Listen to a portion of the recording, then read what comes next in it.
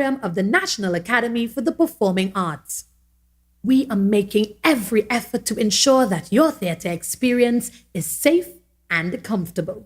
In the event of an emergency during the performance, an announcement will be made and the ushers will escort you out of the building via the exit closest to you to the muster point at the northeastern car park at the entrance of the compound. You are to proceed immediately but calmly. Please take a moment to identify the exit nearest to you.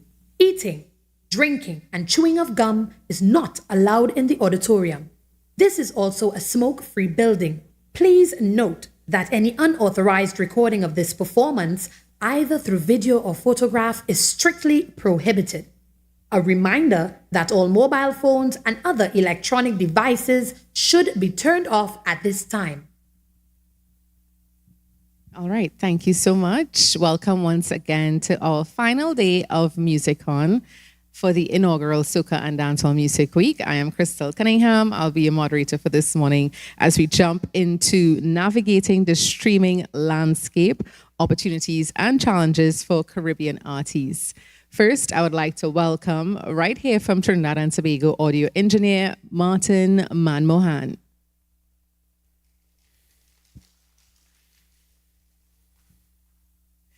Following Martin, we have David Ponte. He is AudioMac's co-founder and CMO.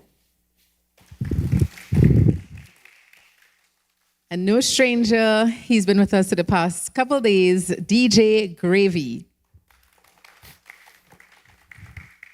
All right, guys, have a seat. Welcome. So we'd like to start firstly with a bit of introduction so you can let everyone know who you are and what you do. Martin, we'll kick off with you. Sure. Morning, everyone. My name is Martin Manmohan. I am an audio engineer and a producer, but primarily I work at the Trinidad and Tobago Music Company Limited. We are under the Ministry of Trade and we're responsible for music export and education in Trinidad. All right. Thank you, Mr. Ponte. Hi, everyone. Good morning. I'm David Ponte. I'm the co-founder and CMO of AudioMac. It's a streaming and music discovery platform. Thank you. I like that. Quick and short. And DJ Gravy? Could you check DJ Gravy's mic, please? Thank you. Check. Yeah. My name is Dave Susser, also known as DJ Gravy. I've been DJing since the late 90s, and I founded a platform called largeup.com for Caribbean music, art, and culture in 2009, and been helping to bring visibility to Caribbean music and art. All right, great. So today's discussion is navigating the streaming landscape. So guys, before we jump into it, just briefly, share what exactly is streaming and, how did that come to be and how did it become so popular? Anyone can jump in. Streaming is a way to consume music via the internet. So songs and albums and music, it's uploaded to a server, and then people can access that music and listen to it via their cell phone, a computer, any internet-connected device. Yeah, very, very brief overview, and I like that. The ability to consume music via the internet, and that is essentially what it is in its purest form. And as simple as it sounds, for people at home, just consuming music, there are so many opportunities and challenges where streaming is concerned, especially for artists and more so for Caribbean artists. So I guess we could start with the positive, like what are some of the opportunities or the benefits or advantages to Caribbean artists for having their music uploaded to any streaming platform like say AudioMac, and how does that present a benefit or an opportunity for them? Martin? Sure. I think the biggest opportunity is discoverability. So streaming allows you to be discovered by the entire world, right? So the audience is not limited to who can go into a store and buy a CD now, or who could attend a party and hear you performing live. You have the whole audience of the world at your fingertips. So, I think that's the biggest opportunity. And of course, we saw that during the pandemic, streaming became the way to consume music. So David, you want to tell us what was that period like for AudioMac with streaming for artists, particularly? I know you guys work with a lot of the Trinidad and to a lesser extent soca artists, music out of the Caribbean and also dancehall. What are those stats like for Caribbean artists during the pandemic with streaming? They were bad. Really? Yes, and not just for Caribbean artists, but for artists around the world. Music consumption was down during the pandemic. It's sort of a common misconception because everyone was at home for the most part, and they were watching Netflix and other streaming services that just came out, video streaming services, that is. So actually, music consumption was down across the board, not on Audiomack only, but Spotify, other places where people listen. So it wasn't a great time for music consumption, but what it was good for was artists could really sit and focus and write songs and compose music, get good engineers to help them make it sound really, really good. So we did see an explosion after the sort of lockdown occurred. So it was, it was dark, but right before dawn, it started to get bright again. But do you have like any examples of Caribbean artists who found the success through streaming that, let's just say they were able to become discoverable, or their music became more aware, people became more aware of that artist or their music as a result of streaming? Yeah, there's a lot of artists that started to come up and ascend during that time period. One artist that comes to mind is from St. Kitts, Byron Messia. Yeah. He had a big song, especially in New York. You couldn't go out without hearing it anywhere. Taliban. But from Trinidad, Prince Swanee started to get a lot of traction. And I think that's one of the benefits of streaming and particularly Audiomack is that you're able to upload your music and it's distributed to everywhere in the world. Audiomack has over 30 million people a month that open the app up. And in Trinidad, 100,000 people open the app up. That's about 7.5% of the population use Audiomack to listen to music. And they're consuming, and listening to artists from Trinidad, but also other areas of the Caribbean as well. So, Audiomack is known around the world as being an African music app, even though we're from New York, and that's where the headquarters is. We have offices in Lagos, Nigeria, and have people all around the African continent. And they listen to Caribbean music. About 16% of the Caribbean streams happen in Africa. So we're very proud of the fact that we're able to sort of bridge the gap, go across oceans and allow artists from the Caribbean and Trinidad to be listened to in Africa, Europe, and of course in the States. Well, definitely untapped markets that we wouldn't traditionally look at. But DJ Gravy, I know you do PR for, artists as well. And of course, being a DJ, how important is streaming for you and what you do? Streaming, I think, opened up a lot of possibilities where you're already subscribed, so it doesn't cost you any extra to discover new music that you might not otherwise purchase. And I think that's been, huge for international music, getting out of the region that it's in, like Afro beats, obviously, Amapiano, dancehall, soca, Latin music, all these international styles that are getting global recognition, and I think it was really positive for that. We were approached by Large Up was approached by Apple Music in 2016, right when streaming kind of came about, and we produced the first Caribbean music playlists. So we were right there at the very beginning of it. We were going to Sirius XM and places to talk about it and try to get the message out to the actual industry, like producers and artists, that you need to make sure you're, getting distributed by, Spotify, Apple, Audiomack, what have you, because streaming wasn't available in most of the Caribbean yet. So it was really important to get that message out here that it's important, even though it wasn't present here. It was present in most of the rest of the world. So, yeah, I think, Caribbean music has a lot of challenges to overcome. And I think streaming is a great opportunity. There's the pros and cons of it. Of course, when you talk to people who are from the record days and they were making dollars off of each record as opposed to a fraction of a penny or whatever. But, it also opens things up tremendously to the whole world. So yeah. So before we get into the challenges, you mentioned that you guys curated one of the first playlists. So would you say that streaming is a way to get audiences that aren't familiar with Caribbean music, like soca and dancehall and other genres, subgenres in the Caribbean diaspora? Would you say that streaming is a good way to market Caribbean music to traditional or non-traditional markets? Yeah, I think with that, kind of part of our whole point of existing as Large Up is just trying to bring the best presentation visually and, thematically, conceptual. Like, Caribbean music is largely DIY, and a lot of times there's not, the training or infrastructure here to make sure like the photo is correct and the graphics are presented in the right way up to international standard.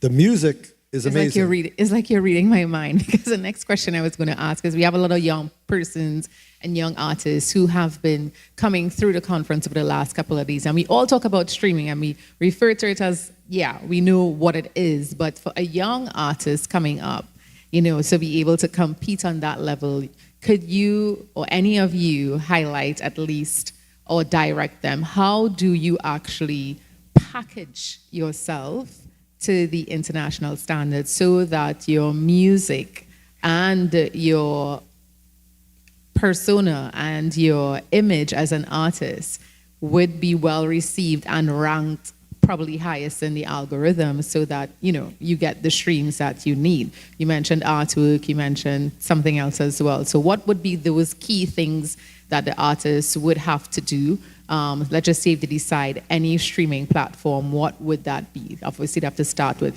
choosing a platform. So how would that process, or what would it entail? Well, I would recommend artists put it on every platform, right? Of course, I'm going to talk about Audio Mac, but it goes for any platform, right? So if you're an artist, the difference between Audio Mac and a Spotify and an Apple Music is that you're able to upload directly to the platform. So I recommend, if you're an artist, download the Audio Mac Creator app. It's free. You can upload your music, and it will take you through those steps that you should take to professionally package it. So IRSC tag, which allows it to be, monetized correctly and allows it to be sort of stamped as an individual song. UPC, which is the publisher code, so people can get paid publishing. You want to get artwork, make sure the artwork is the right, dimensions, and that it looks good. So, that's how people discover music on a platform, is that the artwork looks nice, right? Or an algorithm takes them there. But these steps, you could take on the Creator app, and you'll learn about what you need to do to put the song out, and then you could work with a distributor. A distributor will then put your music on all the platforms, right? So there's distributors that are major labels, like Universal, Sony, or Warner, and they have a bunch of distributors under them. Or you can there's free distributors out there. There's ones that are very low cost, like TuneCore, DistroKid, CD Baby, Amuse. 1RPM is big in the Caribbean. Mm-hmm. So Symphonic. There's a plethora of different distributors, and they will put it on all the other platforms like Spotify, SoundCloud, Apple Music, etc. So just to recap, obviously, so before you upload, make sure you have a good artwork, or you get a decent picture at least that is indicative of the playlist that you're going to upload, or the music that you're going to upload. So essentially some cover art. And you mentioned your ISRC and your UPC. Yes. So the ISRC, some people may not or may not know what that is. So could any one of you just, Martin, as being music so TT? I'm really happy he mentioned that. Yeah. So getting your metadata, which is kind of encompasses all that information, is really important when you're uploading your music. The ISRC is the International Standard Recording Code, which is a code that identifies a particular recording of a song. And I mean, there's other things like your ISWC, your UPC. How would an artist, like a new artist, how would they get that when they register with COT, or is it automatically generated when they upload? So could you just explain that process to them, please? The platforms can give you an automated generated ISRC, but COT does offer a service where you can get free ISRCs, and they would be TT encoded so that you can identify yourself as a Trinidadian artist.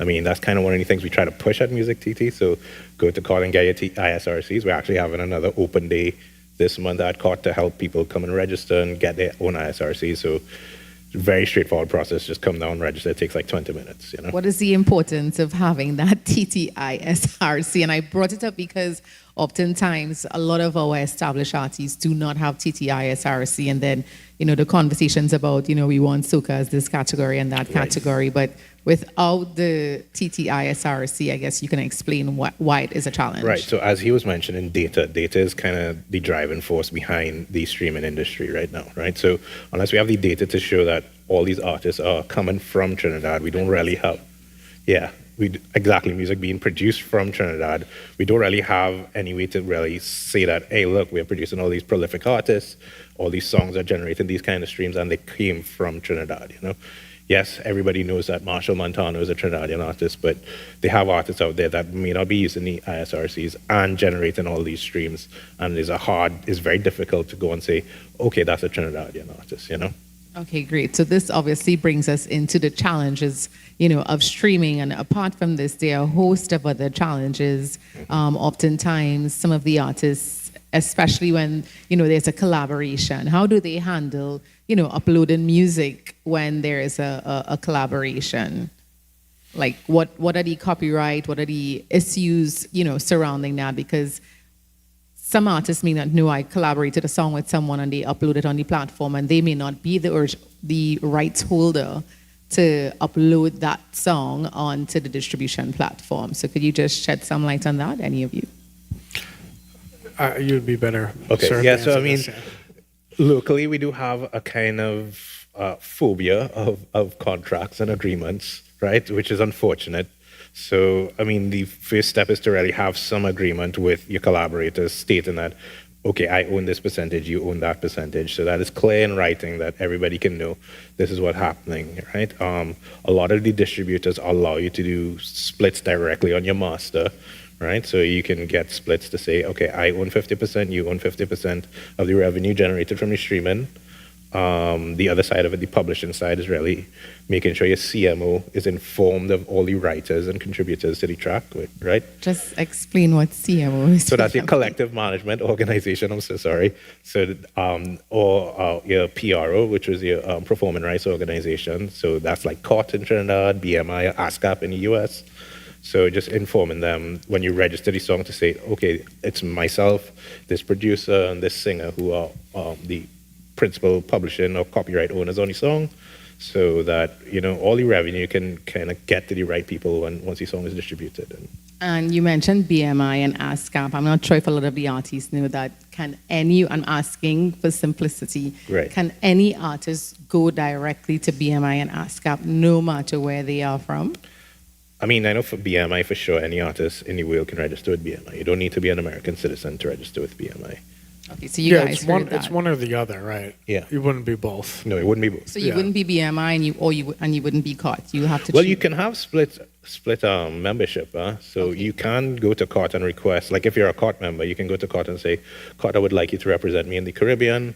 I would like to get split membership and have BMI represent me in the rest of the world or in the US. So right, because David mentioned it's important to register with all the streaming platforms, and I think oftentimes a lot of artists think, well, okay, I'm registered with BMI and that's fine. But it's also important to make sure that you have representation to collect your revenues in all parts of the world that your music could possibly stream. So you want to shed some light on that as well? Sure. So, I mean, really and truly, so the CMOs work under an organization called the IFPI, which kind of represents all the collective management organizations and the PROs in the world.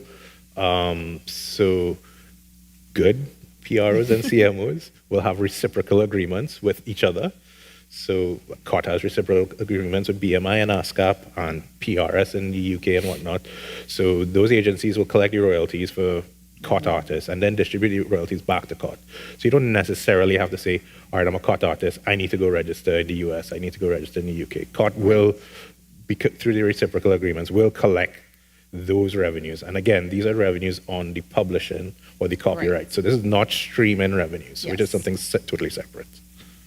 All right, great. So I'm happy that you made that distinction, because one of the definite challenges that oftentimes we face is that confusion. How do you separate your streaming revenue? Or I wouldn't say how do you separate, but people don't understand, the separation between your streaming revenues and the revenues that you collect from publishing. And later today, we are going to have a discussion on IP, copyright. So please stay back this afternoon so that we can delve more into that. But we definitely want to get back into, the heart of the matter where streaming is concerned. And if you, I know you mentioned Byron Messiah as one of the successful artists from the Caribbean, as well as Prince Swanee. Have you seen that for soca artists? Have I seen what? Soca? That type of streaming success for soca artists? Well, I think we're seeing it more now. I think almost every country has a carnival now. So, that's how, I shouldn't be telling everyone here this, but I would believe that's how soca music should be consumed, is at a carnival, at a party, amongst friends, right?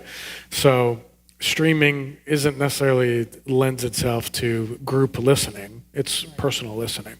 But that's how people discover music since it got invented, right? You're with your friends, your family, music is on, and you all enjoy it together, and that's how the moment is created that makes you have an affinity for the music. So because people are now outside after COVID and they could experience music with other people, dance music tends to become more popular again, of all genres, right? Whether you're talking about electronic, whether you're talking about Amapiano or Afro beats, it's meant to be discovered and listened to amongst a lot of people. So I think now that other countries are having their own carnivals and parades, and people are starting to catch on more, and soca artists are getting more popular. I mean, we had Nyla Blackman at our studios. We're recording studios in New York. She comes by all the time when she's in New York to create content and to help us market her to our audience. So she's popular. Michelle Montano, of course, is popular. It's definitely growing more, as well as Calypso is growing more on Audio Mac. So it's definitely starting to have a moment, in my opinion. And you think, because you mentioned creating content, and of course we're getting more visual, social media is making, everything about great content. So do you think content helps to boost streaming numbers for artists? Absolutely, it's critical for any artist that thinks that they could just upload a song to Audio Mac or distribute it and then sit back and collect publishing royalties. It's not going to work out too well most of the time. You need to put yourself out there. You need to market your music as an artist. You create video content. Obviously, social media is a tool for you to get discovered, whether it be Instagram or TikTok or YouTube. You want to create different clips of creating entertaining, amusing content with your music ingratiated in it, right? In the background, you're lip syncing, you're dancing. You want people to stop, when they're scrolling on their phone and enjoy the music and then hear it a couple times, and then they go, what, I like this. I'm going to go search for this and then add it to my library or add it to my playlist. Exactly, because you want to be able to, as they would say in social media, create a call to action. You want them to be able to, I've seen this, I want to hear more of this, let me go and look for it, or where could I possibly consume it? Yeah. So, with respect to some of the benefits, now, would you be able to just, I guess, not necessarily go into details, but I guess share how lucrative or what monetary value, or how much money can be made or potentially be made? Because I know that's what it comes down to for some of the artists. It's like, okay, if I know I can make money on this, I'm definitely going to do it. But so if you can break it down into dollars and cents, so that they can just get an idea of what it can be worth over time. To get streams for your Yeah, to get streams for your content, how it is measured, and then how it is monetized. So it's measured just by stream. So a percentage of a stream, right? So because AudioMac is a free app, so we have a variable model similar to how YouTube is, right? So depending on where the person is, if they subscribe, how long you listen to, you have to listen to 30 seconds to get paid. From any platform. So all these factors are sort of blended together and you get, a percentage of a penny per stream, right? A lot of times we look at it per 1,000 streams. So I can't tell you what the exact number is because it's different based on all those factors. But I wouldn't say, unless you're, a top 5% artists, I wouldn't count on getting streaming revenue as sort of your main source of income. You're going to be making more money going on doing shows, selling merch, doing meet and greets. That's typically how you're going to create more income for yourself as an artist than streaming platforms. But it's getting better. You make sure you're signed up for publishing. You make sure, there's sync opportunities if your music gets big and it gets played. If your music gets played in a jukebox in, New York City, you're going to get paid for that. Not a lot, but it can add up over time. Yeah. So that's what I was going to say. Eventually it adds up. And then if you register with many platforms, even if it's like $2 per stream, but let's just say if that's across 10 platforms and that's on a weekly basis and then it adds up to monthly and quarterly, it can add up over time. So I guess as each streaming view might be negligible by itself, but once you consistently add your music and your catalog over time, it will add up. Yeah. And I think what's different about what DJ Gravy was saying about how artists used to sell CDs and make a lot of money on CDs, and then now that's not really a thing anymore.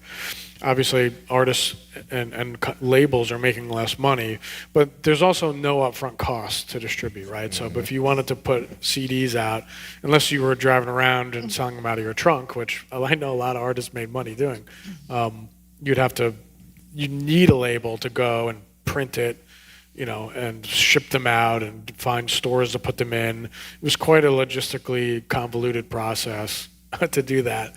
Now you could upload it, right? You don't have to leave your room. And they have genres named after making music in your room, like bedroom pop, right?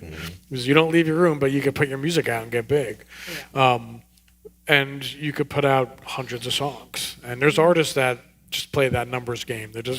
I'm putting out hundreds of songs, and then hopefully one catches, or hopefully it just builds up over time. You could never do that, 20 years ago, even like 15 years ago. So I think there is an advantage, but for every con of like, I'm not making $20 a CD anymore, you can only fit 15, 20 songs on a CD. Now you could do 20 songs a day some artists can put out. Yeah, because go ahead. I was going to say, what would you say about compromising the algorithm though? If you have a lot of music and it's not getting numbers, you kind of get pushed further to the bottom. Is that accurate on AudioMac or just throughout streaming?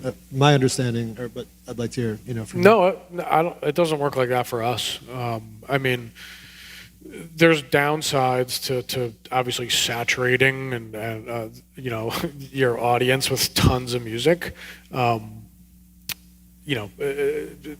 People are putting out albums that have like 30 songs on it, right? Because they can. and the labels kind of make them put out a lot of songs on the album.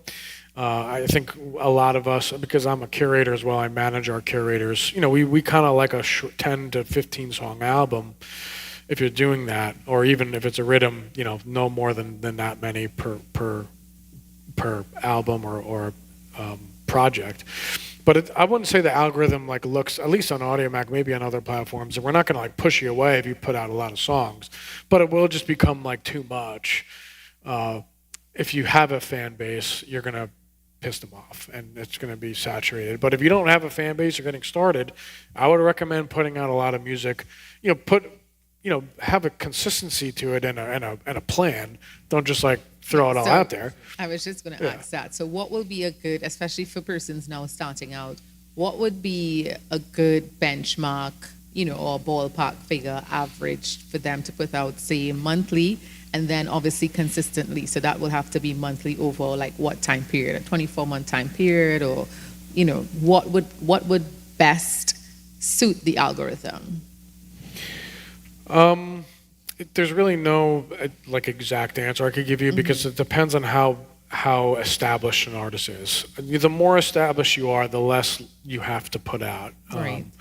But there's artists that will still just flood their fans, right?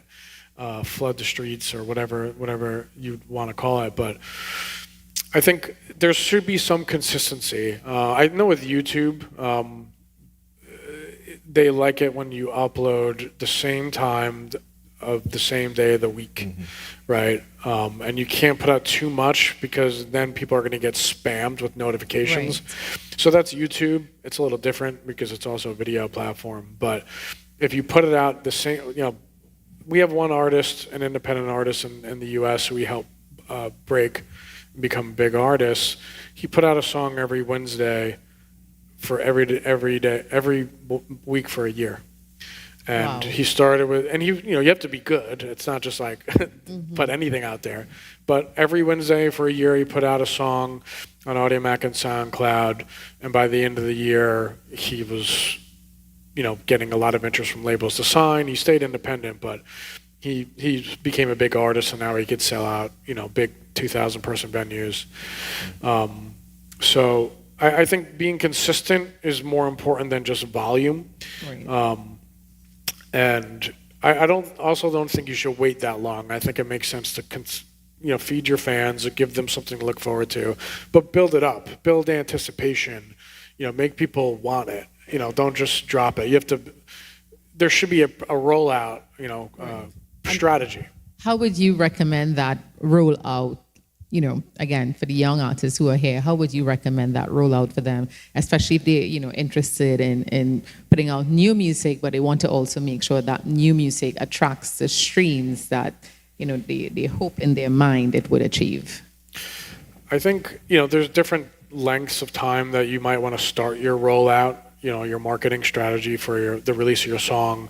I think it makes sense to release snippets, release, little clips on social media. On AudioMac, we have a tool called the Connect, which allows you to send a message directly to everyone who follows you. And it's free, the only platform where it's free to do that. So we had an artist in the US. She put out a 30-second snippet of her song. I won't say the name of the song because it's graphic.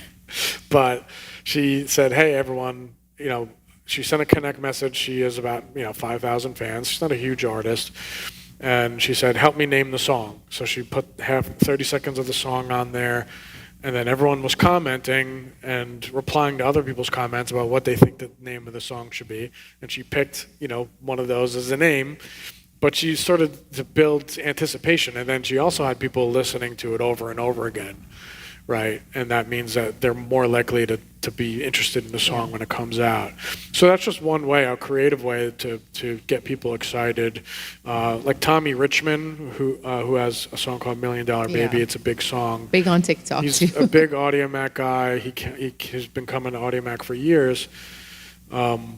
He did that. He created a clip, him skateboarding and just hanging out, and it was a Super 8, which is a video format type of footage, and the song and he's song just blew up, right? He's an independent artist at the time and did that, and just, the song is great, but I think he had that building for a couple of weeks, maybe even longer, and then people were just clamoring for it when it dropped.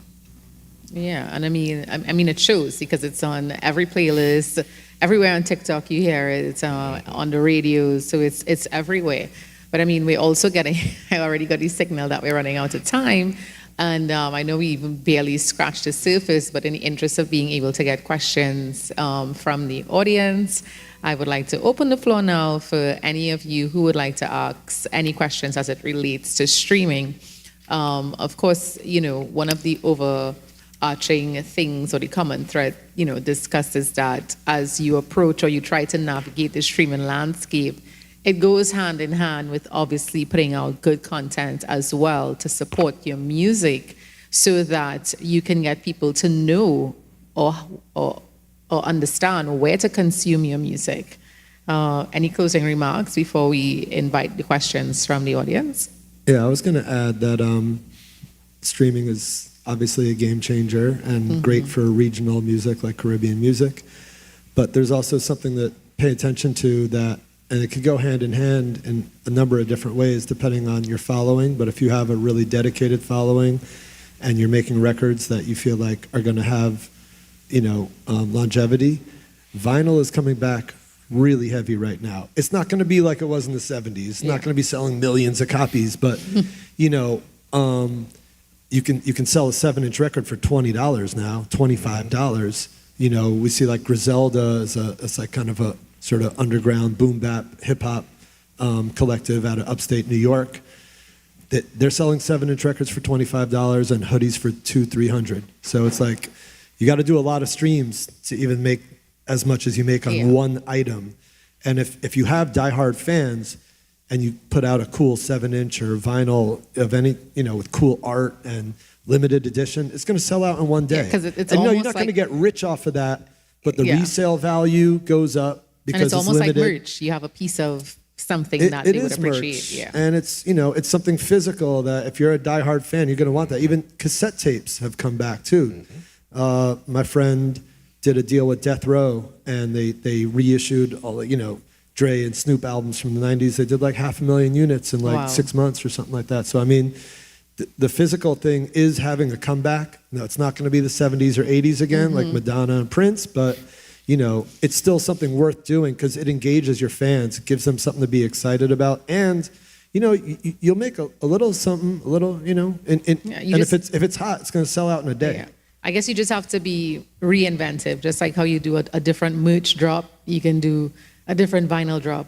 And also vinyl venues is the biggest new thing in nightlife in the last 2 years. I've been a resident at one called Dante's Hi-Fi in Miami, which is probably the premier one in the world. And people come in there, people who are 35, they've been going out for 14 years, they've never seen vinyl.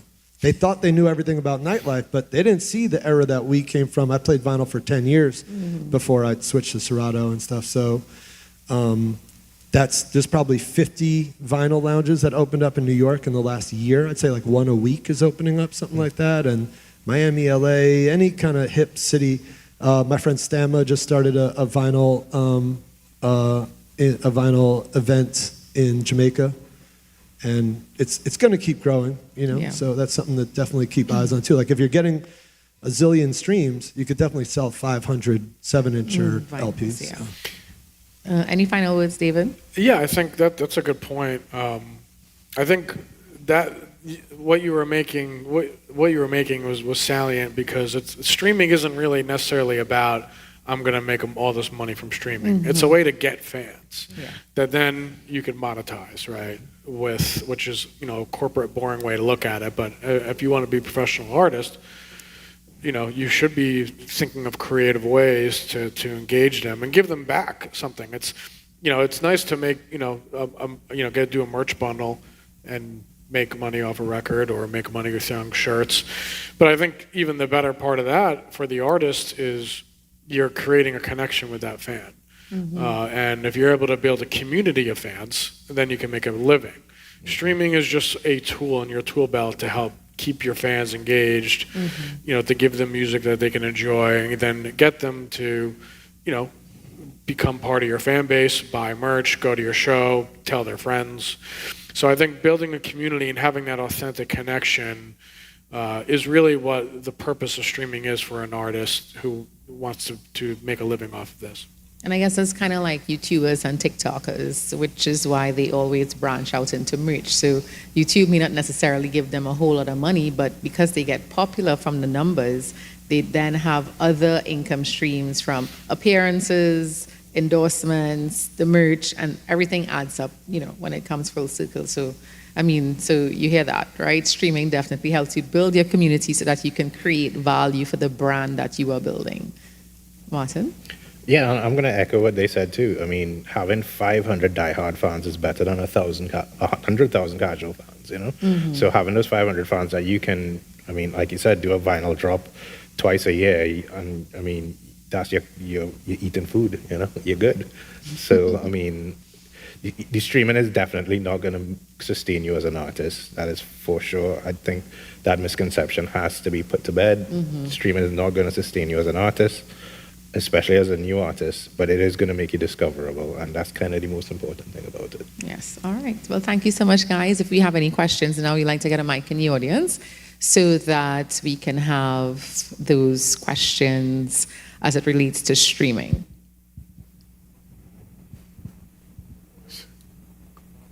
Okay. Ayana? Is Ayana in the back there? We have the mic? Okay. There's a mic in front already. Could we have the lights on a little bit, please, so that we could see, so that the audience could see to walk towards the microphone? Thank you.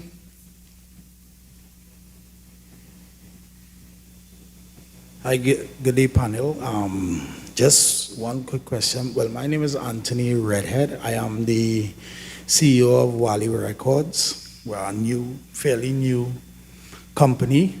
One of the questions I want to ask is on the basis of PRing for an artist. AudioMark is one of the platforms that we use to put our artists on. But now hearing what you guys are saying is now the question is, is it smarter to launch your artist in person or via the internet? What do you mean by in person exactly? Like actually do a album, like a song launch at an event.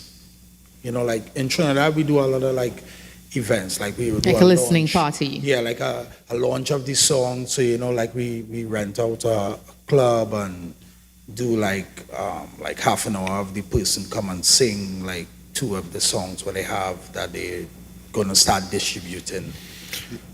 Yeah, I'd say it's whatever you can do to gather people physically.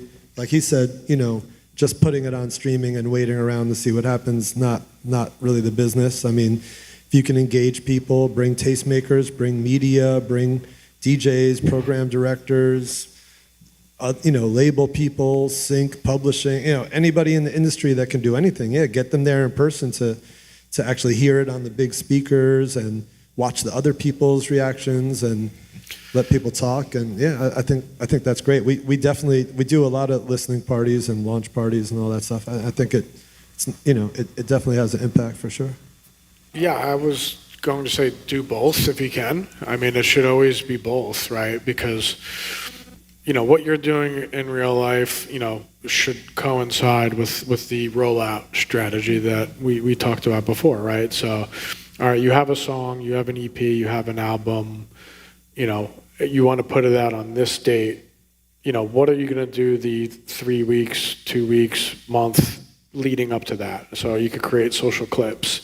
You could do PR. You could hire a publicist or be your own publicist and reach out to every blog, influencer, music publication, and of course DSPs, the editors of DSPs, the curators, and make sure they have the music ahead of time that has all these album art and codes and metadata, subgenres, and then right before the project or the comes out, you're going to want to make sure that the next day it's available on the internet. So people that come to the event can then go listen to it and then help spread the word about it. So it should be coincided with each other in real life and what you're doing on the internet, and they should be as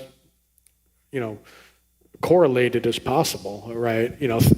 Take video from the listening event, create compelling clips, get pictures of people dressed up, looking good, having fun, dancing to the song. Get them to share it, tag them, find out their social handles, post it, tag them, hopefully they'll share it, right? And that's how you start spreading the word about it. So one more, but this question is more for new artists who just maybe here, but like a lot of them thinks that they don't need professional help when it comes to the music. This is towards like the sound of your music, the way that it is mixed and mastered, things like that. Like a lot of artists come to me and they have something that they did in the bedroom and they think it's marketable, and like when you go to talk to them, like you're giving them information, they get offended. How do you deal with artists on that level? Because everybody thinks that their song is a #1 hit. Well, you're a record label, right? You're supposed to do that. Yeah, I mentioned yesterday too. I mean, if you show camaraderie and support, and you're looking to support them, right? If you're even talking to them about putting something out, if they can't take critique from you, they're going to have a real hard time when the reviews come in, when a crowd of people are booing them and throwing stuff at them. You got to have thick skin to be an entertainer. Like whether you're at the bottom, the top, in the middle, up and down. I mean, entertainment's a humiliating industry to be in, even especially for the people at the top, because the tabloids and they're looking to take you down all the time. So, or if your follow-up record's not as hot as the first one, like, you better be ready to deal with it. You better have thick skin and emotional support from your friends, your family, loved ones, whatever, because it ain't easy. It ain't easy. You talk to anyone that tells you it is lying. Yeah. And then we have a saying in Trinidad that no man is an island, right? So Yeah, obviously, no man. teamwork makes the dream work. I mean, you can't underscore the importance of that because, I mean, you can have your song, you can put it out there, or you can just listen to it in your room, or you can take the advice of someone who has a little more experience than you, and then you could have a room full of people listening to your song. So it's like the DJ Gravy said, it's about showing that support and then how you communicate what service you are offering, how it can take them to point A to point B.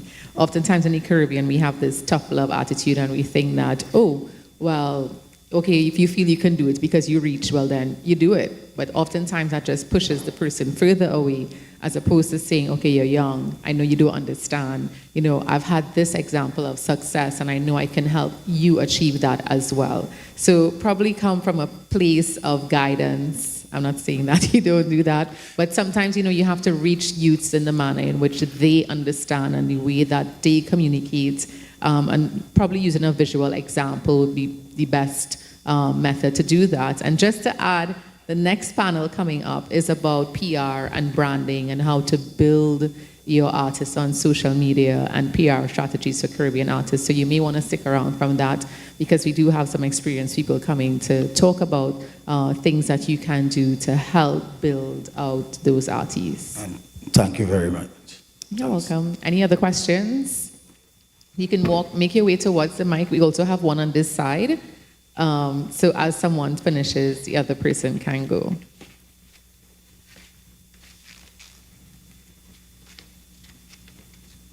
He's going to allow you to go first. Oh, okay, cool. Hi, my name is Just Liz, R&B artist, songwriter, singer, etc. My question is in regards to artists who want to have like a consistent release schedule per se.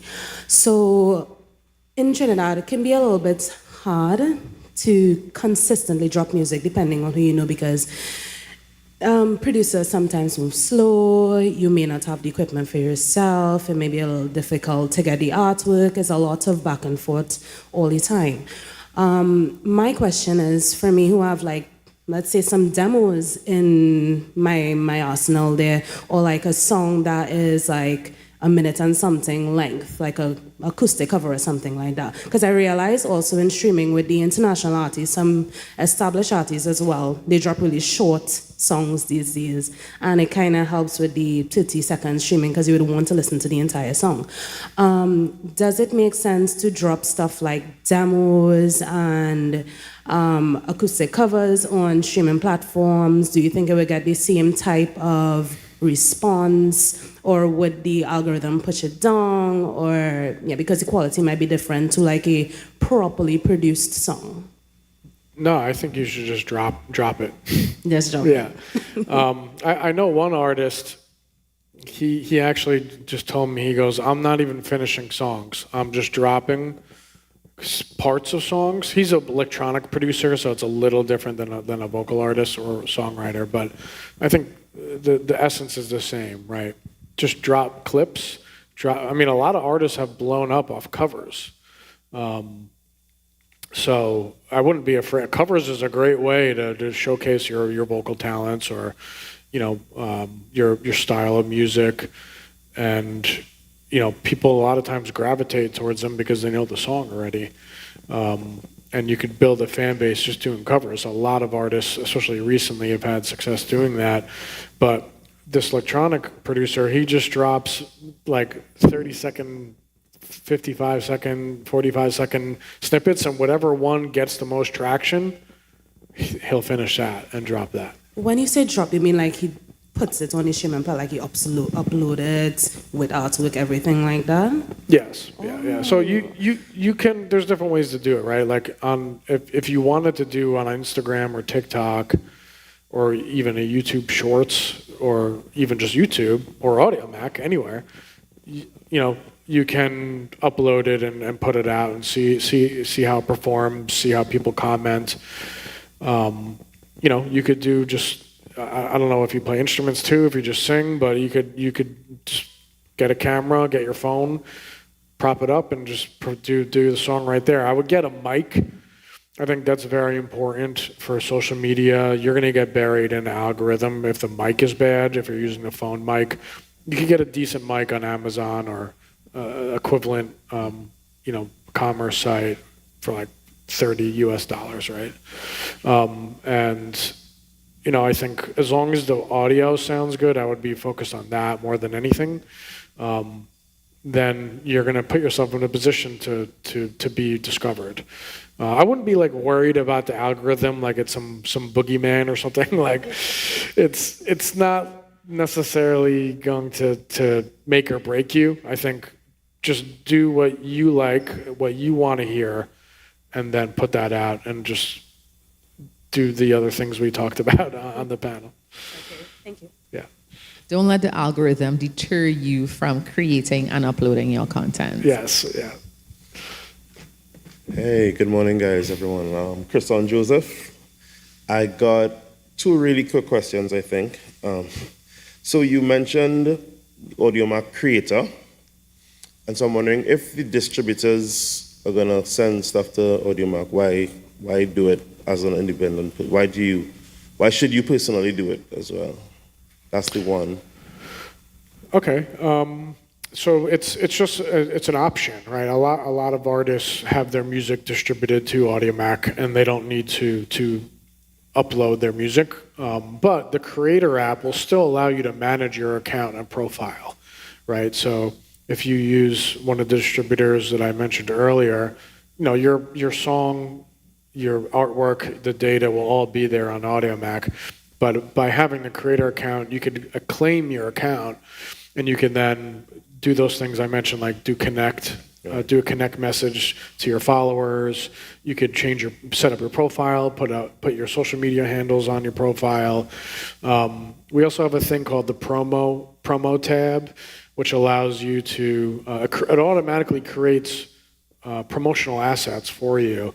So if you hit certain milestones or you get added to one of our top playlists, it'll automatically generate this promo asset, and then you could download it and put it on social media and celebrate the milestones. So that's why you could have that. Or if you don't want to pay, most distributors you will have to pay. You could just upload directly to AudioMac for free, and then you could also sign up for monetization, and you could withdraw money directly from the app. If you use the distributor, then you're not going to withdraw. That goes to the distributor, and then they pay you. But you could do both as well with AudioMac. One of the things I wanted to add as someone who uses and consumes, because I also work with an artist as well, it essentially allows you to be in control, so that you can, it gives you like you have a voice or a say in what is happening. And when you use some of the DSPs, it's like you sign a contract with them, you send your stuff, and you have no idea what is going on. You can get a statement at the end of the quarter, and you can't even see where your music is being distributed, what countries. So, and that could help, determine where your marketing efforts are going to go. So it's a way for you, just like how you could see your stats if you have a professional account on Instagram. So it's a way to guide you so that you can concentrate your efforts on what makes sense for you as an artist. Yeah, that's critical. The creator app or just the creator dashboard on AudioMac, and it's not just AudioMac, like Spotify for artists. I mean, every streaming platform has this. At least they try to.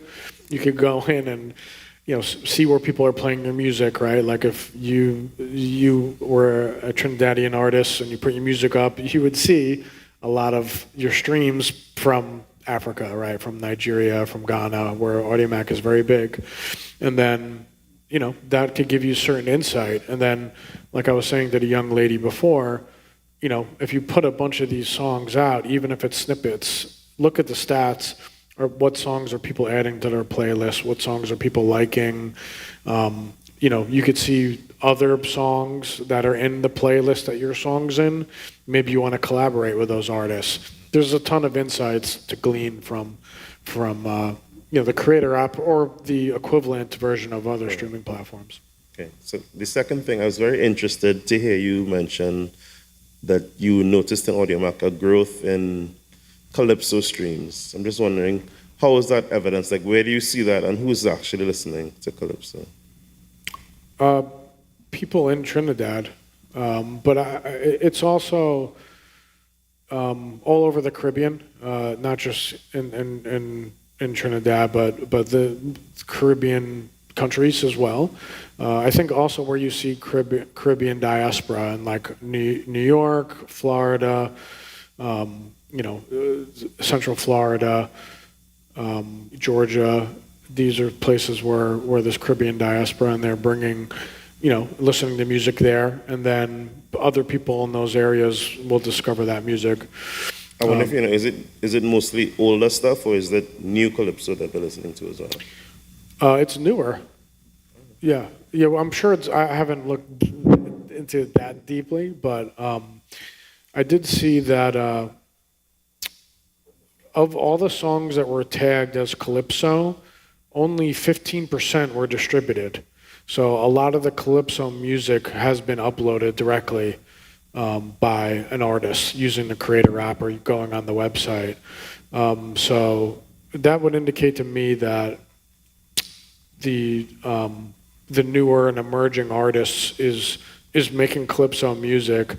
I don't necessarily compare it to everything else, but a lot of, we are starting to see more interest in it. It hasn't been a huge focus of ours because dancehall's so big and now soca, but I would be interested in getting more Calypso music and more Calypso artists on the platform.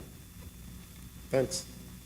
Right, do we have, because we're also running out of time, because I got the signal again, to wrap up. So do we have any more questions?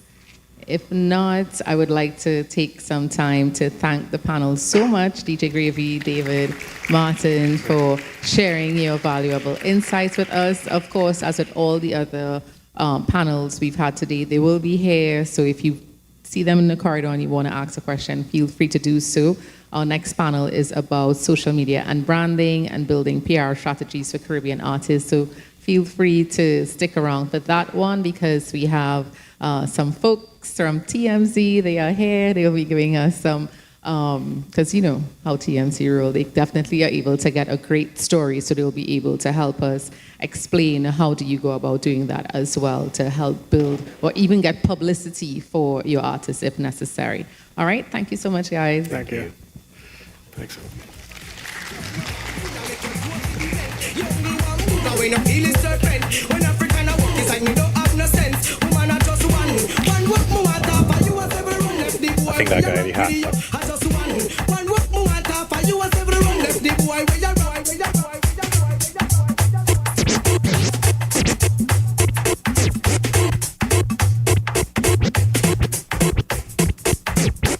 Jesus Christ, man, after the boy said come call me.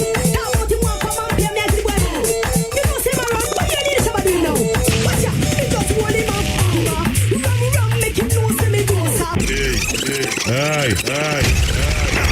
Careful. Jesus Christ, man, after the boy said come call me. Now what you want from up here, me as the boy. You know say my run, but you need somebody now.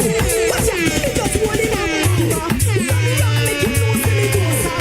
Rum, you like off the bed. Rum, need to see bad beg. Rum, it take me done. He kill him pumpkin. Rum, make him tell me is wicked. Rum, kill man him a act stupid. Rum, run out of the house naked. Rum, it take me done. Keep on the house top. Keep on the house back. Mash up in the top. Watch out, what a big man. Come calm on it, when me sit up on it, my party mercy. Strong man, come calm on it, I went broke it. Big God forgive us, forgive us.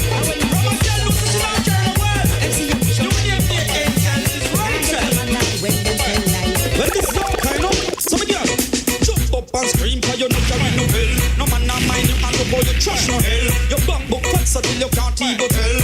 Go Rachel. Point out a girl with a body a sell. And a man a book in and a book out like hotel. Make them know man no want no empty shell. Go Rachel. Style, some boy can't catch it. Aye. Careful. Think about it on my profile, cause you don't know the girl must meek and mild. John knows some nice, decent child. The girl must love, broke wild. You don't know from my block, well, I've searched them documents and set them fine. Style, some boy can't catch it. Style, love, girl, no make it. The tune of the must it's a brand new lick. A brand new style called Get Panic. Nick. Some little boy love walk and chuck it. I walk round with big epic chopstick. Go in and shoot out and run left it. Just because him get panic. Nick. I rather die before I turn up on the guy. Look how the girl them nice. I don't know what some guy I try. Although Antoinette and on them girl they kill me with some fight. But I not on the fly. Some boy said that them a jigga, but a them a jigga don't know. Said that them a jigga, but a them a jigga don't know. Hey, well if a boy they are not supposed to stoop down low, then we know he's a gigolo. I wear him down there, you do him a wipe like tissue, we don't know he's a gigolo. You have some boy throw money, them a kiss cheesy, so we don't know he's a gigolo. You have some boy now want walk them angle, want sweet up, and I swear I'm a rich woman though. Well if a girl a take 2 man in a one night, then we know she's up. If she a clean up the whole of the neighborhood, then we know she's up. If she a walk and a sell from hotel to hotel, we know she's up. If she a one night not take everybody man, I don't know that can we done. She's up. Yeah, hide again cause everybody know she's up. Trace and miss but up on the terrace bring her show. She's up. Yeah, hide again cause everybody. Alright, honey came in and she got me red-handed, creepy with the girl next door. Aye. Careful. Alright, honey came in and she got me red-handed, creepy with the girl next door. Picture this, we were both butt naked, banging on the bathroom door. How could I forget that I had given her an extra fee? All this time she was standing there, she never took her eyes off me. Oh, you think a son of witness, all of you clean on your pillar. You better watch your back before she turn into a killer. Let's review the situation that you call the winner. To be a true player, you have to know how to play. If she say a night, convince her say a day. Never admit to a word where she say. And if she claim her, you tell her, baby, no way. But she caught me on the counter. Shut it. Me. Saw me banging on the sofa. Wasn't me. I even had her in the shower. Wasn't me. She even caught me on camera. Wasn't me. She saw the marks on my shoulder. Wasn't me. Heard the words that I told her. Wasn't me. Heard the screams getting louder. Wasn't me. She stayed until it was over. Honey came in and she caught me red-handed, creepy with the girl next door. Picture this, we were both butt naked, banging on the bathroom. I had tried to keep her from what she was about to do. Why should she be leaving me? Love in your heart. It wasn't me. Put up your hand because you're ready for the ride. You want a man to to the sky. Run up and break and break sweat through the night. Girl, them a sigh. You want a man to make you make all lip and eyes. Bite your lip and roll up your eyes. Bring your teeth cause you pleased with. Girl, them a sigh. When they woke up on a girl, you better know say you go that. Girl, them to feel it. Ride like a jockey when they pedal on a wheel it. Me seal it. Things where she hide me reveal it. Blessed with the talent which she just can't believe it. Especially the pints I let them to the ceiling. No kind of one wicked ya this evening. Later see if she no must catch feelings. Me have this love she feeling. Put up your hand because you're ready for the ride. You want them to the sky. Run up and break and break straight through the night. Girl, them a sigh. You want a man to make you make holy pan eyes. Bite your lip and roll up your eyes. Bring your teeth cause you're pleased with this. Guess I'm gonna tired to see my face. Yo! Select to play the music, make the dance get lively. Boom through the bus and everybody feel irate. Yeah. Pick up on your outfit, hot and on, no look stylish. Push up on the one, your body have the low mileage. Yeah. Come it's a long time, yeah, me never see you. Come make me greet and hug you. It's a long time, yeah, me never see you. Come make I man rubber dub you. Got a couple bottles so you know we can party. Couple more bottle, you and I get naughty. It's a long time, yeah, me never see you. Come make I man rubber dub you. Now I need them slow motion. Beat for your heart, wine with emotion. Decide where you give me smoke, no lotion. It make the wave them a rise up in a me ocean. You know brace from far, you give me the close one. Another call when I make the loving so strong. Me want buy a ring we value 30,000. You fi be me wife, me fi be your husband. Baby, me love the way you wine. You put a smile on me face, yeah, girl. Grab on for me body, embrace, yeah, girl. Me love when you wind up your waist, yeah, girl. Baby, me nah go let you go. Pim dep on you case, yeah, girl. Grab on for me body, embrace, yeah, girl. Me love when you wind up your waist, yeah, girl. Now when your name, A+2. Just show me brace up like sweet hearts do. Woman, me say you want me and me want you. And the way you hold me tight, even brace past you. Are you alone? Me say me no say 3 nor 2. Cause me know you will do anything when me ask you. So come on me yard, come have me for dinner. And in the morning have me for breakfast too. Baby, me love the way you wine. You put a smile on me face, yeah, girl. Grab on for me body, embrace, yeah, girl. Me love when you wind up your waist, yeah, girl. Baby, me nah go let you go. Pim dep on you case, yeah, girl. Grab on for me body, embrace, yeah, girl. Me love when you wind up your waist, yeah, girl. Me feel so weed, make me get bad top sky. China, hey black girl, hey white girl, bleach out girl. How you feeling? Everybody feel like St. Thomas to the teach feel like Calabar to the Merle Grove and Waterford to Cumberland. Hey, bonus spliff come me one get, so me target the moon, not the target. Smoke up in the room, so we all get. If I cook them, I sell me no bother one. Me a bleach out me face, make the color still. Every rasp on a fire pan me me blaze. Girl me a pre, so me cocky race. Be a 6-fan girl in a Bridgeport. Everybody cups up. For the girl my God loves, if you know what I mean. She say I the love. Get pumped up for the talks my God, if you know what I mean. Dark shades on my white tees. Pick up my car keys. Cuban link on my Nikes. When the girls them see with them so we whitey, hypey. See me and I come and make a light, girl you're right. I will be up night. You're not regular, you're like a Porsche or a kite. Tell God bless you every night, I'm a prayer. Couple million in the low bag. We still don't beat them, bud. Real boss, 6 boss, them a mad. Gaza nation, I beat them bad.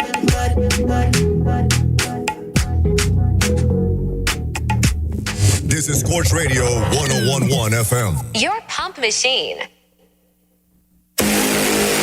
S&D Music Week continues this Friday, 21st June, with ALT, Alt, Avenue, Lime, Takeover. Join the street party as we bar hop to your favorite bars on Arapita Avenue, Tipsy Ibis, Smokey and Bunty, Frankie's, Pub House, 63 Bar, The Deck, Second Round, 5th Street Bar. Action starts at Tipsy Ibis, corner Petra Street and the Avenue, 6 p.m., and ends the night at 5th Street Bar, featuring drink specials, stage show ticket giveaways, and more.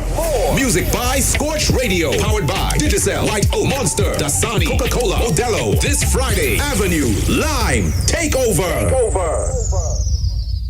Hey, you all saw the season finale where John got... Cool it nah, I ain't reached there yet.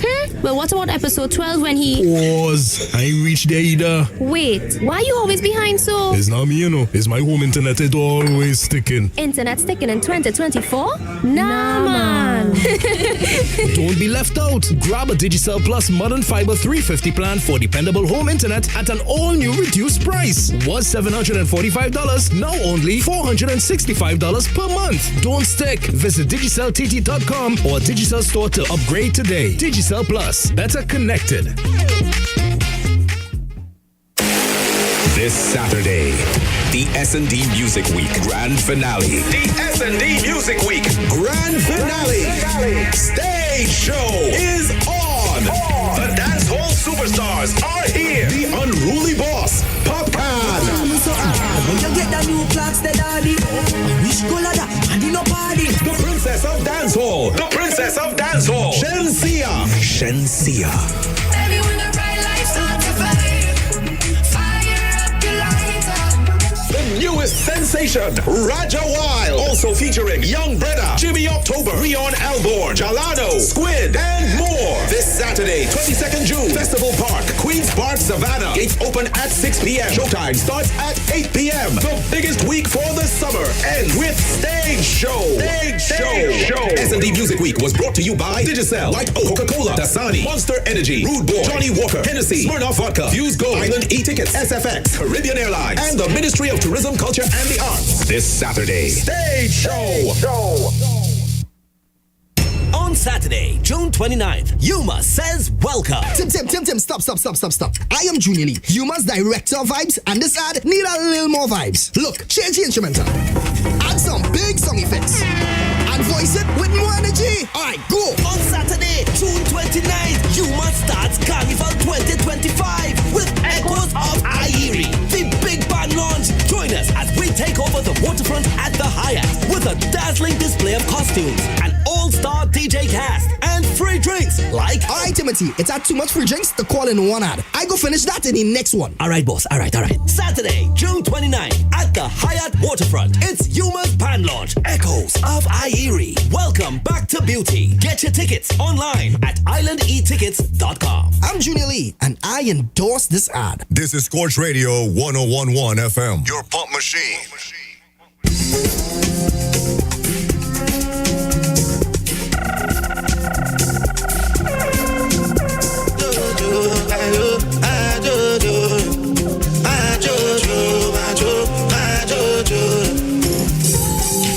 Since 1947, the matter never settle. You be but I be get to. Masability loan ya one lenu. Better recognize, greatest of all time. No one that name them go call mine. As I take it down the night. Monday, down. Tuesday, down. Wednesday, down. Slung as night, jalaba. And they call me the godfather. Move like an Italian. Have you ever seen a nigga like mine? Each and every little wanna give me a smile. With this smoke weed, with this smoke cigar. Now we there, I try to move on. I know two basking solo man. I get high, I tryna live. You know like me, wallow man. My advice is fan alone. Cause my guys don't follow no. But the sky start falling down. Tori Matai, I'm still your daddy. Olele fala, my pretty Maliami. I'm single, follow on me. My jetty color, wait for low, dollar on me. And you know, color on me. But I love me. Wait for love. I'm unavailable. They know they see me. I'm unavailable. They know they see me. I'm unavailable. They know they see me. I'm unavailable. They know they see me. I'm sorry for who won't be my matter. Sorry, I'm only human. So make nobody para. Say I carry woman. She na man way I for carry. Body rumors. I need that when I talk say I be pastor. If you know you, it can walk. If it's not, I got to go.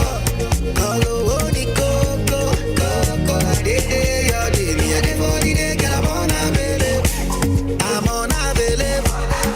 They know they see me. I'm unavailable. They know they see me. I'm unavailable. They know they see me. I'm unavailable. They know they see me. In my life, I don't have no time, son. Come see me shining. Got too many birds on my IG. Changing my life, I'm a mama proud in it. She got me going. This fan took on my freedom. Cause I'm a big propeller. Safe everyone's like you. Go to last, got a big banana. I'm a big propeller. Safe everyone's like you. Go to last, got a big banana. Cause I'm a big propeller. Safe everyone's like you. Go to last, got a big banana. I'm a big propeller. Safe for tonight. Back the front. Call I want it. Wake up. Call I want it. Wake up. Tera, go get the moolah. Wake up. Koniko kala. Kala ko la wadila. Don't walk, you don't try. You supposed to be jai. Kill up, come, you come, person, my dog, person, we don't mind. When I land softly on the sofa floor. So far, so good. Koni bajo, let me see you. Oh, lo, let me see you. Oh, lo, bukao. Let me see you, baby. Oh, lo, let me see you. Oh, lo, bukao. Let me bukao. Very bandits, I lick the bed. Ladies, oh, na. You say you want me love to the best side, you tell me say you don't want waste time, you say them other girls have to stand in line, you tell me say they go watch how we slow wine, oh, you say you want take control, yeah, you say you want take control, the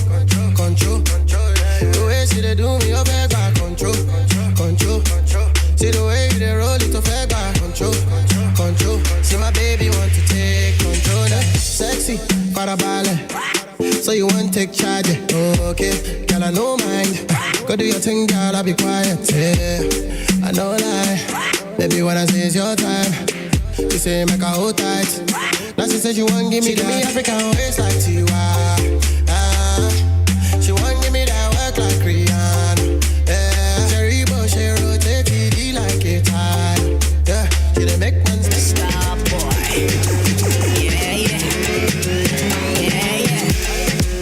Yeah. Let me hear you say, yeah.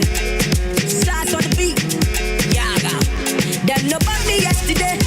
Every girl you was designer. Them no bought me yesterday. I know say your love will cost you something. Now you dey do me something. You dey do me like you gonna. I see the fire in your eyes, burning like a cigarette.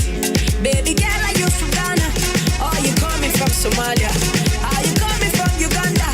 Or you coming from Nigeria? African bag, baby, don't change your style, girl. I love you the way you are, feeling your dancing. Stars on the beat, yeah, feeling your dancing. Yeah, star boy.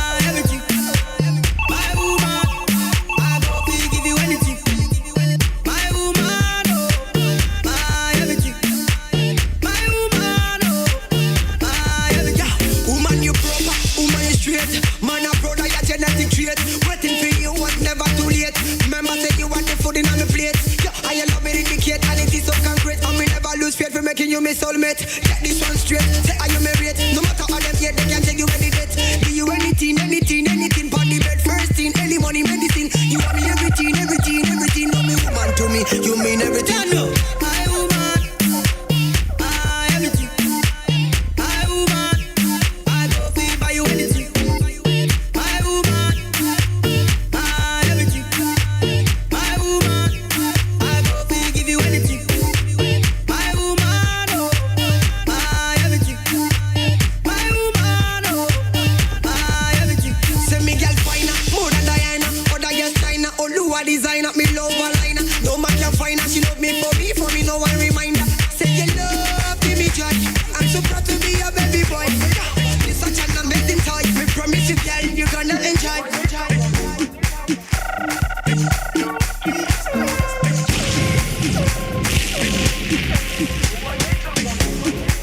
Jerusalema ikayalami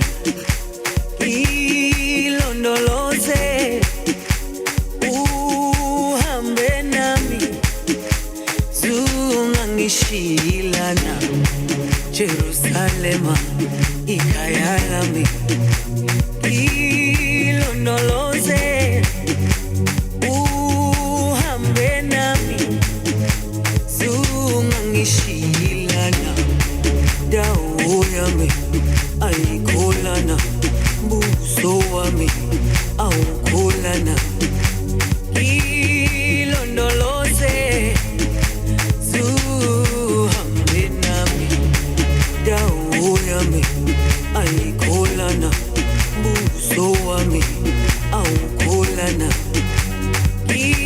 ilondoloze zuhambe nami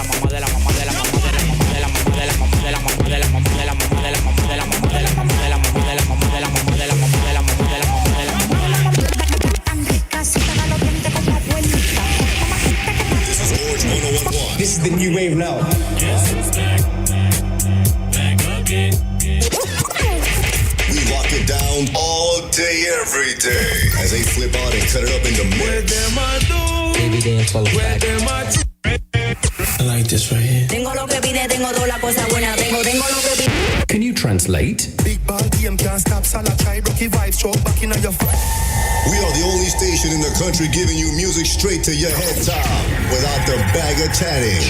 This is Sports 1011, the only one. Let's get it. Release the stress. Dance hall is a place for happiness. Actually, BNC, tell yourself, take a lady, dance with a woman. Warm back, we water bumpy, we cool and deadly. We go dance with the lady. Them a dance ya too funky. Make man a moving on the dance like donkey will. Warm back, we water bumpy, we cool and deadly. We go dance with the lady. Them a dance ya too funky. Gunshot a bus. I said if we never get a chance to be together, go with ya, time I love ya. I said it's a pity you already have a wife, and me don't have a man in my life. Good boy, it is a pity. I say it is a pity you already have your wife. And me have a one man in my life. Good boy, it is a pity. I woulda liked one of these mornings to wake up and find your face on a pillow lying right next to mine. I woulda cut out the party and the smoking and the rum and bust a extra wine and make we see up a sun. Well, every time I fantasize, me see your lips, me see your eyes, your trigger finger do something that left the root or hypnotize. For you it's just a thing, just another little thing. But for me this is heaven and the angel that must sing. It's a pity you already have a wife, and me don't have a man in my life. Good boy, it is a pity, a pity, a pity. Yeah. And you should have do the man there down the road. And you should do the man feel tough. Yeah, not for the streets. Always down the road, boy cannot be friend. Use them out the road and give them problem. And they give you and your place in red. Guns and bombs and bullets, now them get wanted. I'ma give the yard earth and run red. Times of the time, don't take this sights for granted. Yes, we that little old man and machine are coming like eyes. Hear me out. Yes, we that little old man and machine are coming like eyes. Hear me out. It's a 9. Say to me some 45 and 16 on Magnum. Now live to right. German look at you hype. You can't make enough you lose them life. It's a 9. Say to me some 45 and 16 on Magnum. Now flex to right. German look at you hype. And you can't make enough you lose them life. They are 15 control a whole house and steam. The one Mac 11 run where Ghana popping. 38 a carry 5-2 Glock the pan a rise.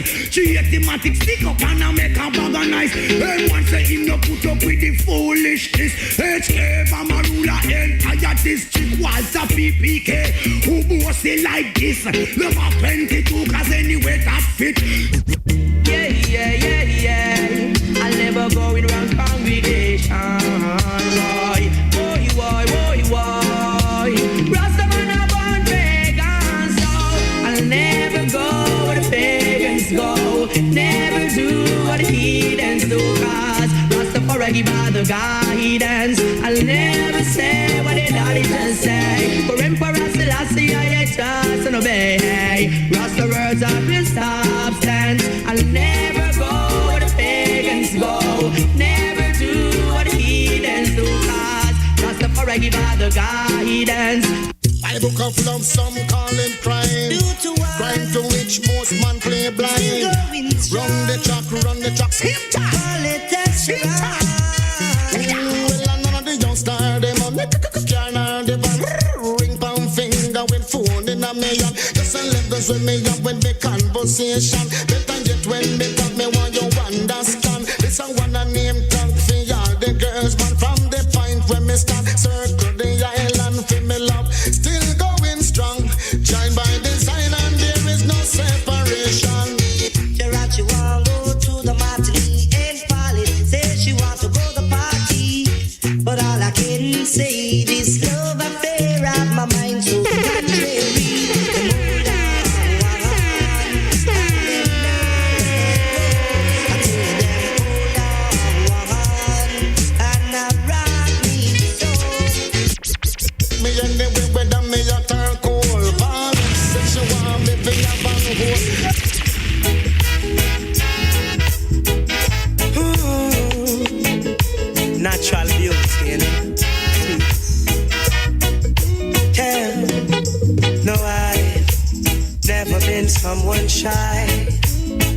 until I seen your eyes. Still I had to try, yeah. Oh yes, let me get my words right and then approach you. Woman, I'll treat you like a man is supposed to. You'll never have to cry, no. I know everyone can relate to when they find a special someone. And she's royal, yeah, so royal. And I want her in my life. I never knew anyone so one of a kind, no. The way she moves to her own beat, she has the qualities of a queen. She's a queen. I grew up in a place called La Vega, Spanish town rocking, over blazing over. I grew up in a place called Ensom City, Spanish town grooving, everybody nice. Spanish town, me born, that's where me come from. From me looking at my face, you see a de la vegan. Well, I say Max and Glazer Anti-Federation. Strictly roots and culture play for nice station. Yo, yeah, hear me Latino youth, them on the money promoter. We are doing this to the dance, done ram ready. Spain town original. And my neighbors drink out over Spanish town hospital. So me put my name, Nana Spanish town original. And me put my name, Kaneka Spanish town original.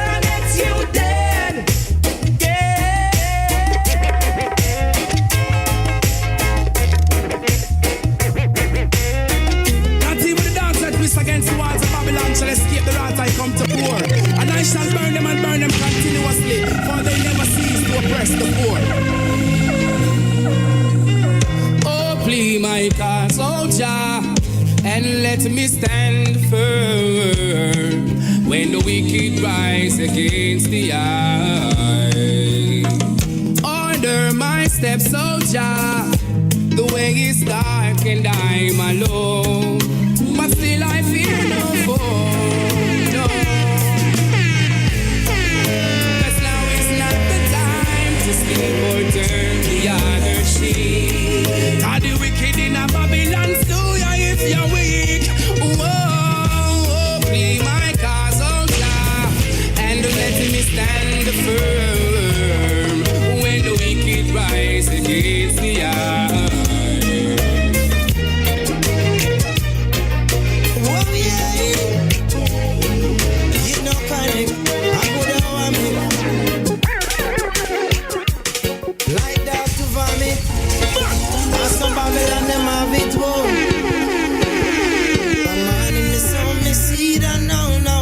can't catch. Try not to make ends meet, can't mesh. Whoa, the journey, whoa, it's called the journey. It's how you live it to learn it. Your bridges behind, don't burn it. Respect your live and earn it. Whoa, the journey, whoa. It's not a journey to get weak, journey to give in. It's all about the journey within, yeah. The journey within, journey within, journey within, journey. The White Size Foundation is upon the outer mountains. Most time over the gates and Zion and to the places to take over. Yo, my people, why sign up? Them never know we woulda make it in a life. Pretty car, pretty house, and pretty wife. Hey. Careful. The White Size Foundation is upon the outer mountains. Most time over the gates and Zion and to the places to take over. Yo, my people, why sign up? Them never know we woulda make it in a life. Pretty car, pretty house, and pretty wife. Business a go on and everyone feel nice. Stepping out the ghetto, step into my paradise. Every day me say the ghetto you them want food. Happy wear clothes and them happy wear shoes. Some boy I me see approve, them approve. General come them happy move. Oh God bless, no man curse. Can't stop the fest because we go down to earth. Oh Rasta bless, no man curse. Can't stop the fest because we go down to earth. You know. Yeah man, some man want to know how you got a little blind alive. Right them want to reach your way. Well all original youth know them have a big in a life, man. Big up on the chest, man. Bunch of them on the place again. You reckon some boy. Want to know going around with this here?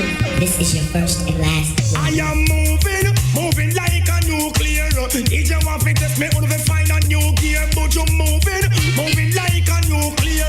If you want to test me, you must be prepared. We don't stop crying. The hard black woman. This me and the girl them with dark complexion, but you don't stop crying. The hard black woman. One heap of things I want for uno complexion. Black is beauty, uno ola is one in a million. Have it from birth a natural suntan. Smooth like a grape, not true you use your lotion. Take care of your complexion. What am I do? What am I try? Where the one of them a plan? Don't get children because we love black woman and we don't stop cry. For all black woman, respect all the girl them with dark complexion. We don't stop cry. For all black woman, enough things I want for who no reflection. Say love me, care me, love me, buy me, love me, money and thing. But most of all me love me browning. Love me, care me, love me, buy me, love me, money and thing. But most of all me love me browning.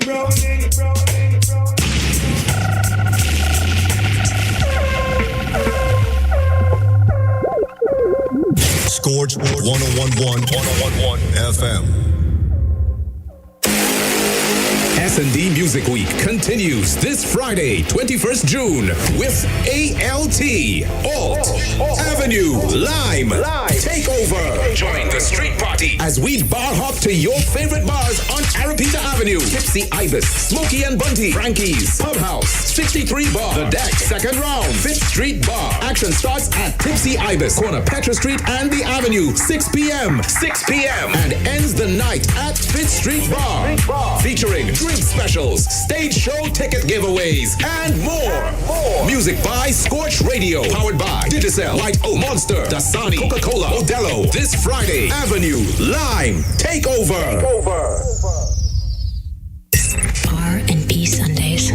R&B Sundays. I've fallen somehow, feet off the ground. Love is the glove that keeps raining down. R&B Sundays. They love you down. I know I could. Let me. Rhythm and blues. 7 to 9 p.m. Put you in 7 position for 70 minutes, you get it, babe. Relax and let's don't get carried away now. This is R&B Sundays. Right here on Scorch 1011. The only one.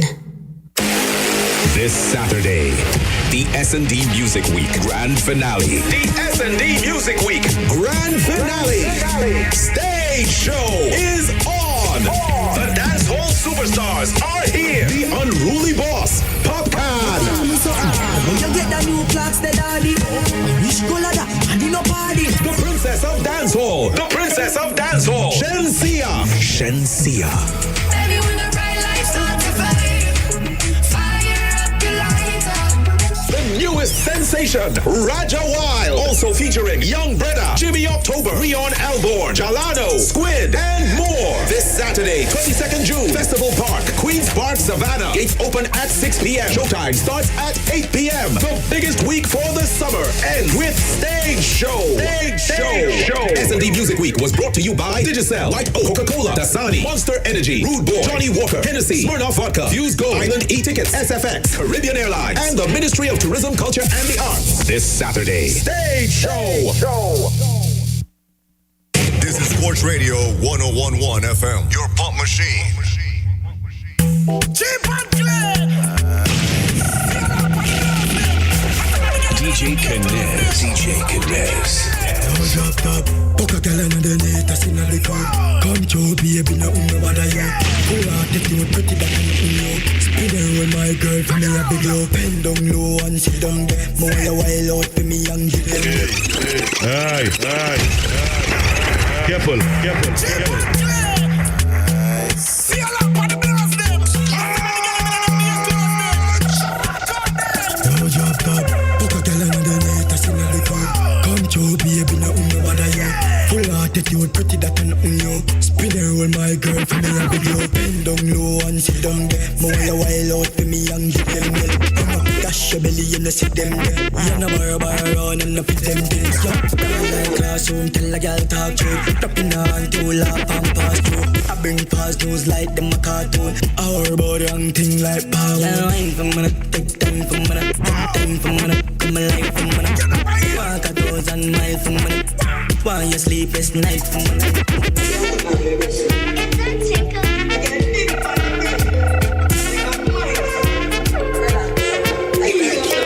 You know, mad. Type this guy, shake up your body. Big son.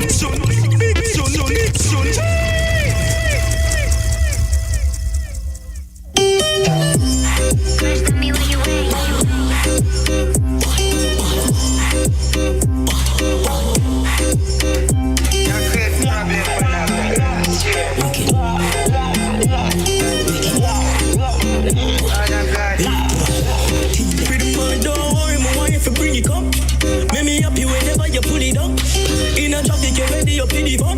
You anything, me have to go like you down. Baby girl, just a go on around, so give me some. We pretty feel she love for me touch you up. Tip on the table, feet a damn up.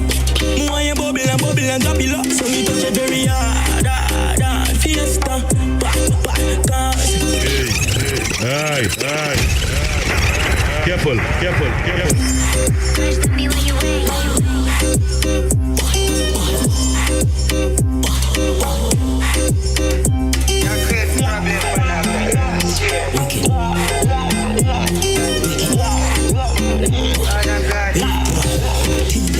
Don't worry, my wife bring it come. Make me happy whenever you pull it up. In a traffic, you ready up in the fun. You anything, me have to go like you down. Baby girl, just a go on around, so give me some. We pretty finish it up for me touch you up. Tip on the table, feet a damn it up. Me want you bubble and drop it up. So me touch it very hard, fiesta,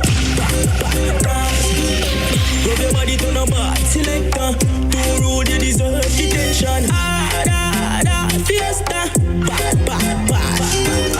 rub your body to no bad selector. Bounce. And you say like coffee like we a bounce my dog. Shotty rum rock, pam pat, quad we a pam quad. If you ramp with the synergy, they make it pan clock. Travel with a duffel bag, no one ever bank yard. Bad pop down south one car. Junk up away the Benz go park. Me a drip shack, those I vantage. Drink and walk up for the Tennessee. I'm a liver charge the pass. Christian feeling from the church. Say she love the cinema. You know, mad. Type this girl, shake up your body for me. Spin a roll and shake up your body for me. Shake. gnarly dude. Hey girl, pedal your wheel and rock out the boat. Give me a well, make me push in nose. Hey. Careful.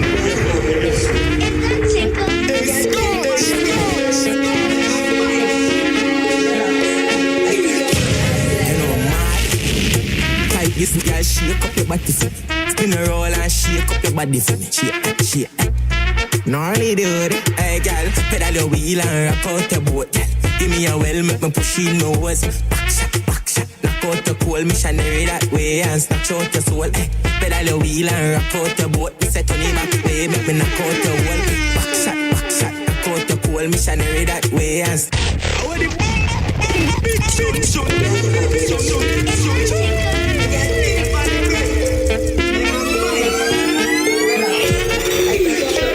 You know, mad. Type this girl, shake up your body for me. Spin a roll and shake up your body for me. Adana. Producer. All right. Good morning, everyone. Glad to see you guys here. And I'm assuming if you're here, it's obviously because you would like to learn more about social media and branding, not just for artists, but if you're in a creative field, and of course, PR strategies for Caribbean artists. I am Crystal Cunningham. I am the marketing manager for Scorch Radio. I also own my own social media and digital strategy company called Crystal Clear Solutions. So I'm so happy to be here to be able to share with my esteemed panelists. So I would allow them to also introduce themselves to you, starting with Ryan. Hello.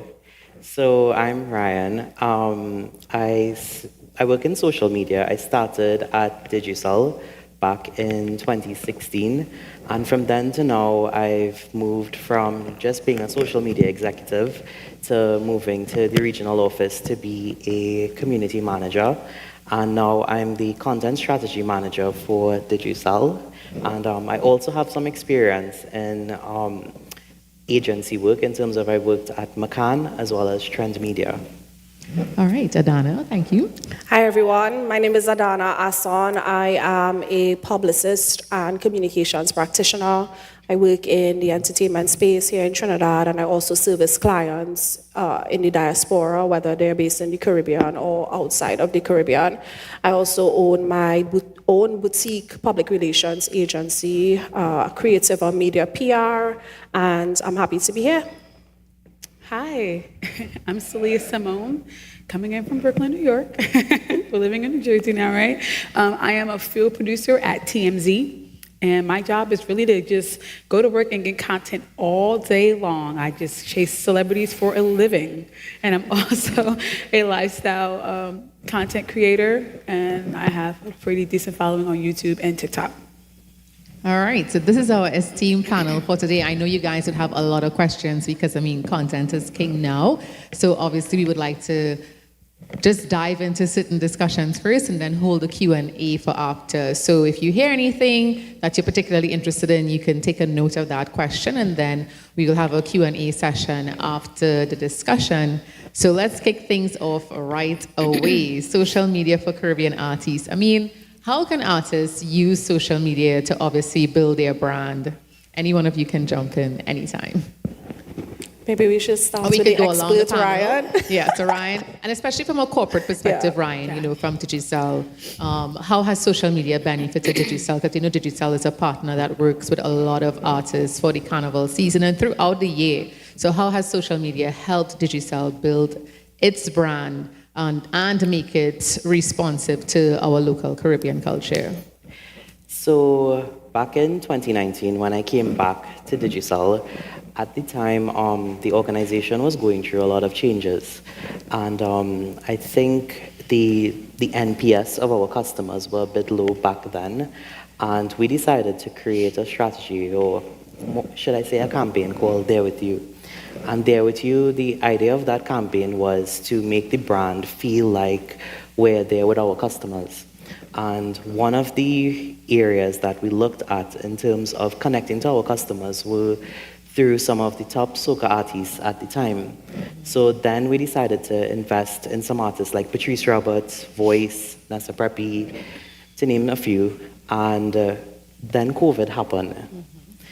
And I think COVID showed, for me, COVID was the biggest example of social media and content working hand in hand.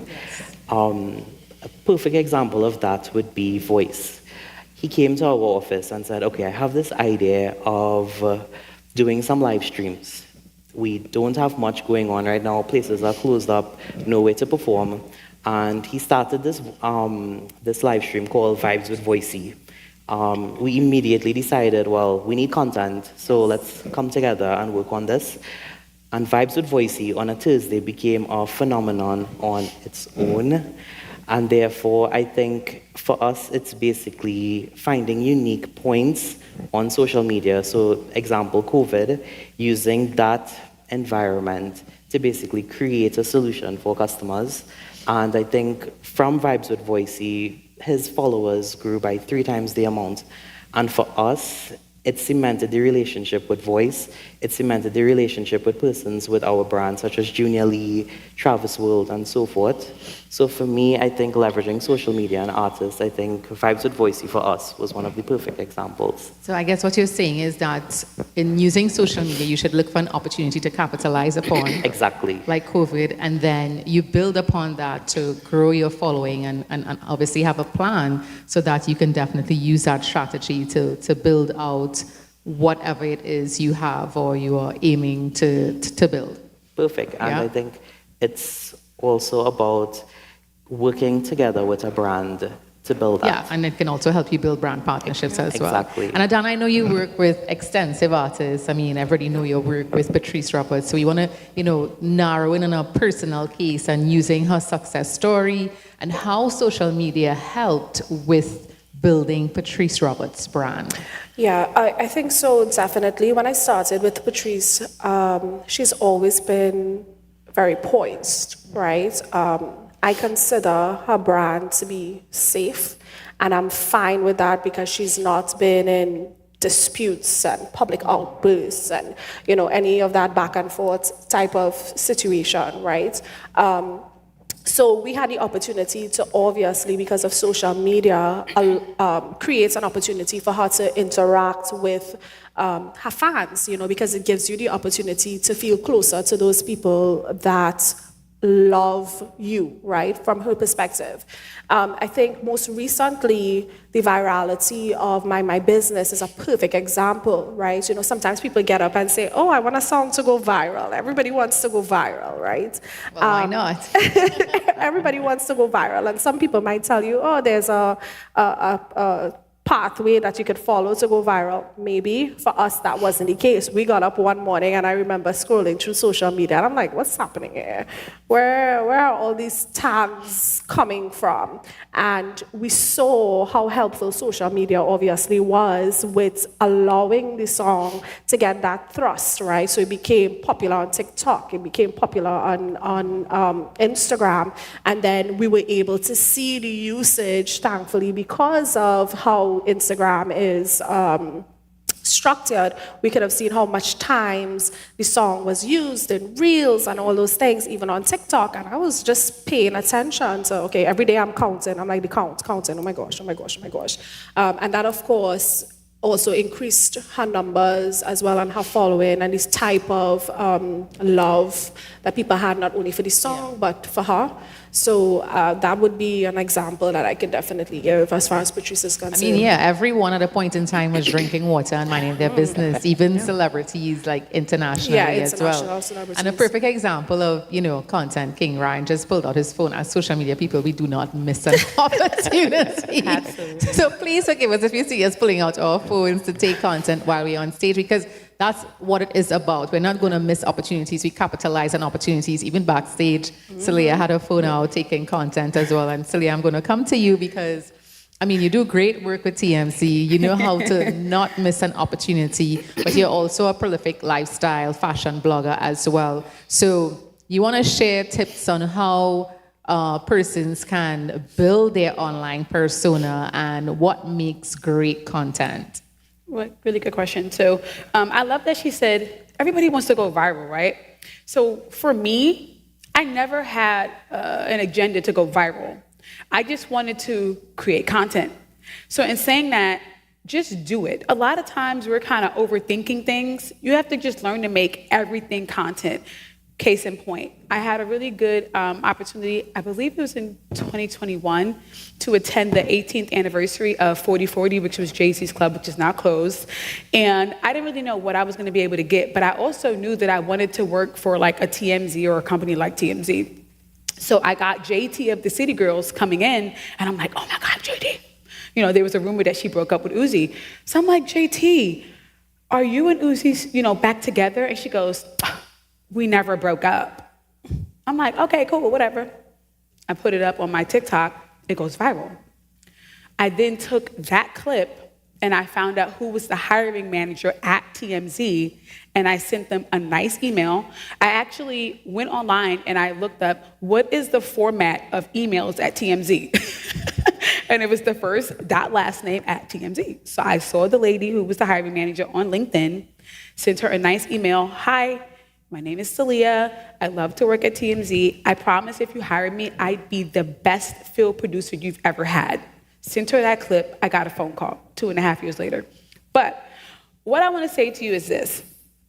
Don't be afraid to laser focus on your niche. I think a lot of people kind of feel like, oh, maybe I need to be global. You don't really know what global is. Hone in. If you are a soca artist, hone in on soca. Get that great content surrounding it, and don't be afraid to tell your story. People love a good story. Get online, hey, look what I'm doing today, or today I'm having a good day, today I'm having a bad day. Of course, you may not want to tell all your personal business, but people love to have a story that they can follow. The more you share with your followers, the more they get to know you, and the better they feel more connected, if that makes any kind of sense. Really quickly, last, telling a story. One of my good friends, she always kept producing straight English content. She started telling stories in Spanish about her Dominican mother.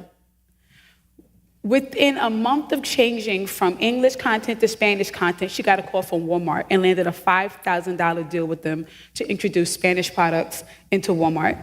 Lean into your niche. It's not too Caribbean, it's not too nothing. Be who you are. Here we go.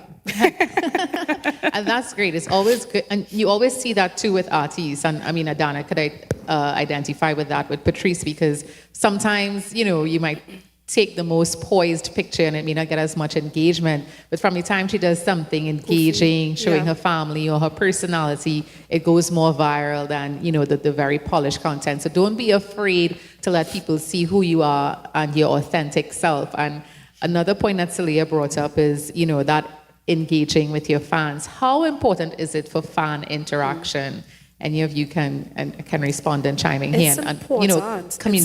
Engaging with your community. Yeah, it's very important. I mean, because I'll ask it as basic as it could be asked. Exactly who are you doing it for? In my case, my clients are creating a product that requires a certain level of interaction from audiences, music. So you have to interact with your audience. And there are some people who have this notion and they feel that they don't have to.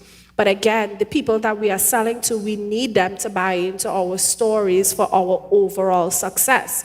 We fall in love with brands, whether it's physical brands, whether it's our favorite voices, because there's something about that brand that makes us feel a certain type of way, right? Everybody can say, I like my favorite act because of XYZ. I like this female performer because not only of her voice, but the way that she dresses, the way that might be goofy, her personality or whatever. So those interactions will take it even further, because now when you're interacting with your community and your fan base the correct way, and you're communicating with them the correct way, then by word of mouth, they then tell someone else, and then they say, oh, do you know my favorite act? So now they're working on behalf of you, which ultimately just makes most amount of sense to me.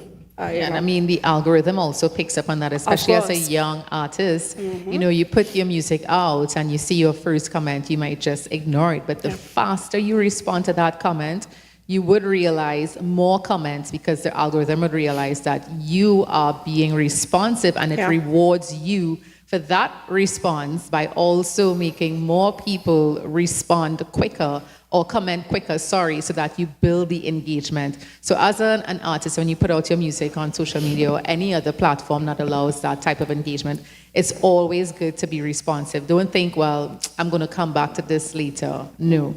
Try to, and personally for my own page, I've tested it many times when I post content and I see the comments and I ignore it, the views are not as high. But from the time I respond very quickly, it makes a difference between a couple hundred and a couple thousand views.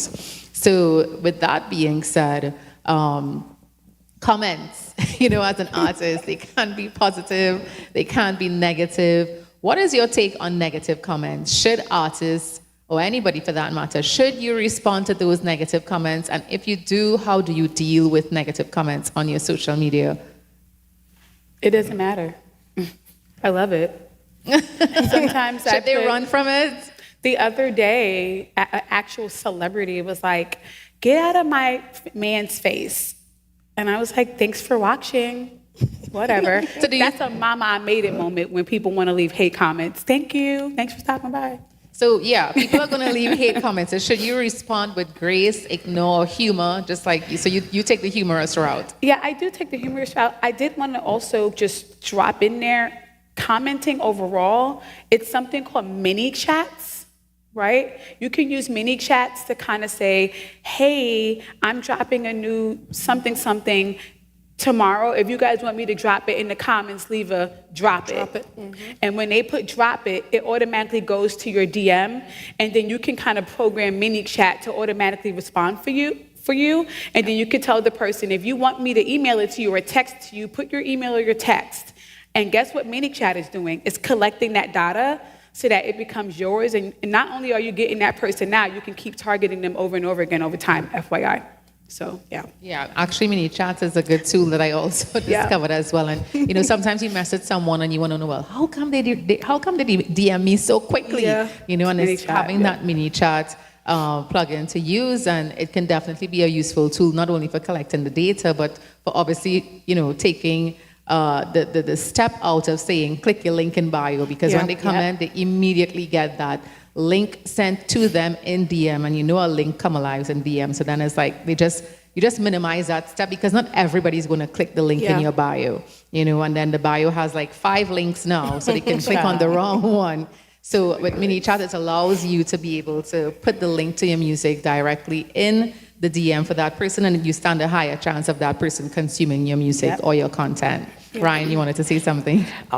I think on the topic of comments, I love your strategy in dealing with humor. But backstage, we were talking about social media and the presence of public relations and how they work hand in hand. And I think when looking at the comments, one of the most important things, I think, in negative comments, I see public relations playing such a strong role in that area. I'm going to bring that into the next question, but you can go ahead. Yeah, in terms of using it as opportunities to sell yourself or bring new discussions. I think in the past few years, I've worked with Adana on a lot of different projects. One of her other clients, Nesta Preppy, I think you all would have remembered last year, there was an incident that happened on social media with some stuff that happened on stage, and we collaborated with her team and found that silence doesn't work, but use this as an opportunity to foster, instead of going down the negative route, take the negative and use it as an opportunity to show soca music is love, soca music is a family, and turn it into a PR situation. Right, so this is what is going to bring me to my next question. Oftentimes that, we confuse social media and PR, and we confuse PR with publicity, and as much as they all overlap, how important is it, especially for a young artist, to have a team that consists of professionals, or not even professionals, but at least somebody who has that understanding of public relations, so that in the event of a negative situation or a negative comment, they are able to give them advice to say, hey, if you're going to respond to this, this is the best way to respond. how important is having that public relations support? Yeah, as a publicist, of course, I will say, and I always say that public relations is very important. And I mean, as a publicist, I would also say that I understand that it's considered a luxury service. It's not something that everybody can afford because it is a specialized service. However, you can educate yourself on the basics of public relations, right? So I always give this example. You're going to buy food. The food line off this way, and you have to decide what you're going to put on your plate. What is the most appealing, right? And you're choosing the meals to build this plate of food that you'll enjoy. And that is me telling you, show up the way that you want to be seen, because people eat with their eyes. So when you show up on social media, you need to show up in a way that people will take you seriously, right? And in showing up that way, you set the stage for the way that you want people to interact with you, embrace you, accept you, right? So public relations is very important. It's very important to at least understand the basics. The way that you react, the way that you respond, the way that you present yourself is a representation of you, right? And however you do it, you just need to be able to stand by it. I hate messes. I hate to have to clean up a mess because let me tell you. Sometimes it's necessary. Let me tell you, when these artists create their chaos and they go to sleep at night and I have to be up 4 in the morning, they sleeping, and I have to figure out. I have to figure out how to fix this mess. They comfortable in the bed, you know. I don't like messes, so for me, I like to create scenarios straight across the board when I start working with a client to let them know. All right. These are the scenarios. These are the things that you don't want to get caught up in. These are the things that we can fix. There's a scenario for everything. I like to be proactive instead of being reactive. So I have, a solution for almost every situation. But again, it's human beings that we're dealing with, right? So we have to leave room for disappointment. So things will happen. But someone with good knowledge of public relations can ease that situation for you and make it a little less traumatic, a little less messy for you. Well, could I just lean into that really fast? Because I work at a company that's all about mess. We love mess. What I have noticed recently is that people are going head forward into whatever is happening. For instance, there was a whole thing with Will Smith and, there's, these allegations. And I ran into Jada Pinkett twice. Jada Pinkett never speaks to me. I've encountered her a lot of times at work. And the one day, right after those allegations come out, I run into her and she's looking at me, I'm looking at her, and I'm like, is she trying to tell me if she want to talk today? I don't really know. I remember that story. Literally, she comes out of the Breakfast Club and I'm like, hi, Miss Pinkett. Just wanted to know if you had any comments regarding the allegations. And she goes, we suing. Now, it seems like after Jada, tons of people are actually wanting to meet up and address what's being said. Because the best thing to do sometimes is to address it head on. And if you notice, even like most recently, Remy Ma and her son, unfortunately, just being arrested, she released a statement. A statement sometimes can, kind of prolong things in the interim. And sometimes bad press is also good press. Yeah, so to adding to that, it's one of the things, it's a good thing to respond, but when you respond is also very important. Thoughtful. Yeah. It's so pivotal and so key, and oftentimes, let's just say you see a negative comment or for whatever reason, something happens, or let's just say even one of us on the stage, somebody took a clip of something we said and they just put that clip standalone without context. And of course, people are going to comment, and as a human being, you want to comment, but sometimes, and I think your parents would say this all the time, when you're angry or when your mind is peeved, you would say the wrong thing because you're acting on emotions. So oftentimes it's best to take a step back when those emotions have already overcome, or you have already overcome those emotions, and then you will be better equipped to deliver a response that will be more true to your brand and that would also not put your brand in jeopardy. And I mean, Google is your best friend. ChatGPT, don't underestimate the power of ChatGPT if you're an artist and you can't afford a publicist. you can tell ChatGPT, listen, I received this negative comment. Give me a response or craft a response as my public relations officer or as my publicist. Make that response short and to the point and save my ass, so to speak, you know? Yeah. And it will give you a response. You can try it now and you would see, and it will definitely deliver something for you.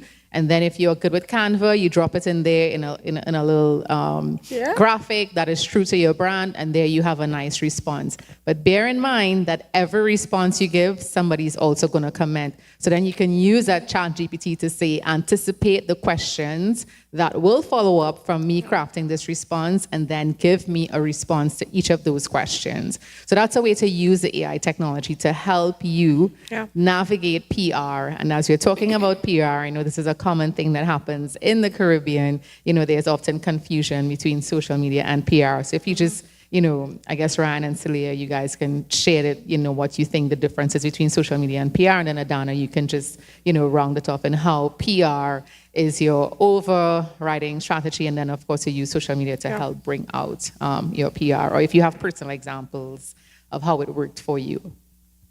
Well, right. Oh, Ryan, you want to start? Yeah. I think with how you briefly explained it there, I totally agree. I see PR being like the overarching strategy. And social media now is your tool to bring that strategy to life. I'm trying to think of an example, but my mind is a bit blank. That's so okay. if you want to go ahead and add. It's fine. Like, I mean, two things. Okay, so yes, he's right. PR is a strategy in which that you're going to use many avenues to kind of get yourself out there, your brand identity, and to get people to kind of overall know you. Social media is just one of those tunnels to you know, to further the PR. For me, even though I am a journalist, sometimes things even happen to me. I have, like, sometimes other paps will film me, and if they feel like I'm doing something wrong, they'll film me and then send it to my boss, or they'll put it on YouTube. So it has happened to me too. One thing I will say is, people may not think that this is PR, but it is. Always carry yourself as who you want to be perceived as. That is so important. If you want to be perceived as an artist, carry yourself as an artist. Would Lauryn Hill do this? Would Beyonce do this? Would this person do that? And I carry myself just like I'm Oprah. You know, I'm never going to curse someone out. I'm never going to be disrespectful. I'm always going to be on time. I'm going to do the very best I can do, because that's the best PR for myself. So even if someone does post a video of me, which if you go online, you'll see tons of them. TMZ girl this, TMZ girl that. My company has full trust in me that they can back me and know that I didn't do that, because I'm never going to carry myself in that way that's going to make them look bad, if that makes sense. Yeah, it does, for sure. Adana? Definitely makes sense. And just to piggyback off of her point, I always tell people, show up the way that you want to be seen. It's so important. When you show up in a room, people should know. People should take you seriously. If you're not showing up the way that you want to be seen, nobody is going to take you seriously. You guys said it perfectly, explaining what PR is, and of course the roles of social media. Social media is very helpful in PR strategy. And of course, in rolling out a campaign or any sort of strategy, I can't ever leave social media out of it. So when we're coming up with a campaign or whatever the case may be, there's always something in place for, okay, what are we going to do on socials? What are those assets going to look like? What is the copy going to look like? You know, what sorts of responses, you know, if we don't get favorable feedback, how do we address that? You know, so yeah, I think that's it in a nutshell. Yeah, I mean, like, public relations is obviously a form of communication, and it's a form of communication used to communicate or build awareness about a particular brand or even an artist. Yeah. And then in building that awareness, you will engage tools, and as everyone said, social media is one of those tools. And you know, we have so many social media platforms now, but with social media platforms, each one has a different strategy. You know, like what you do on Instagram, you're not going to do on TikTok, and to some extent there is overlap. But how important is it to understand the different strategies for each of the social media platforms in building your brand, Ryan? So from the previous question, it kind of leads into this question. Yes. So what I wanted to talk, I'm gonna use a very recent example that I saw on social media. I want to use the Carnival band Yuma as an example. So for this season, I believe Yuma wanted the PR positioning was we want to show TNT that we are inclusive. That was the PR positioning. But then when you look at different platforms, you get different responses. Right. When looking at the different platforms, you have to take into consideration the audience that's there. Let's just say TikTok. TikTok is from young, which is like around 13, straight up to 35.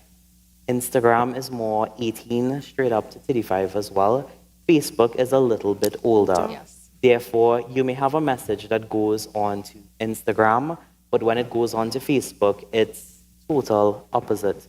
So like using my example of the PR positioning for Yuma with inclusivity, you put up a video on Instagram with models getting ready for rehearsal. Ton of comments on, we love the body positivity. People, different colors, different shapes.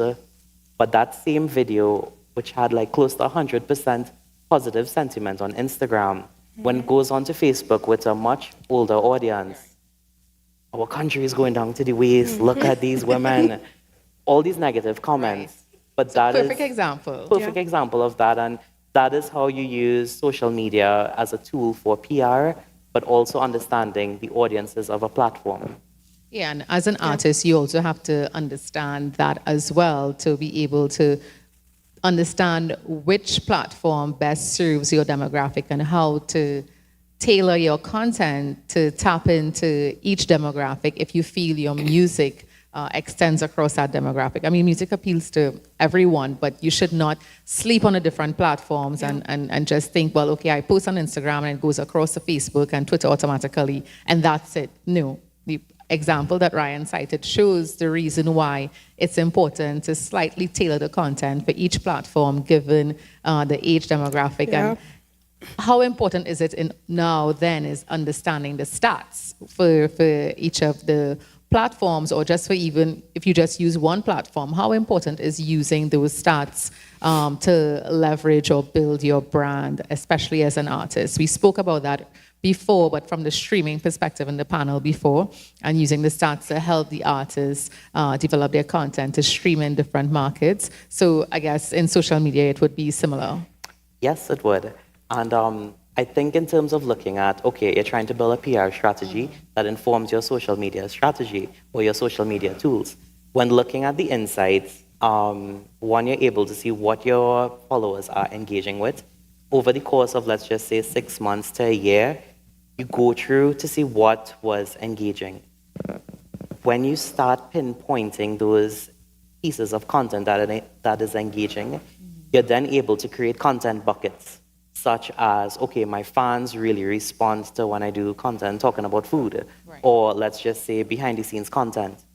When you're able to pull those themes together, that then builds into your social media strategy, whereby these are my 3 content teams.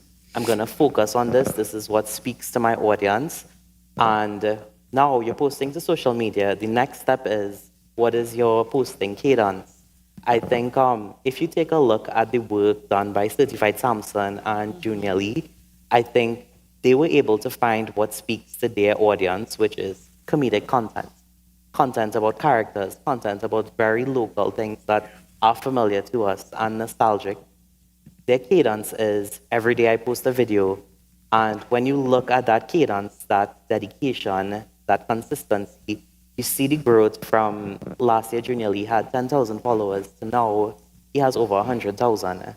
So therefore, it's taking the analytics and building a strategy that works for you and your audience. Well, I'm glad that you mentioned content, because we have a lot of young artists coming through here, a lot of songwriters, a couple of social media managers, and people in the music field. So can each of you give examples of content or content type that really gets the likes and the shares to help them build their brand? Would it be BTS? Would it be live performances? Would it be, when they say something like this, how would they be able to differentiate or know which content would be best suited for their particular platform? Sometimes it's trial and error, because you have to start putting out the content to even figure out what the audience likes. So once you start putting out that content, and it really should be synonymous to who you are, right? The content that you're putting out should be a representation of you. It should always appear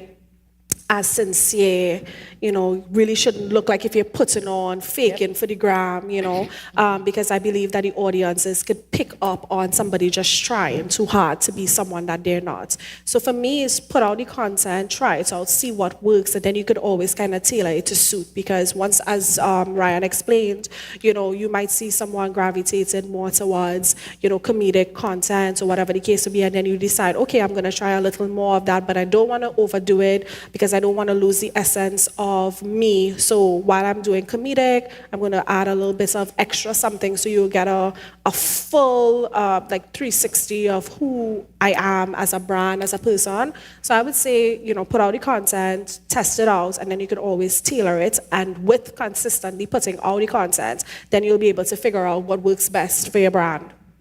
Absolutely. I love that. I think also too, it's really important for artists to create not only behind the scenes, but also content that shows the development.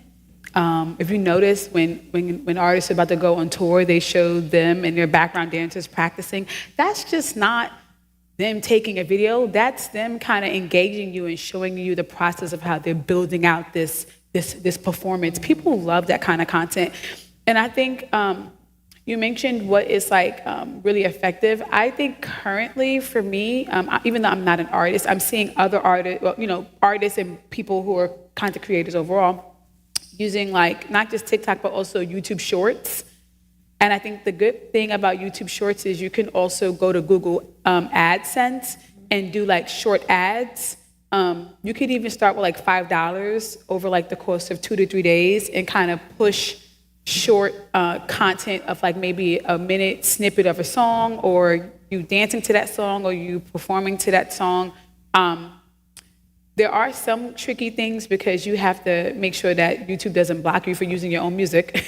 You gotta go through your label for that to kind of get them to know that is your music. But I think creating short form content that's easily digestible, quick, keeps their attention, because sometimes even in a short, people are only watching for the first 10 to 15 seconds. Yeah. And if you can kind of take something that's good and has pretty good viewership, and then put a little bit of money behind it and then see how it works. Yeah, so that's something I wanted to ask as well. Should new artists, young artists be boosting their content and their posts? Can that help? Can it hurt? To what extent should they do it? I know it's something that's done, a lot on Instagram and Facebook. Should they get into something like that? Or should it just be specific to say, okay, when they release the song and they drop the music, then should they boost that specifically as opposed to just regular old content of them, goofing around? So from my experience at Digicel, we do a lot of boosting. There are 2 ways to boost content on social media. If you have an Instagram account, you post something, you instantly see the boost this post. Yes. But if you want to get a little more strategic, my recommendation would be getting some experience in the Meta Business Manager. As an artist, you have 2 options. You could either keep just boosting your posts, or you could be more strategic. So let's just say you create a video that speaks to your audience. It goes viral. If you're seeing the engagement going up, you boost it, and you get, let's just say, 100,000 views, who we could say interacted with the video, loved it, and it left something with them. When you then use the ad manager now, you could use that group of views that you created or audience that you interacted with, and you could ask the ad manager, okay, if it's music releases, whatever you're trying to push for yourself, that becomes your core audience, that becomes your audience bucket. And for the next 6 months, for the next year, you constantly hit that audience with that specific ad because you created that audience pool. And therefore, that's the benefit of using the ad manager. You're able to kind of dig into the audiences. You're able to actually build a group of people that you could consistently target, because it works like TV ads. When you look back in the past, the point of TV ads was if you keep seeing something on repeat, you eventually buy into it. It's the same concept, but now it's adapted to social. The more often you see something, and you see something that targets, instead of trying to hit the entire Trinidad and Tobago or Caribbean region, that 100,000 is the audience that really is interested in you. So therefore, it's more about quality versus quantity. Yeah, because oftentimes, people, the easiest thing to do is just hit boost, but that boost may not necessarily target or tap into an audience that's interested in you. So it's worthwhile to get it to know and understand Meta, and it has changed significantly, and it continues to change. I don't know, it's like every 2 to 3 months they're adding a different feature, but it's worthwhile, as Ryan said, so that you get to understand the Meta Business Suite, so that once you create your audiences, you can boost that same ad multiple times in different demographics and different areas. So for example, I work with this event, a mega concert, out of a territory in the region, and when we boost or drop our ads, we have ads catered specifically for the St. Lucia market, because we're trying to target audiences from St. Lucia to fly over to that island to come for that concert. And then we will have a different ad demographic for the Trinidad market, the Jamaica market, just to say that we're not just going to boost one ad and put Caribbean audience, because that's very broad, but you want to be able to tap into specific markets, because as much as we are similar, we also have differences, and it's the same thing with your music. There are different people that consume your music for different reasons at different times, so you want to be able to have different ad audiences and different ad buckets so that you can get the most out of your boosting if you can afford to do so. One thing to add with the boosting is a little trick that I have. The Facebook manager, in terms of recognizing popular topics, Patrice Roberts and Marshall Montano are two of the local artists that fall into that content pool in terms of targeting. Right. So if you're boosting and you're trying to hit a soca audience, just type Patrice Roberts. Yeah, so you have to, and a lot of times people don't understand, those content tags and how important they are, but it definitely does help. And don't overdo it, but definitely try to get a content tag that can help or reach the music or target or demographic that you are specifically targeting. With that being said, I'm getting the signal, time is up. So we want to get into the question and answers, because you have a lot of questions. We have 2 mics on the floor, as always. You guys can use them. The lights are going to come on so you can see them. And if you do have a question, you just ask that you go to either one of the mics so that you can ask your question for any one of us.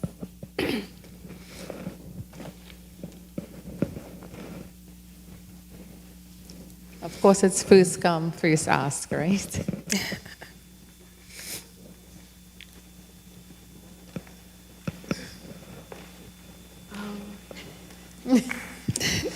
Somebody help her, please. I'm good. Okay, you good? All right. Hi, good afternoon. My name is Michaela.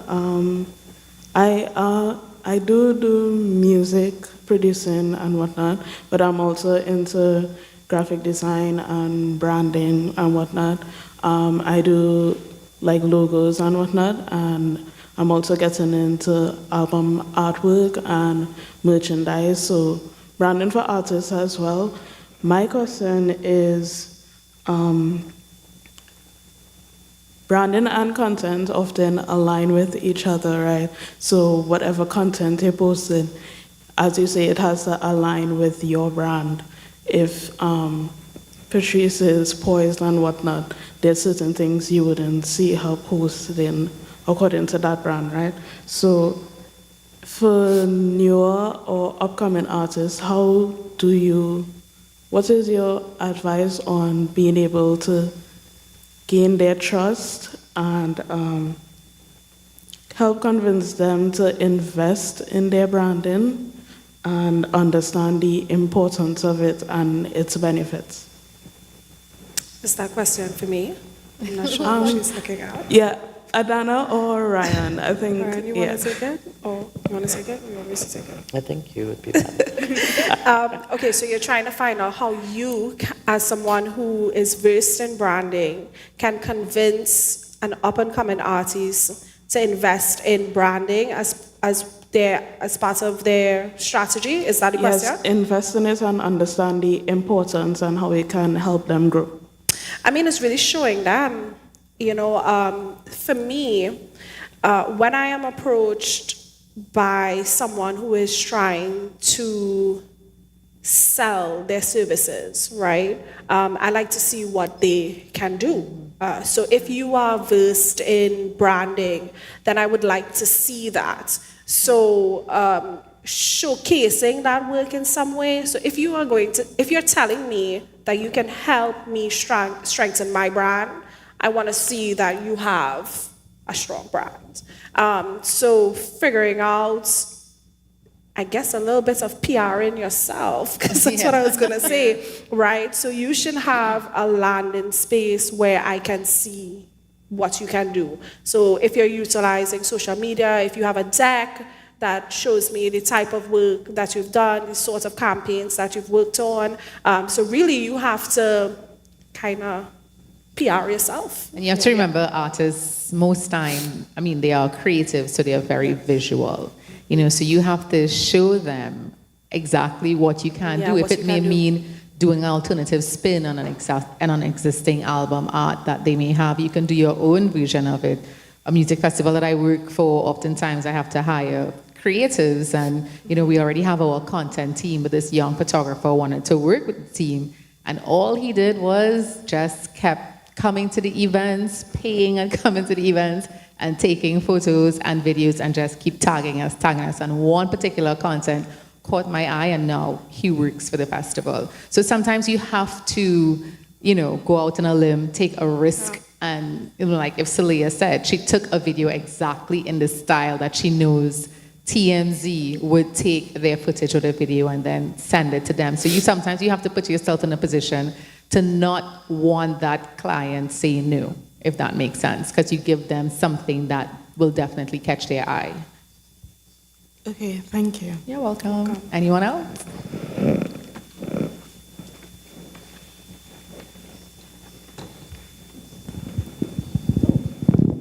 Good morning, everybody. The name is Janelle Ross, ballroom performer, vocalist, writer, everything else in between, cultural defender, and soca junkie. So, 3 things. Number 1, thank you for this information. It's greatly appreciated. I feel like with me, I tend to record everything. My family has a problem with it. Oh, the camera always in my face. I like to capture everything. So right now I'm in a position where I have a lot of behind the scenes content because I'm currently a student at UT's Academy for the Performing Arts. So I have a lot of behind the scenes content from choir, from my vocal 101s with my coach. I also recently did National Music Festival, so I have behind the scenes content from that and performances. And I've realized that aside from being terrified to share content, I have no idea why. Aside from sharing the content, relaying content, like figuring out how to roll it out. Because I've come to realize that Instagram has definitely jumped a lot. So the number of stories you post for the day, how many things you post from your carousels to your reels and all of that, it's a bit confusing. So 1, how do you maneuver through that? And then 2, I realized that branding is very important as well. Like for instance, one of the women who was a part of Spot, Mia, her theme is orange and green. She's themed with mangoes, literally. So depending on when she's releasing music, the type of music that she does, you would see things relating to that brand. What is the importance of, let's say, a simple thing like your text, your font, your color schemes and all of that, the importance of that with branding and how it relates with branding and PR? I can jump in on the first one, for sure. As a social media manager, I think all social media managers can identify with burnout. There's something as such, and you do get overwhelmed because it's so much content, so much clients, and oftentimes you just don't know how to continue. It's okay to take a break. Sometimes it's okay to take a step back from taking all that content and just, relax, clear your mind, because it's just like music when they say your ears get burned. Similarly, you have to take a break. So you have to know to be able to identify whether or not you are suffering from burnout from taking all of that content. And then if that is a situation, it's okay to pause and take a step back. And then sometimes you just have to post. We want to be so perfect sometimes. I have a lot of examples where I did not necessarily have the ideal condition working for a client, and I just throw up the video because I want to get something out, and that video did 10 times better than the content. I took my time to edit and put all these great graphics in it and make sure the text is, yes, I'm so proud of that. And I can say, yeah, man, all you see this video, and it probably it did not even perform the way that I was expecting it to perform. So sometimes don't be your own barrier. Don't overthink, because if it's one thing I have learned, content is going to be seen by someone. That is just how the platforms are designed. Yeah. Content is going to be seen. To the extent that content is seen will be determined what you do there after the content is posted. I mean, if anyone else wants to jump in on the other things, at least that's just my response to the first part of your question. Yeah, I would also add, when you capture the content, you have to remember the intent, right, Janelle? By the way, I know Janelle. Hey. Yeah, you have to think about the intent when you're capturing it. I mean, it's not supposed to just stay on that device, right? So you're capturing it with an intent. What is that story? And just put the content out. As Crystal said, like sometimes you can't really be your own barrier. For me, I have an issue with putting out content. When Ryan sees me posted, he would message me in my DM and say, yes, queen, I see you. So just put the content out. I myself, I'm trying to get out of my head because I like things to look so perfect. Yeah, that now I'm just saying these thousands of videos that you have on your phone, they need to come out. So now I'm editing and just putting them out and letting them do whatever. The reel that I posted from our New York concert, I posted that. Why all these people viewing this? Every time I get a new follower or a notification that it was viewed, I'm confused because how are they even seeing it, So just put it out. As Crystal said, content will be seen by someone. Just remember the intent and the story that you're trying to tell. And one of the things that Instagram is rewarding more now, they're less rewarding likes, and they're more rewarding engagement. So you may see that, this post only got 653 views. But when you look at your overall Insight performance, you would see that your account had 12,000 people interacting with that account in the last week or in the last month. So don't be caught up by the 653 views on this one post and the 225 views on that one story. What is more important now is the collective. So that engagement, if overall your reach and your engagement is positive, and you see that little green thing to say in the arrow, it's up by 3%, that is what is more important. So, and then the other change on Instagram recently is that, and this is more so for individuals and creators as opposed to a business page. And that's the other thing. There's a difference between business accounts if you're managing a business account as opposed to if you're doing social media for yourself or for an individual, an artist, is that for businesses, you have to post consistently because that's just how it is because you're selling a brand, a product or service. Whereas an individual, Instagram has kind of pulled back to rewarding less frequent posts but consistent. So as we would have mentioned before, if it is that you're going to post and you're going to commit to posting every Monday, Wednesday, and Friday, you have to commit to posting that consistently, but not as frequently, because you don't want to oversaturate unless, your account has built it up to a significant amount, like how you mentioned, Junior Lee and Certified Samson. They have to maintain that trajectory because their followers are so high. Only about 2 to 3% of their audience would actually engage with their content. So it varies depending on where you are, where your followers are, how much followers you have. So you have to constantly be learning, constantly trying. But if you don't put out, you're not going to know. And the only way to be able to know is to put out and review the analytics so that you can have an idea of what works best for your audience. I just wanted to add before you all end, the dilemma that you have is the dilemma that most content creators like myself that I know face. And I think with being on social media a lot, when you see aesthetics or high quality, you tend to be a bit intimidated by it. What I would say though, I think two things. There's this one video I did with Swappy dancing with a German dancer. I was on my knees, hurting on the pitch, and I recorded that minute clip on my Samsung phone back then, and that video got 500 million views. I think it's one of the most viewed videos coming out of Trinidad, but it was filmed on a phone with poor audio quality, but what was being seen with Swappy and this German dancer, it instantly went viral. And that issue that you mentioned with, I have all these videos, but you're questioning yourself in terms of the aesthetic, in terms of how I look. I have, working with Junior Lee, I think he's the perfect example. If you look at him like a year ago, from the conversations that I had with him, if you look at the content that is going viral with him or Certified Samson, it's content that's recording on a phone. It's not about high production or so forth.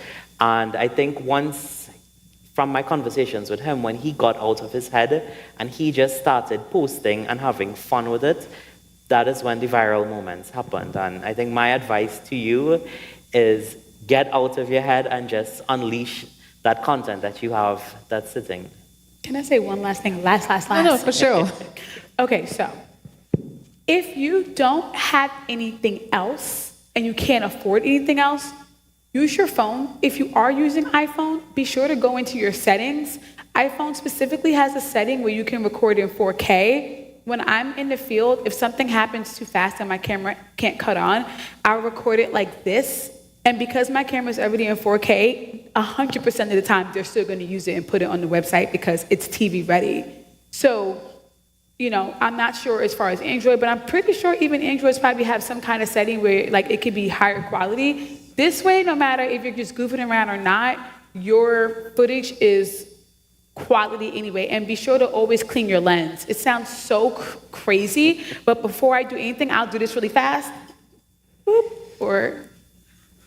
I've been telling people that all the time. If you're going to shoot anything for me, because the phone is always in your pocket or in your hand, the lens gets cloudy. So always just wipe the front-facing lens, really wipe fast. your back-facing lens, and just wipe it and you get really good quality in 4K. And I have a perfect example of where that happened last year for Stinkin' Dirty when Byron Messiah came here. I just happened to be on stage when he jumped on and I'm like, yeah, I'm pulling up my phone. And that's the video that took him viral when people were singing along, the 30,000 people in Stinkin' Dirty were singing along to that song. He personally DM'd me and was like, can I have that video, please? And I'm like, well, yeah, sure, But at the end of the day, that was an iPhone shot, so you can use your phone. People are filming music videos on phones now. The cameras on phones are coming.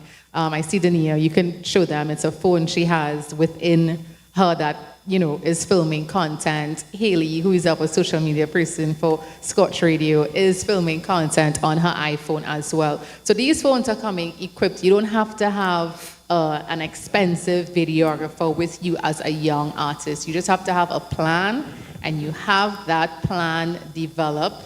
A lot of the time, some of the artists, they are so creative, even with graphic elements and social media, and they make it easy for you now, these social media apps, to create content that looks like $1 million. Well, not literally, but you know what I mean. It makes it look like really great and high-end, and all the graphic elements are in there, and even if your audio is bad, you can do a voiceover, and make that content speak for itself. Don't be afraid to say, oh my God, this wasted. I remember one time getting a picture with an artist that I really wanted to get a picture with, and the artist was blurry. That ever happened to you guys? You really want this picture because as a young artist, you want to be pictured with someone and it's like, oh my God, you really needed this. But there are ways to clean that up now. There are apps you can use to help you make things stand out the way that you want it to stand out. So don't be afraid to post that content. Just I mean, just upload it. I have a video from Carnival time. I uploaded it. I was just on the street carnival. I was like, I'm the kind of person, I don't post for myself because I'm so focused on posting for clients and always getting their content out. I don't post on my page as I should because I get burned out by the end of the day. And Carnival time, I posted a video. All the audio was white from me because it's Carnival. I can't hear anything with the audio around me. And that video gets something like 200,000 views. One little clip, 15 seconds, nothing special. Just me walking in the street. For what reason? Because sometimes being present or posting whatever is present at the point in time gets high views because people like to live vicariously through people. Period. So FOMO is a big thing. So if they're not there and you are there and you post because you are there, that also helps you and can help you as an artist or a content creator get a lot of views and a lot of engagement with your music because you're posting about the present. I know we have another question there. Thank you very much. You're welcome. Good afternoon. Ooh, okay. Good afternoon, everyone. So my question relates to kind of finding and honing in on your niche, just because I'm a person that's always involved in a lot. Me as a quote-unquote artist is a very, very small part of what I do, as opposed to some other artists that is their passion, that's their full-time position. And so for me, well, overthinking is a part of it. I know you would have spoken about that, but I'm always involved in a lot of things. I sew, I do crafts, I like to get involved in community work. I'm part of a youth group. So all of these things are happening around me all the time, and I'm always busy and trying to figure out what parts of that to post on my artist profile sometimes is a little challenging. So me as a person that's involved in a lot, how do you determine what part of that is your niche and how to frame it within the context of your artistry? I will jump in here simply because, as with any corporate band, an artist should have a CSR. A CSR is your corporate social responsibility. As an artist, a lot of young people would look up to you. Even if you are young, you can still be a role model as a young person. So I would say, pull out those elements that you think your target audience or your community would identify with. Because it's good to sing and have music out there, but if there's nothing of substance behind you, then what? I mean, at the end of the day, it's always a good thing when an artist gives back to his community. So look for those elements that can tap into or to be seen as you being a role model and being a community leader or just giving back to your community. And those are things that you can, I guess, balance and add to your profile or to your social media pages or just part of your campaign as well. Because guess what? When you tap into the younger demographic, those are the ones who you need to also grow in with your music. Now, I'm not saying to use that conveniently to just say, I'm always going to do social work with this particular community, but do it in a way that it makes sense as well. So I'm not sure if that helps to answer your question. I mean, I think also a lot of times people are not sitting with a pen and paper and asking themselves, what is my objective? That's what I was going to say. It's not about having a whole array of things, because I'm a big personality, honey. I can do everything. I literally almost I have so many talents, but my objective is not only to just produce content, but to make money from my content, right? So the issue I was having was I could do it all, and people would hire me for a low rate. During quarantine, I was like, I need to get a company that's going to see my content, and they're going to want to pay me for it. Ta-da! So that became my focus. Now my focus is more of, okay, how could I turn my content creation into my full-time job per se, where I'm not only creating content, but then I can be more of a partner with the networks, hence where I work for. So you have to sit with a pen and paper and say, okay, what is your objective? What is it that you actually want to do and why? Because that's when the other stuff is going to kind of fall off. Because eventually, in my household, my mother was like, well, did you make money? Okay, girl, I don't want to hear about it. So I didn't make money for a really long time. I'm going to put that out there. I didn't make money for a very long time. I did a lot of content work. People saw me on red carpets, and I did it for free $99. and my mom was getting sick of me, and I was getting sick of myself because I had bills. So I had to really be serious with myself and say, okay, what is the objective? I had this passion, but I had to up it so I could start commanding something from that. So even if it is social, people get paid to be socialpreneurs. Companies love pouring into people who are saying, hey, I'm representing this, this community, and I want to put back into this community. There's one guy I know that I've worked with a few times, Trader Truth. You probably don't know him, but if you go online, he's a big activist, but he also gets paid to be an activist. And that's not a new thing. So maybe that's something that you could consider, because we all have bills, and it's cute, but it's not cute when you have bills and you're still doing your passion and you didn't make any money from it. Hopefully that helps you. That part. Yeah, because I mean, as a young artist, you have to keep your job, right? And you have to be able to balance the both. So if you are going to explore other avenues, do things that will support your artist persona. So as much as you dabble into other things, put more focus on the things that will definitely help you stay true to being an artist or towards developing your artist profile. So like, you're going to come here. Are you going to take content about this? Should you post that content? Should you monetize that content? Or you could be a young artist and you can go to a partner firm or any kind of brand in Trinidad and say, you know what, there's this conference coming up. I would like to take content. I think it will be a good idea for you to capitalize on this content. And I mean, the partnership doesn't have to be monetary at first, but once you build a reputation, then eventually money is going to find its way. Because I think we can all safely say we have done jobs for free for a while, for a long time, before you can command, the big bucks. Next question.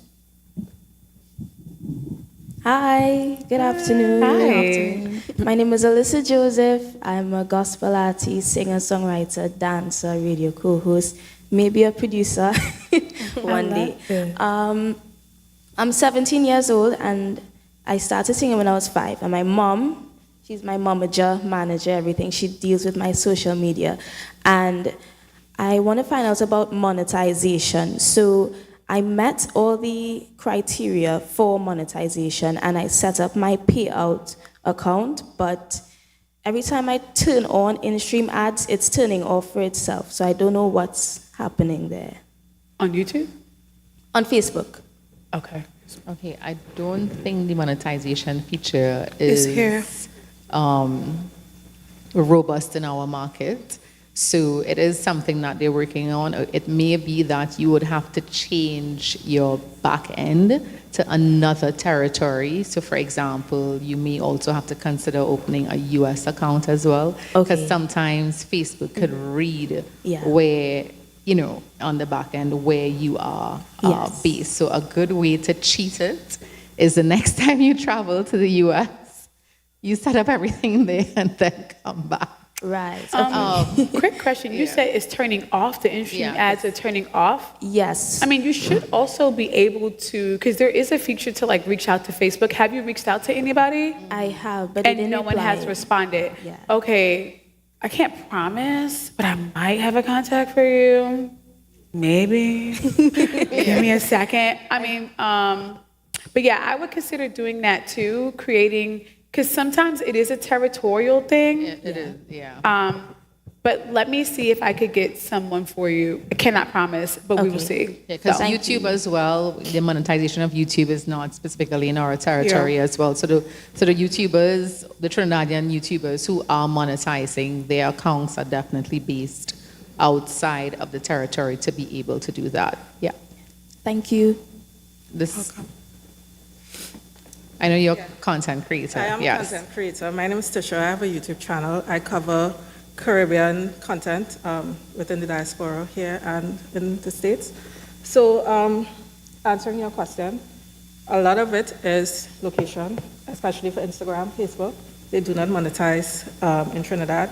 Even me, I live in the States, and when I came to cover content for Could you Carnival, speak more into the mic so everyone can hear? When I came to cover content for Carnival, I was here for 2 months, and they kicked me out, even though I live in the States. So they kicked me out. I'm not monetized yet. I don't have enough, but there's there's a checklist for monetization, and as long as you're in violation, they give you a notification. And my violation was location, and I'm like, what's going on? Because I live in the States, and the help is usually for it's bugs with Facebook features. So if it's just like, hey, I'm having an issue with, they're not gonna. I used to work at Facebook, full disclosure. You'd hardly likely get any response with respect to that. With YouTube, if you are able to set up your accounts in the States, you will always get, as long as you're eligible for monetization, you will get paid out no matter where you are. I think with Facebook, they had a feature, being an insider, where they were able to track employees and where they go based on where you move to, especially after COVID. Based on where you move to, they lowered your salary or increased your salary based on your cost of living, based on the cost of living for the area. So I think because of that feature that they were able to roll it out into like Instagram and Facebook for this kind of scenario. I did want to touch on something though, in terms of knowing your audiences and the platform. Like for me, my main focus for for the past 2 years was YouTube, and I grew my audience quite quickly, I should say. And I neglected TikTok and I neglected Instagram. With Instagram, I would post more stories, but I wouldn't really post any content on my page.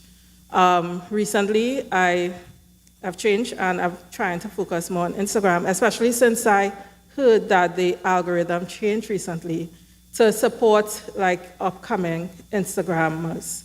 And it's something that you should take advantage of. If you have a creator account, if you go into the dashboard, there are achievements. There's like an achievement section, and that's what I've been doing to help me with, consistency. If you're having issues with your cadence in posting, it's a really great feature to keep you on track. So they're like little achievements. So post, let's say, 2 reels and 2 posts within the next 7 days, right? And as long as you hit that, you get that. But what I've seen, there's this views challenge. Views challenge. Like if you get, the first step is like 100,000 in X amount of days, and then they move up to, once you hit that, you move up to 200,000, then 250,000. And I feel like they reward you because it encourages you to keep on posting, right? And I've seen traction with that, and it's something that I would recommend that you take advantage of. A next thing, like TikTok, I didn't think that, my content would do well on TikTok. And what I noticed, TikTok is a bunch of macos, all right? No, seriously. I would go to a party, and I would just pan the audience and post that on TikTok, and within a couple of days, 100 and something thousand views. I posted a pee-pee truck during Carnival. Within a few days, hundreds of thousands of views. So, you have to keep on analyzing the audience, like what they don't like, and cater your content to them. So even if you do like different things, like different genres, or the macro part of TikTok may want to see you doing stuff outside of your singing, So I think you just have to play with it and play with the different audiences, because one piece of content that may give you hundreds of thousands of views on one platform might give you a couple hundred views on another. So you have to keep on playing with the audiences.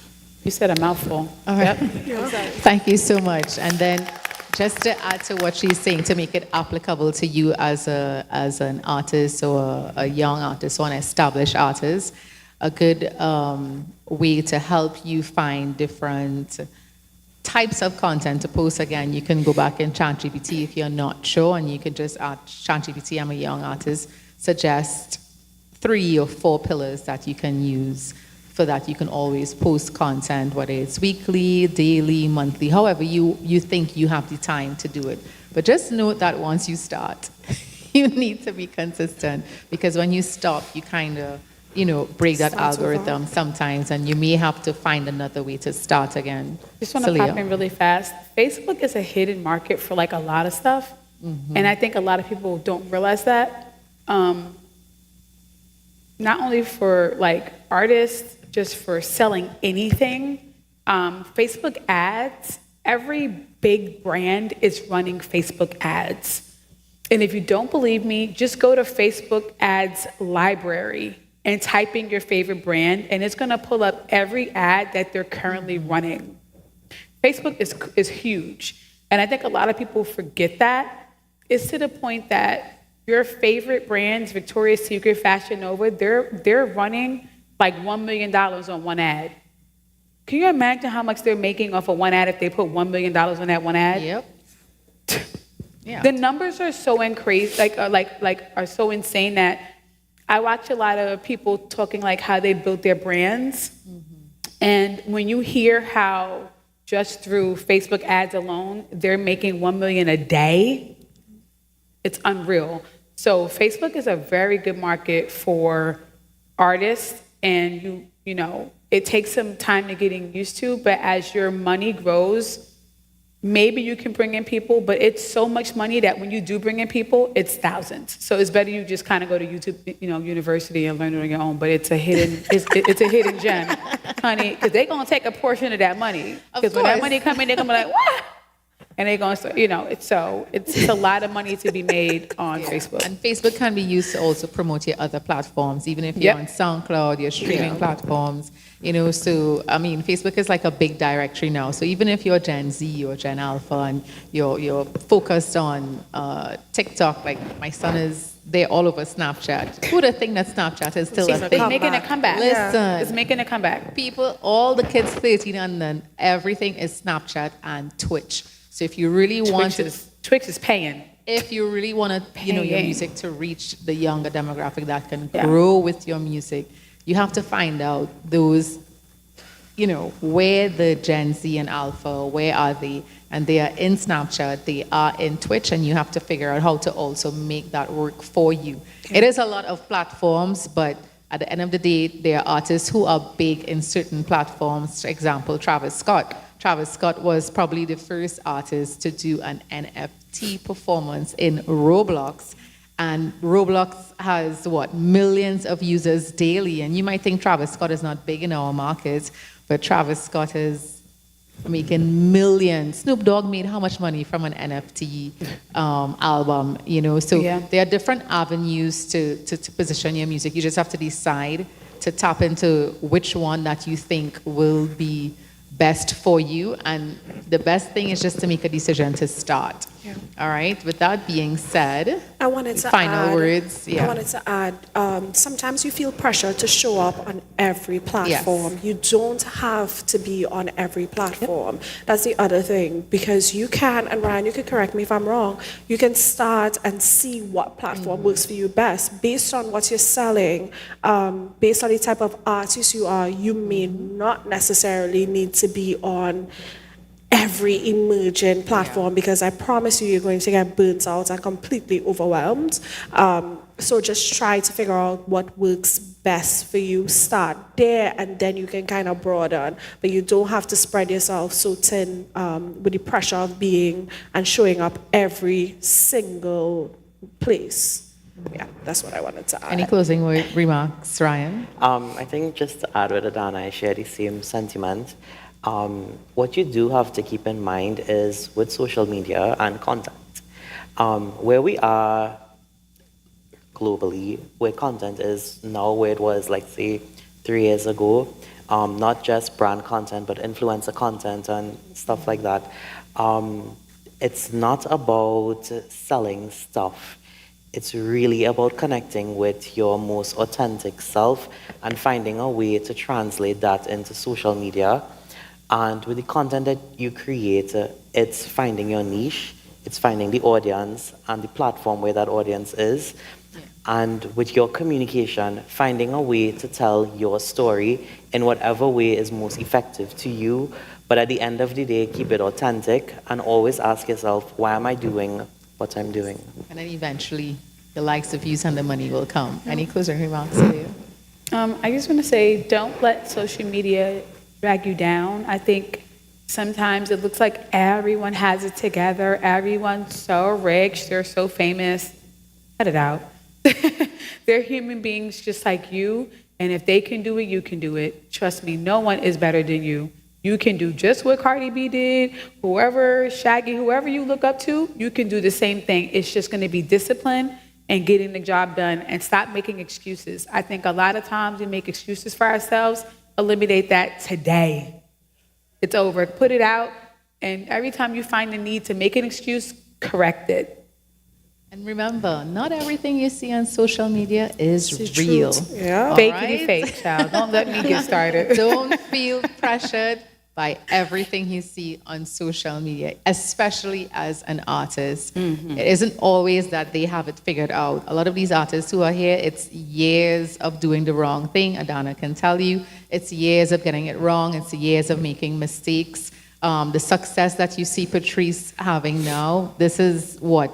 Yes. 20 years in the making. Mainstream, So 18, yeah. oftentimes we see the final product and we don't see all the hard work behind the point that they are now. They would have all started just like you. It's all part of the journey. So don't feel pressure to have it figured out all at once. Oh, I want to add one more thing. Sorry, I know we have to end. You can take all your life to build something so beautiful that you're proud of, and you can lose it in seconds.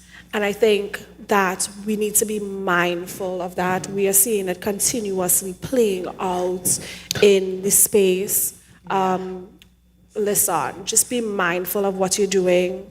Understand that we are not invincible, we're not untouchable, and everything that you have could be gone in a matter of just from making a decision that took you 5 seconds to make. Yeah. All right, so with that, thank you so much to our Thank you, panel. guys. Thank you for everyone. We will be here in the auditorium if you have questions for us outside. And of course, we have more panels coming up for the rest of the day. So please stay with us and continue to be enriched. And thank you for being a part of this session. Yeah. Thank you. Udine, is Udine here? Okay.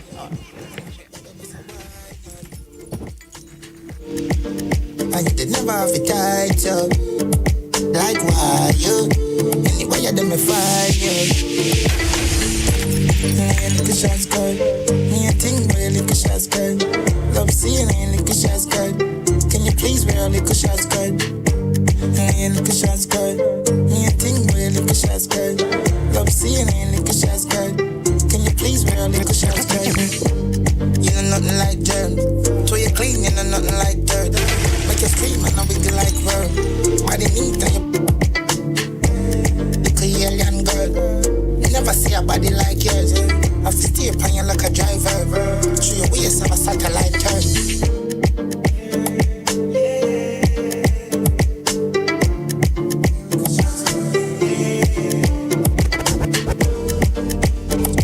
Fire, me like make your body tired. You know my bed just a wine up. And you did never have a title. Why you? Anyway, you done me find you. Me a little shots girl. Me a thing where little shots girl. Love seeing a little shots girl. Can you please wear a little shots girl? Me a little shots girl. Me a thing where little shots girl. Love seeing a little shots girl. Scorch Radio 1011 FM, your pump machine. S&D Music Week continues this Friday, 21st June, with ALT, Alt, Avenue, Lime, Takeover. Join the street party as we bar hop to your favorite bars on Arapita Avenue, Tipsy Ibis, Smokey and Bunty, Frankie's, Pub House, 63 Bar, The Deck, Second Round, 5th Street Bar. Action starts at Tipsy Ibis, corner Petra Street and the Avenue, 6 p.m., and ends the night at 5th Street Bar, featuring Drink specials, stage show ticket giveaways, and more. Music by Scorch Radio, powered by Digicel, White Oak, Monster, Dasani, Coca-Cola, Modelo. This Friday, Avenue, Lime, Takeover. This Saturday, the S&D Music Week Grand Finale. The S&D Music Week Grand Finale. Stage show is on. The dance hall superstars are here. The unruly boss, Popcan. When you get the new clocks, the daddy. Which color that? And in no party. The princess of dancehall. The princess of dancehall. Shensia. Baby, when the bright lights start to fade, fire up your lighter. The newest sensation, Raja Wild. Also featuring Young Breda, Jimmy October, Rion Alborn, Jalano, Squid, and more. This Saturday, 22nd June, Festival Park, Queen's Park, Savannah. Gates open at 6 p.m. Showtime starts at 8 p.m. The biggest week for the summer ends with Stage Show. S&D Music Week was brought to you by Digicel, White Oak, Coca-Cola, Dasani, Monster Energy, Rude Boy, Johnny Walker, Hennessy, Smirnoff Vodka, Fuse Gold, Island E-Tickets, SFX, Caribbean Airlines, and the Ministry of Tourism, Culture, and the Arts. This Saturday, Stage Show. Scorch 1011 FM. It's time for the Lava Bits break. Discover the hidden treasure of snacking pleasure. Try Lava Bits today. Available in chocolate or chocolate chip and hazelnut. On Scorch Radio 1011 FM. Scorch. Done no Scorch. Oh my God.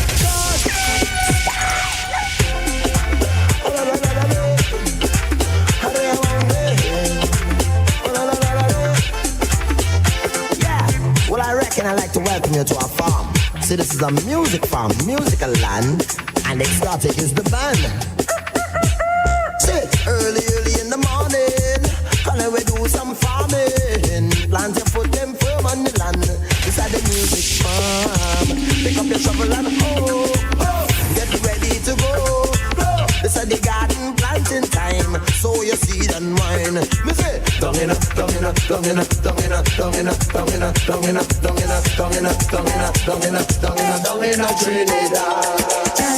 Look me in my eye when I whine. Put your hands in the eyes, can see ya.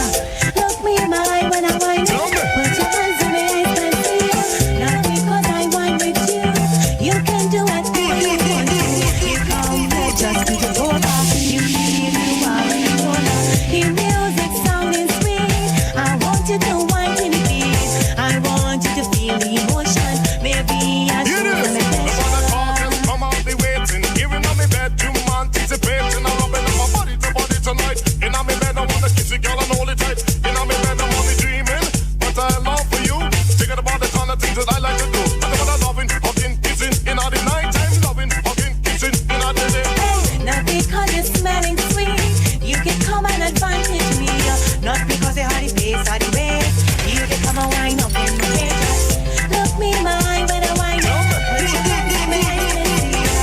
Look me in my eye when I wind up. Put your hands in my eyes and see. Why you whine and bend over? Well, this is what world has been waiting for, anticipating for. Yeah, well, let's get to when the things together again. Well, I want to be my lady, my baby, yeah. Well, it goes like this.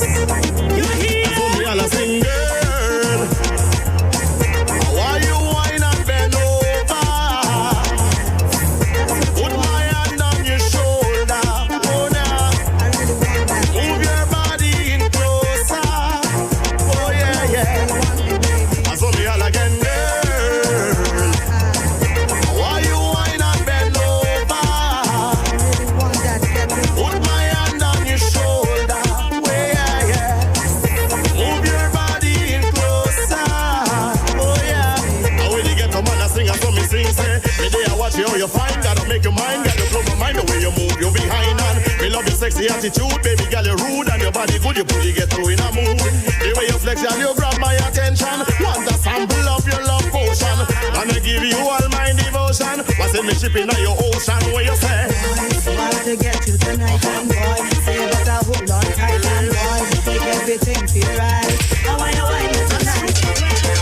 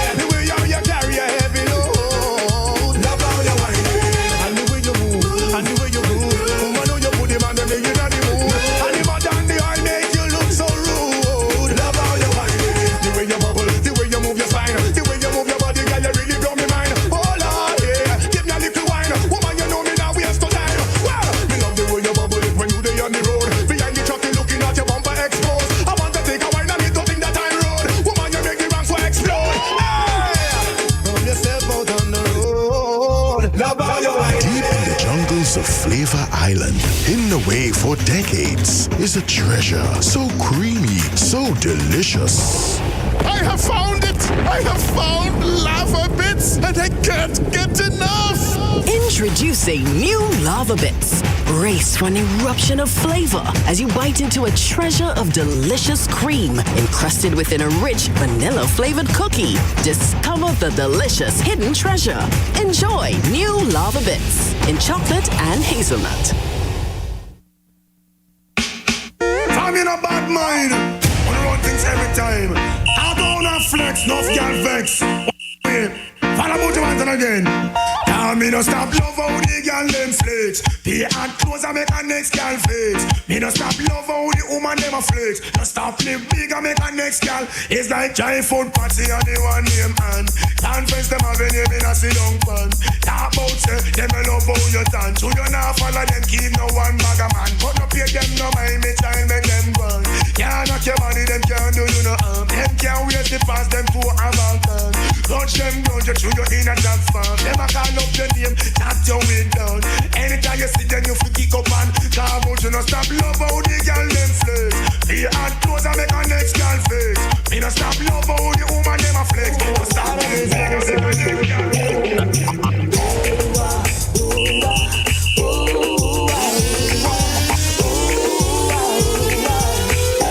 mercy.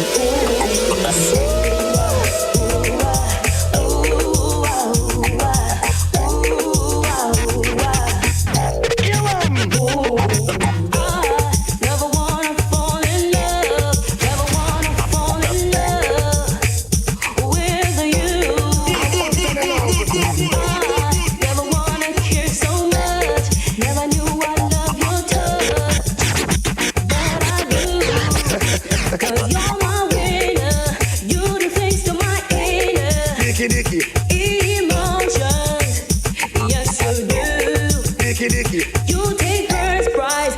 Being with you is so nice. I am so glad that you are in my life.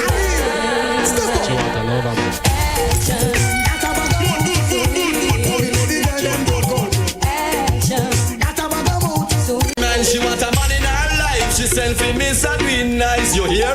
Ah boy, she want to feel nice. So she send for Miss a tweet alright. What me say? Miss a tweet nice. They a for the girl day. Tweet nice already and she come back again. Miss a tweet nice. They a for the girl day.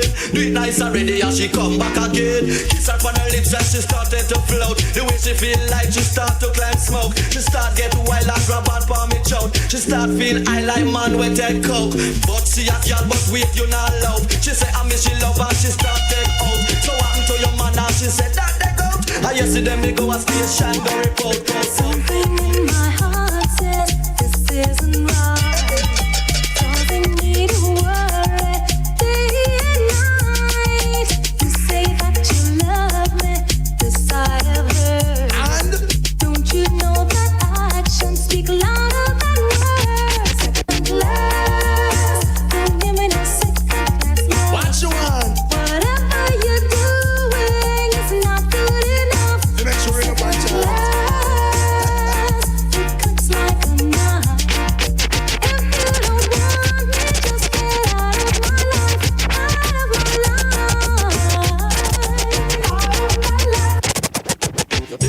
so when I hold you tonight, I go and do all of the things where you like. So you can see it, don't believe me.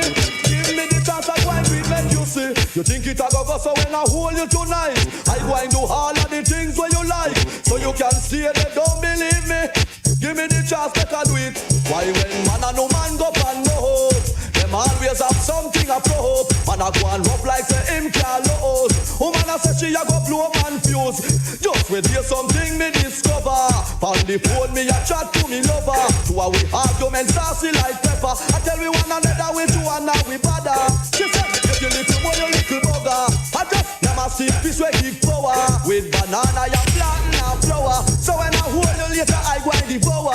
Me just hang up and roast with the shower. Get myself together everything well cover. Figure take car in at the next half hour. When I make her answer me cellular. Just a laugh say no, she wrong. She can't take your man. A girl better take her backyard slam them and move along with the rest of the gang. She make bout and trail and one. Sing along now. She She can't take your man, and she can't stop him from God and town. And by when man, they put on your one car. Them are no competition. Tell her she a no live for and she won't be the last. Plan B, your man a ride like a car. You see them come and go in a the past. Rise overnight and get flat fast. Could have stay longer, but because them feel the up. So you are the boss, one push themselves from out of the dark. Your man have to tell that he's half. So tell her say no, she wrong, she can't take your man. A girl better take her back, you slam them and move along with the rest of the young. She make about 101. Sing along now, she wrong, she can't take your man. And she can't stop him from go downtown. And by when man, they put on your one car. Them are no competition. A girl just a fool herself if she really a think. She have what it takes to take him away. Girl, you know your man like a book. She had just one more fish pan the hook. I will leave by your now since you and him there. Him have no intention to run away. Him just love the careless flex and I take all when can get, but him not left. So she wrong, she can't take your man. A girl better take her back, you slam them and move along with the rest of the gang. She make about 101. She wrong, she can't take your man. And she can't stop him from God uptown. And by when man, they put on your one car. Them are no competition. Tell her, girls, the more them talk, the better. Girl, you look after, you the man prep on me ball. The more them talk, the better. Girl, you look at right now, you're gone, kid, that's on me ball. Whoa, yo, you carry gone down the drain. No man, no one, them, what a shame, what a shame. Whoa, yo, girl, you ever hotter than them. And in the year, you don't have no man problem. Maggie and me, they cut, you no have no bad fall. None of them can never say them have your man soft. Skin smooth, girl, and you no full of stretch mark. Hard them attack and them attack them remark. I wanna be free from all chains and all bundles and rope. Free from all bars and all borders and doors. Free to praise the Lord because me not praise the Pope. So I know you are wash your face with Babylon soap. Me have a leap of faith, that mean me have a leap of hope. Life rough and hard, but with it me have to go. So take it on the level and so fly down the slope. Silent river run deep, but Gangali have to float. I was born to be free, and me are Gangali. Scorch 1011 FM. That segment was brought to you by Lava Bits. Discover the hidden treasure of snacking pleasure. Try Lava Bits today. Available in chocolate or chocolate chip and hazelnut. on Scorch Radio 1011 FM. This is Scorch 1011. This is the new wave now. The suckers think you're tripping with yes from the watch out. We lock it down all day, every day. As they flip out and cut it up in the mix. Cut it. Like this right here. Illuminati mess. Police and thief and We are the only station in the country giving you music straight to your head top without the bag of chatting. This is Scorch 1011, the only one. Yes, and a H and a A-double-B and a A-R-A-K-A-S. Always the best. A$AP mob, always. Do the jump, flag the flag. Yeah, fly the flag. Lot of mercy. People. Say my name a little louder. Allow me name to rip up the floor. Three times for me on the shoulder. Shabba. Oh man, say that little louder. Allow me name to rip up the crowd. Say three times for me on the crowd. Shabba. Hey, allow me name, come to me name. Call out me name, follow me name. Dance up until it reach all of fame. Say your body want shabba, no this. For me, you know I got it. For me, you know I got it. Sex spirit, I hope she bout it. Come for me, you know I got it. For me, you know I got it. For me, you know I got it. Sex spirit, I hope she bout it.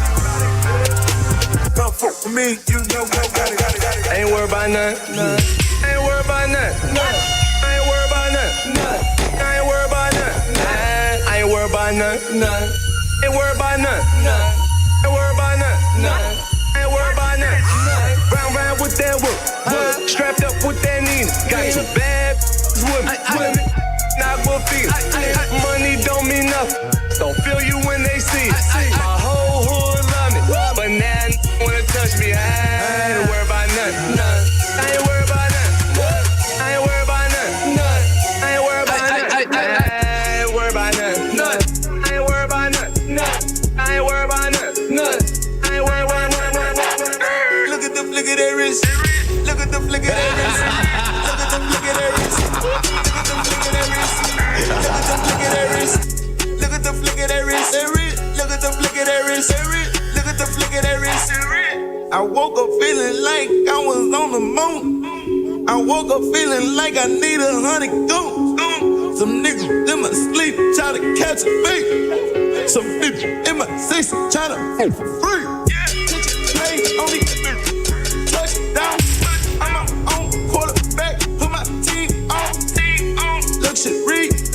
That's all I see. Look at the flick of that wrist. Got him on me. Cool. Ride with that Nina. Ride with a whole thing. Keisha, smoking on Keisha. My diamond top for me, they say, how can I meet you? She fly high in the sky, I can't see you. Got a condo on my wrist, girl, I'm cashing out. Got a condo around my neck, girl, I'm cashing out. 36, ride with that Nina. My diamonds out for me, they say, hey, can I AK on my nightstand, right next to that Bible. But I swear with these 50 shots, I'll shoot it out with 5-0. Versace, Medusa head on me like I'm Illuminati. This is a gated community, please get the fuck up the property. Rap must be changing cause I'm at the top and there's no one on top of me. Just be wanting a verse for a verse, but man, that's not a swap to me. Grinding in compliments, pool in the backyard that look like Metropolis. I think I'm selling $1 million for sweet man, I guess I'm an optimist.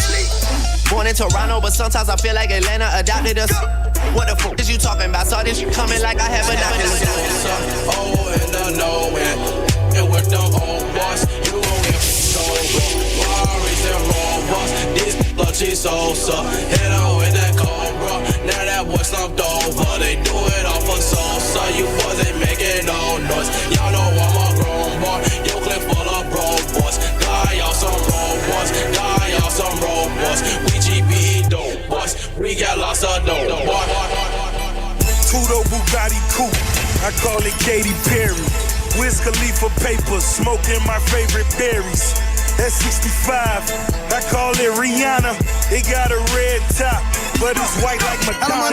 Hannah Montana, Hannah Montana, Hannah Montana, Hannah Montana, Hannah Montana, Hannah Montana, Hannah Montana. I got mouth, I got white, I got mouth, I got white. I've been trapping all damn night. Hannah Montana, Hannah Montana, Hannah Montana, Hannah Montana, Hannah Montana, Hannah Montana, Hannah Montana, Hannah Montana. I got mouth, I got white, I got mouth, I got white. I've been trapping all damn night. Hannah Montana, Hannah Montana on selling the out the phantom. Got Hannah Montana on drinking the lean out the phantom. Got Anna, got Jovi, she white. Hannah Montana in the Panamera. She a college girl, but her wrist Katrina.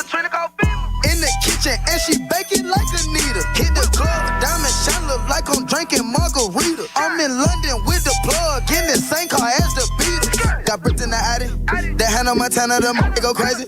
Got Lizzie McGuire, got Liz Lohan, and I can't forget about Katie. I keep the white like the 80s, I keep the white like I'm shady. Put the white rims on the Mercedes, young nigga feel like Pat Swayze. Gucci down to the socks like I'm Biggie Papa.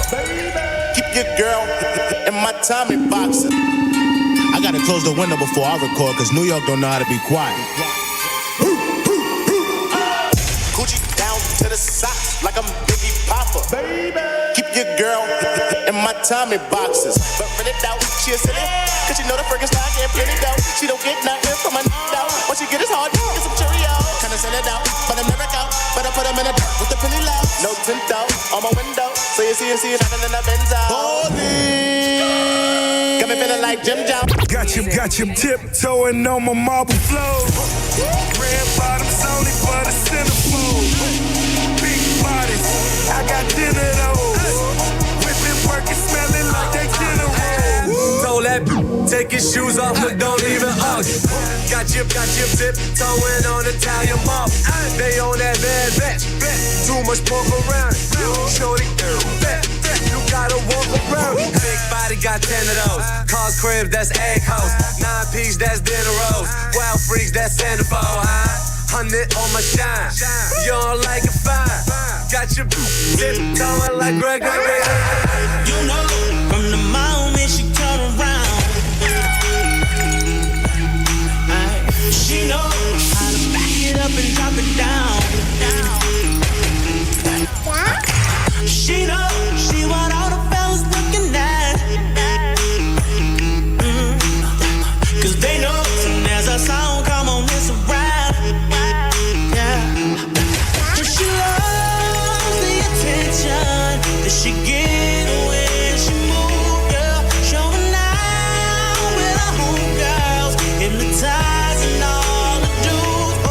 And she knows.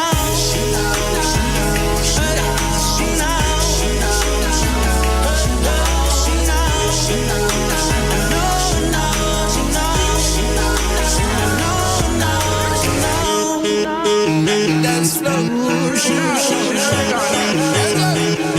See me grabbing on my toilet. She told me smack her on the booty. She said I got too many. She said I got too many shows. But she twerk. But she twerk. But she twerk. But she twerk. But she twerk. But she twerk. But she twerk. But she twerk. Wake up feeling blessed up. Kiss you on that dresser. Ain't afraid to show it, I'll expose it if I dress up. Riding in that tester, roasted ketchup. Sipping on that syrup till I messed up like yes sir. So now I'm getting changed, people looking at me strange. Like switching lanes, never change, still the same.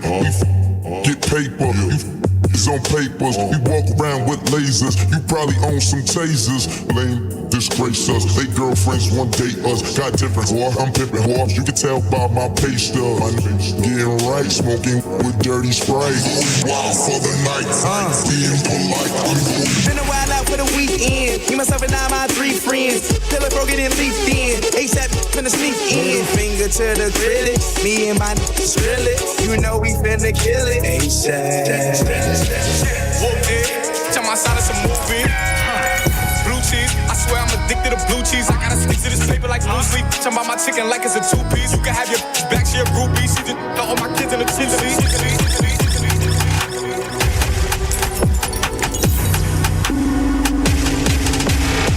I'm not in a mood, cause my flight delayed. So I jumped on a private jet and I'm asking a pilot the ETA.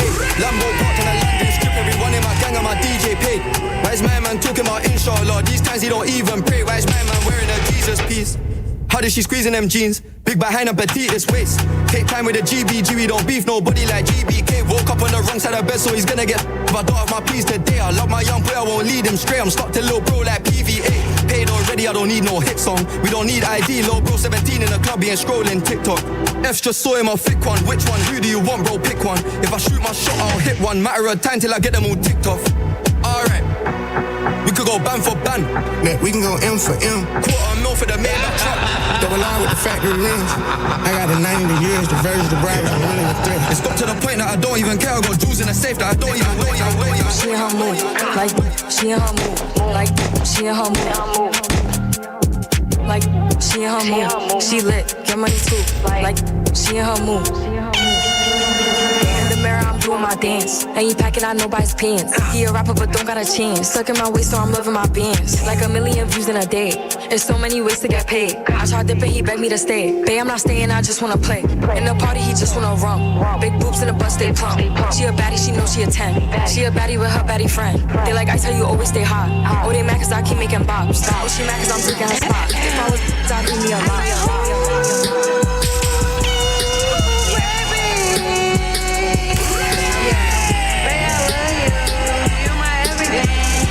This for you, baby.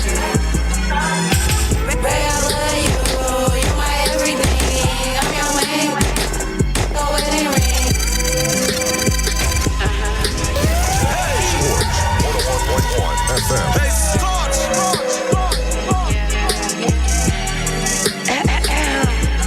I say, who, baby? Yeah, baby, I love you. You're my everything. I wrote this for you, baby. Baby, I love you. You're my everything. I'm your man. The wedding ring. We both in fast cars and we switching lanes. And I'm away from you. You always on my brain. We go together, Tim. We go together. We go together, Tim. We go together. We go together, Tim. We go together. We go together, Tim. We go together. He would take me, let him man.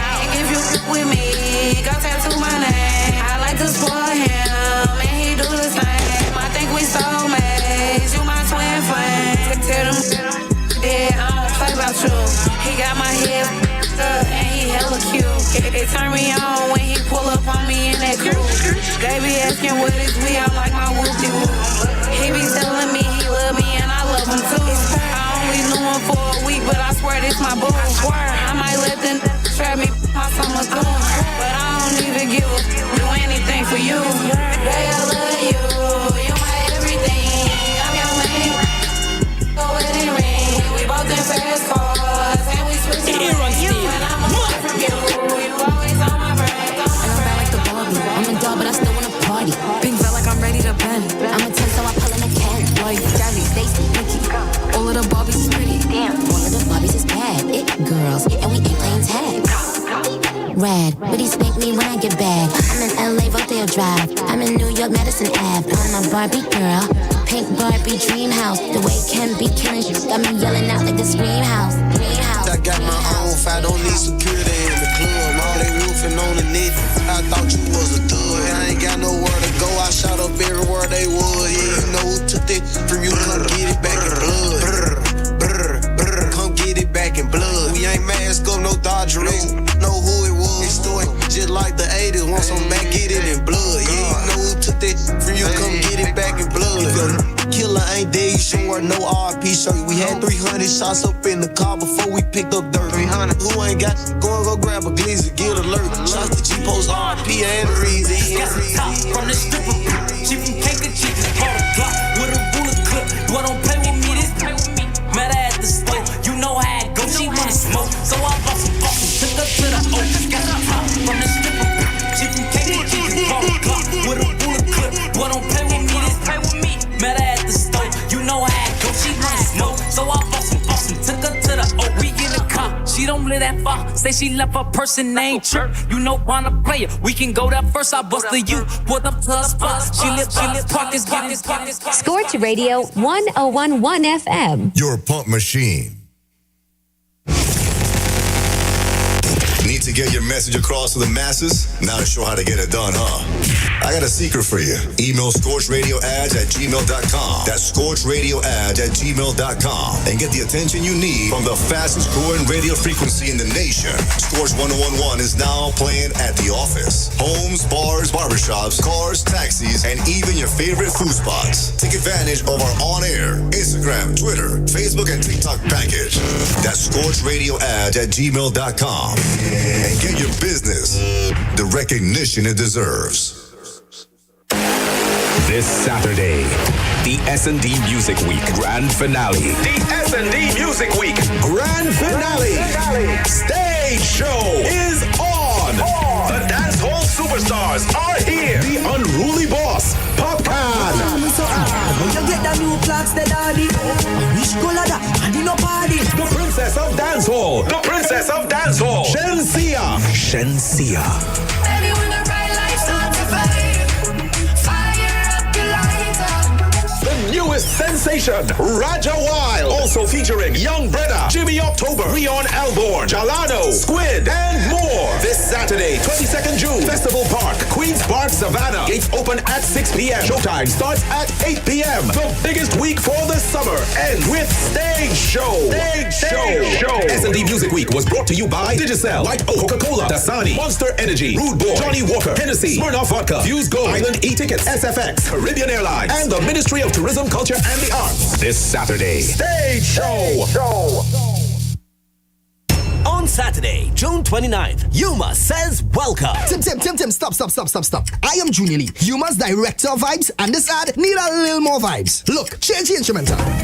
Add some big song effects. And voice it with more energy. Alright, go. On Saturday, June 29th, Yuma starts Carnival 2025 with Echoes of Airi. The big band launch. Join us as we take over the waterfront at the Hyatt with a dazzling display of costumes, an all-star DJ cast, and free drinks like... Alright, Timothy, it's had too much free drinks to call in one ad. I go finish that in the next one. Alright, boss. Alright. Saturday, June 29th at the Hyatt Waterfront. It's Yuma's band launch, Echoes of Airi. Welcome back to beauty. Get your tickets online at islandetickets.com. I'm Junior Lee, and I endorse this ad. This is Scorch Radio 1011 FM. Your pump machine.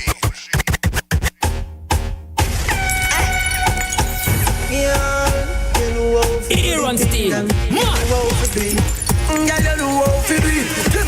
so back it up, back it up, back it up, back it up, back it up, back it up. You know how you sit down, girl, you know how you back it up, back it up, back it up, back it up, back it up, back it up. You know how you sit down.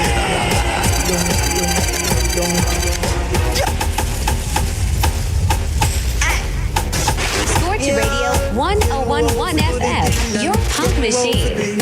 Girl, you know how to do it. You know how to back it up, back it up, back it up, back it up, back it up, back it up. You know how to sit down, bam. Girl, you know how to back it up, back it up, back it up, back it up, back it up, back it up. The unruly boss. Popcorn. Saturday, 22nd June. Festival Park, Police Park, Savannah. Cock up your body, girl. Give me know say you got it, girl. You have the big white bone from the matchy, girl. Position like that when you're deaf on the mic back. Position like that when you're deaf on the mic back. Your body big, so you white fat. Your body big, so you white fat. So position like that when you're deaf on the mic back. Position like that when you're deaf on the mic back. Your body big, so you white fat. Your body big, so Me say, if I the loving come sell it on. Turn it up loud when me get it on. Not you me small, me way hold on tight. When me buck up in a trouble, me is very calm. Me just whine on me body that can't do me nothing. Pose like a jockey that can't do me nothing. Under the street vibes, make me tell you something. Me pull every zipper, me pop off everybody. Can whine on me body that can't do me nothing. Pose like a jockey that can't do me nothing.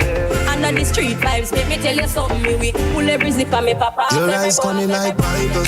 When them open up, me see heaven. Yeah, me girl, you bless my angel. Loving you like Rachel. We life coming like Bible. A parable of some greatness. From your bond till now, that's still blessed. Never afraid that they hate this. You have the ever blessed good love. I gotta go with you, and I'm in love with you like Bob. The ever blessed good love. Gotta go with you, and I'm in love with you like Bob. The ever blessed good love. I gotta go with you, and I'm in love with you like Bob. The ever blessed good love. I gotta go with you, and I'm in love with you like Bob. Natisha, me new love life a stress. The girl and me a wife up, now make progress. Trust me, the way me never would I guess, but man money little and him talk big like. I can me run through since you're me ex, and me feel a big difference in the rest. But I seem so with my man, me have to vex. So right now, me have to confess. Natisha, me bonafide girl, personal tight like your own, like your own. The way my bonafide man, while it no big like yours. What me say, I that me just learn. Me say me bonafide girl, can't find like you. Me say me bonafide man, can't spend like me. So me that roll up for next. Anytime I gone where she miss me, so she offer me a mystery. She hold me like a baby and kiss me. Hold me like you really miss me. You move me like an epilepsy. Even if your family has stressed me too deep, in a love for them oppress me. You and me have to be the type with destiny. Me say you are the love of my life. Y'all me I pray you to be my wife. Me figure your love till the day I die. Me figure your love till the day I die. Girl, you know fi wine, girl, you know fi wine, girl, you know fi wine, girl, you know fi wine, girl, you know fi wine, girl, you know fi wine. But I know that, girl, you better can't stop. Take away me money fi me say me can't stop. Take away me money fi me say me can't broke. Tummy coulda flat, your tummy coulda one top. Good down and come up, me never say you can't duck. Me no fling off a dog, we start up and stop. Girl, knock out, drop out and jump up and cut. When at the start, left the bike, bus and truck. Put you to one behind, you want the handcuff. You a make nice, you go and up and pop. No pop down the love line. Bed and bedroom, a fi bedtime. Me don't in a the granny business. Make me go in a the front yard sometime. Hold on, girl, you know fi wine, girl, you know fi wine, girl, you know fi wine, girl, you know fi wine, girl, you know fi wine, girl, you know fi wine. Me love it when you whine for me. Me love how you really care for me. Me love it when you touch me, when you touch me. Street vibes when me in a coat again. Me love how the high grade burden with the blame. Remember the last free time where you spend. I know me no want pleasure time in. Mix the street vibes with some legend. Put a big icky for show me one friend. Just bring out some bubble up girl. Good up your arm and your proud cause I yearn. I don't know if you wine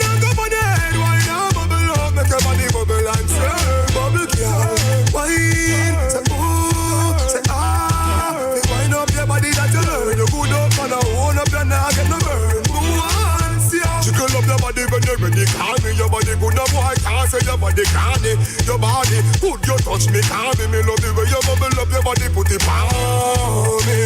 Oh yes, me candy. For your back it up like a dip on the back of the socket. Your body, good son of mother ask me. Me love the way you catch it when you put it on me. Love it when you sing this song. Love it when you make your waist go round like a merry-go. Love it when you bubble till you're wet enough. Me love the way you're sexy and you're flexible. You're blessing up. Girl, me want more. Girl, getting up your body and hold me. Girl, me now let you go. All the perfection. Time is gonna make you know. Rock out how I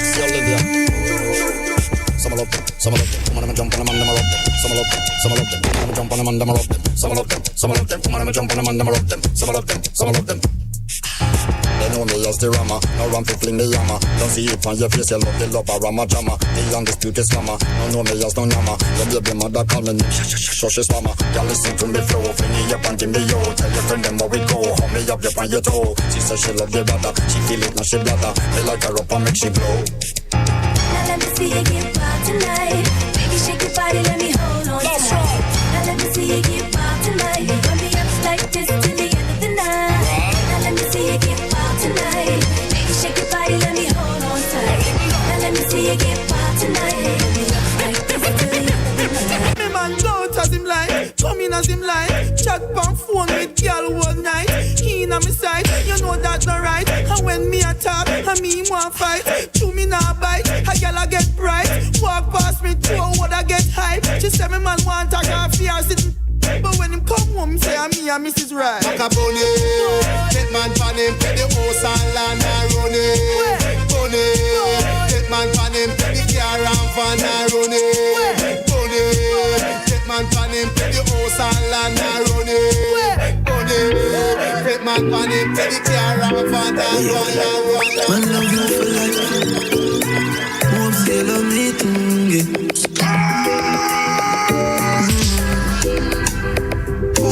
Loving you daily and treating you right. Good times and bad times and me and you right true. Yeah, ain't true.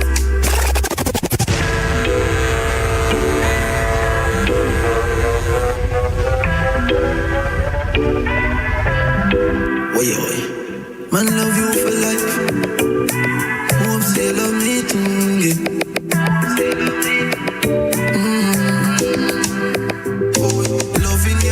And treating you right. Good times and bad times and me and you right true. Yeah, ain't true. Oh, loving you daily and treating you right. Loving the way you wind up, you're my queen, my baby. Oh, yeah. Rocky like a red stripe light. You're great, you're alright. For me, so me baptized. Alright, take it all night, yeah. Wind up your tight, mama play with you, damn. When she done sip the honey on the rock, plus the weed with a little blend. She give me the best. She give me the best. You got love. Yeah. Me alone can make you. Me alone can make you cry. When the beat come back, you make up, you make up, you make up, sing sometime. La la la la la la la la.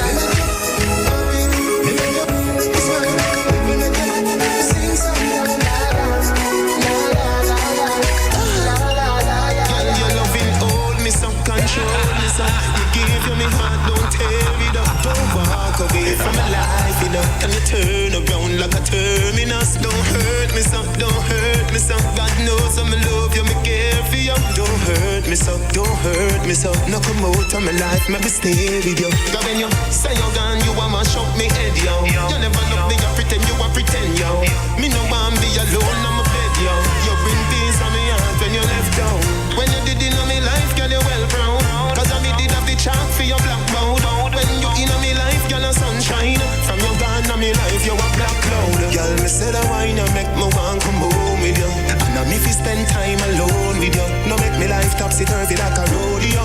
Hey girl, your loving hold me so, control me so.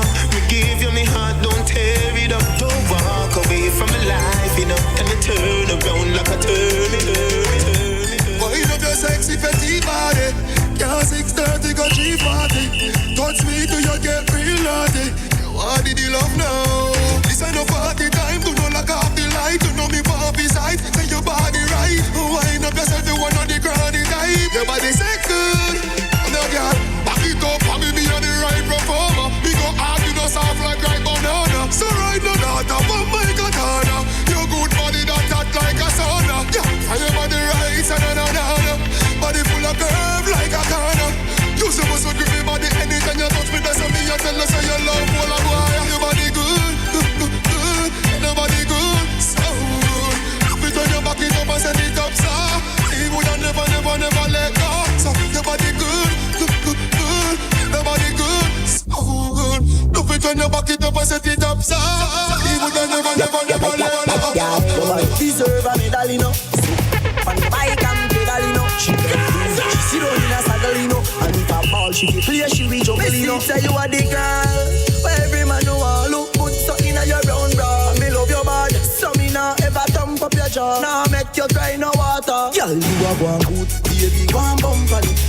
Start up your car and come for me. She have your coat from the ground in front of me. She tell the world that she love papi goat. Girl, you are one good, baby, one bump on it. You fi start up your car and come for me. She got wine from the ground in front of me. She tell the world that she love papi totally. She say she bring the handcuff for the ram bro. She love when the belly get.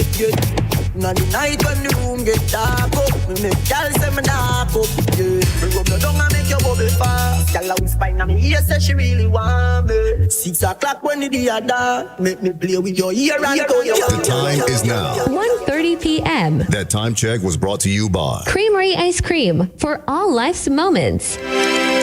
Creamery Ice Cream now has 2 amazing new flavors. Now you can enjoy Creamery Chocolate Ripple, yummy vanilla ice cream rippled with chocolate fudge. And Creamery Strawberry Ripple, vanilla ice cream swirled with strawberry syrup. Creamery Ripples is perfect for sharing with friends and family. Rippling to a store near you. Creamery Ice Cream for all life's moments. Scorch Radio 1011 FM, your pump machine. Ashley, conference the call. With who? Chastity. Hey. Long time of cities. This not sound safe. Want me know? Let me tell you now a little story. Me have a man, we have a woman, we don't know about me. Boy, me know a she, but she don't know me. The boy make me happy, do me not own it. This is the original side chick song. Me open up my feelings for your next girl, man. Me know it wrong, but it never plan. Normally me a wife, me no whole side big position. This is not my style and I saw me tan. Me open up my feelings for your next girl, man. Me know it wrong, but it never plan. Normally me a wife. S&D Music Week presents Stage Show. Stage Show. Hey. Want me know? Let me tell you now a little story. Me have a man, we have a woman, we don't know about me. Boy, me know a she, but she don't know me. The boy make me happy, do me not own it. This is the original side chick song. Me open up my feelings for your next girl, man. Me know it wrong, but it never plan. Normally me a wife, me no whole side big position. This is not my style and I saw me tan. Me open up my feelings for your next girl, man. Me know it wrong, but it never plan. Normally me a wife. Me no like all and if you like me no forgive. Some I feel a little better if I me him cheat with. When you are the wife, you don't know who else in me with. Oh, when you're on the side of you, we matter everything. Him rate me highly, spoil me, treat me like a wifey. Have a respect, non-text when him beside me. The only thing I say we low key and we private. And if I see them pan it on me, I feel hide it. Most him know me now go confront a girl. Not the type of slave who confront a girl. If me see them together, me in my feelings, but still me not leave him. This is the original side chick song. Me open up my feelings for your next girl, man. Me know it wrong, but it never plan. Normally me a wife, me no whole side big position.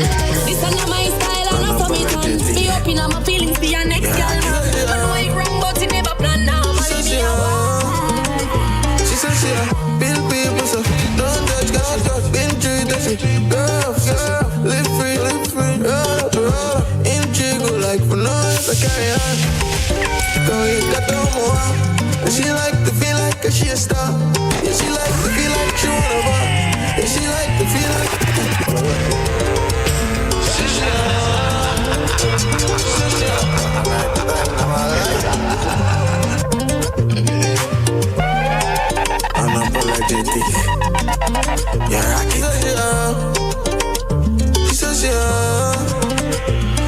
see her.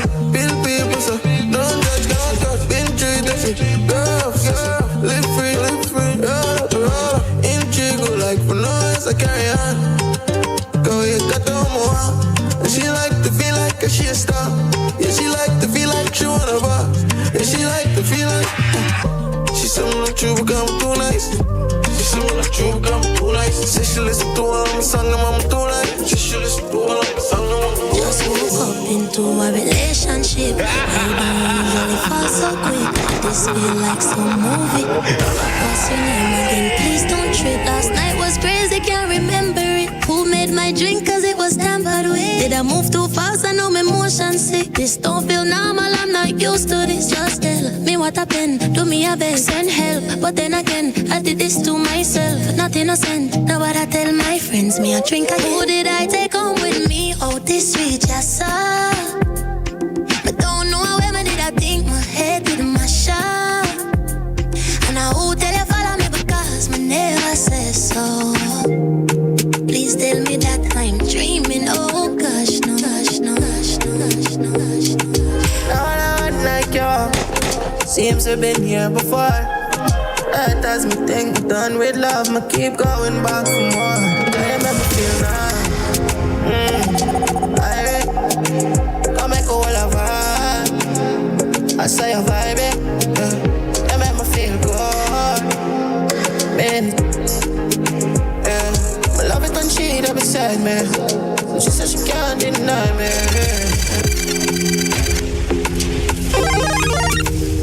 S&D Music Week presents Stage Show. Stage Show.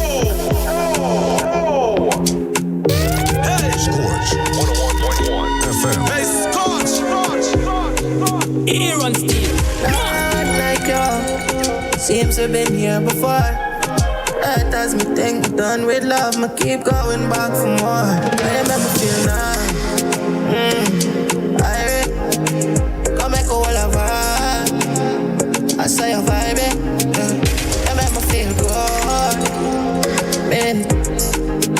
Yeah, my love is done cheat up beside me. She said she can't deny me. Hey, yes I know it, you know. I know it, going, you know. I love how you're freaky and beautiful. Hey, no one like you. Feel me, I have to tell her the truth.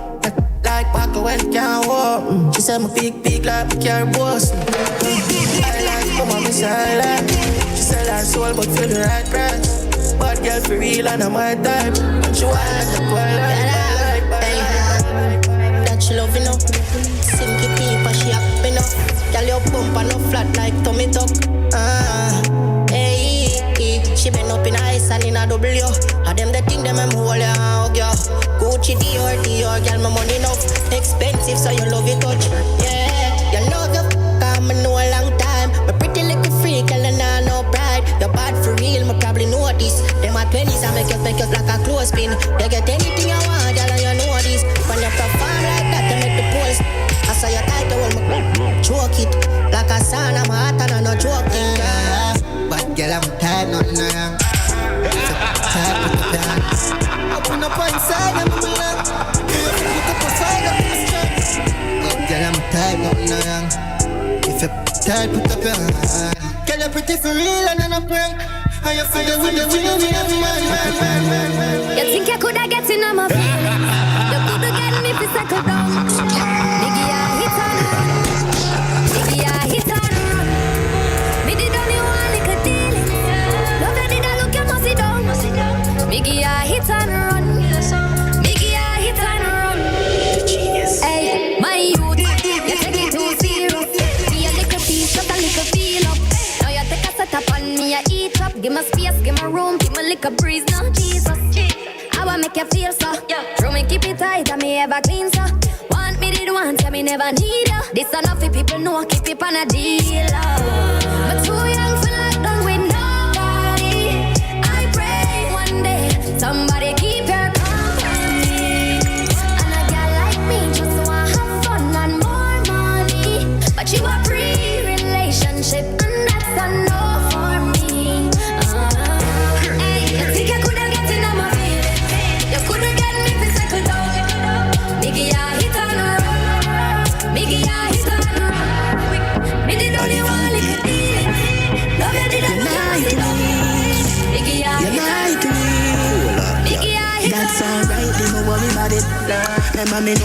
love nobody.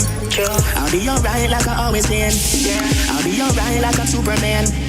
Your body built from a supermodel. Sexy shape like a cola bottle. I'll be alright like I always been. I'll be alright like I'm Superman. Tell her no. Yeah, me not go beat you for your praise. Just to make you go your ways before you make me show me tears. You never care no time I went to me show you me care. Me mother want me, but me never hear. She feel like someone wouldn't make it out. But when me check it out, she never give up about how me feel when she have another man up her out. Tell me say she love me when she know she down. That's alright, never worry about it. Never me know you never love nobody. I'll be alright like I always been. I'll be alright like I'm Superman. Your body built from a supermodel.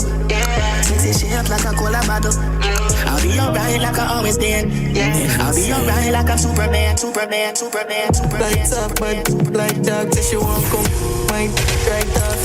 She like girls and it be my child for sure. And yeah, what's that she not like? Sing for it.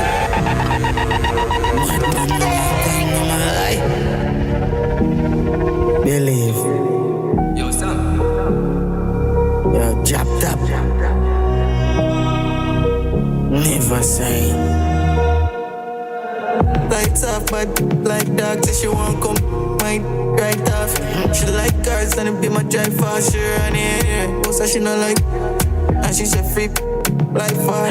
Say she not need love it, my cause. Say she not somebody who play try cards. I just get my lord. Come on, yeah. Come on, papa. I take a shot of liquor. You put up at the top. Come on.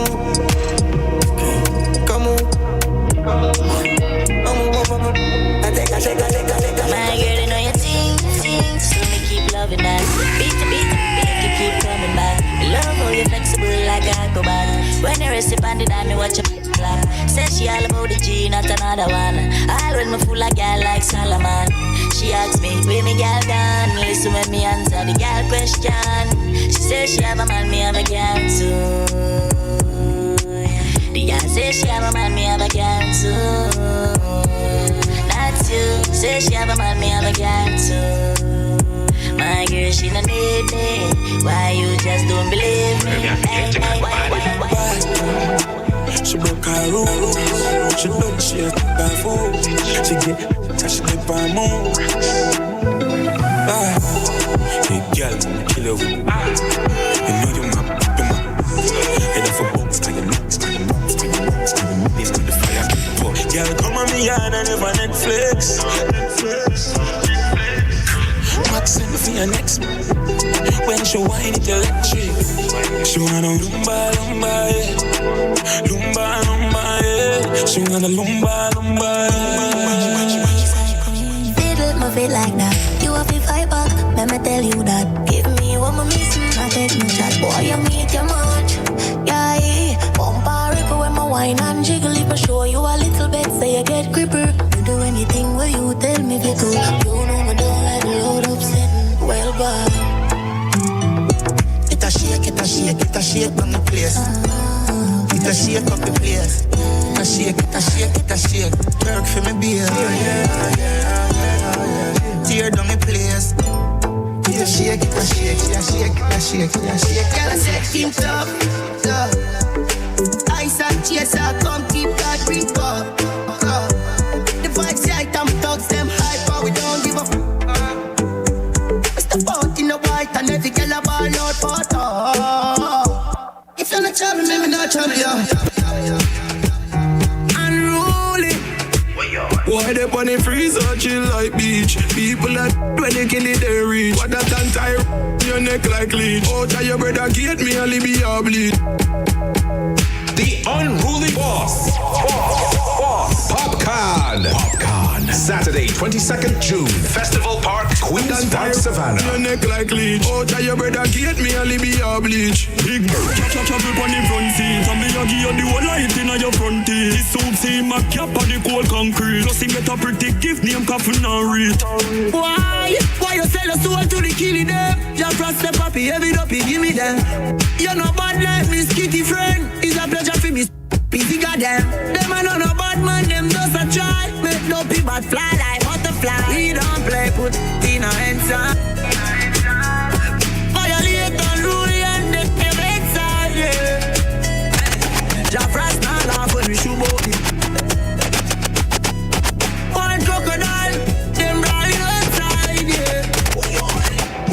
you a punk, you.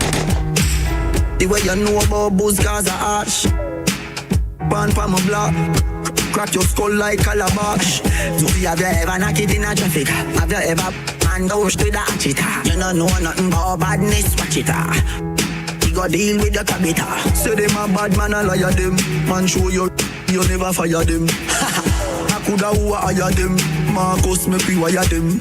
Go, oh yo, dada. You know bad like unruly. The zig triangle brand.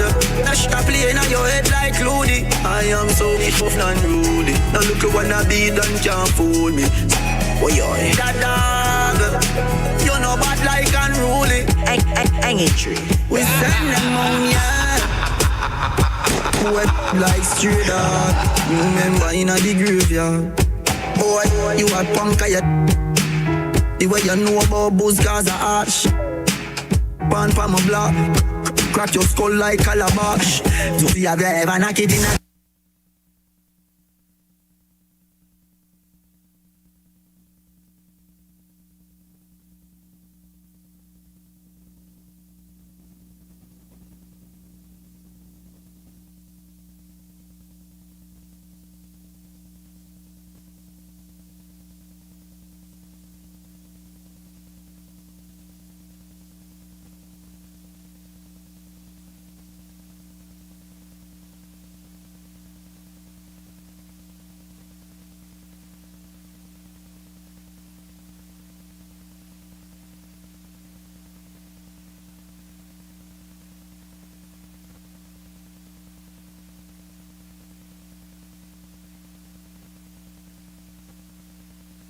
Sports Radio 1011 FM, your pump machine.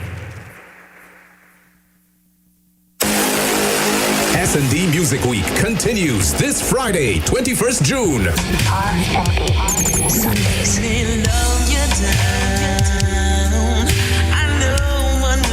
I could. Let me. Rhythm and blues. 7 to 9 p.m. Put you in 7 position for 70 minutes, you get it, babe. Relax and let's don't get carried away now. This is R&B Sundays. Right here on Scorch 1011. The only one. Hey, you all saw the season finale where John got... Cool it now. I ain't reached there yet. Well, what about episode 12 when he... Pause. I ain't reached there either. Wait, why are you always behind so... It's not me, you know. It's my home internet. It always sticking. Internet sticking in 2024? Nah, man. Don't be left out. Grab a Digicel Plus Modern Fiber 350 plan for dependable home internet at an all-new reduced price. Was $745, now only $465 per month. Don't stick. Visit DigicelTT.com or Digicel store to upgrade today. Digicel Plus. Better connected. This Saturday, the S&D Music Week Grand Finale. The S&D Music Week Grand Finale. Stage show is on. The dance hall superstars are here. The unruly boss, Popcorn. When you get the new clocks, the daddy. Wish color that, and you no party. The princess of dancehall. The princess of dancehall. Shensia. Baby, when the bright lights start to fade, fire up the lighter.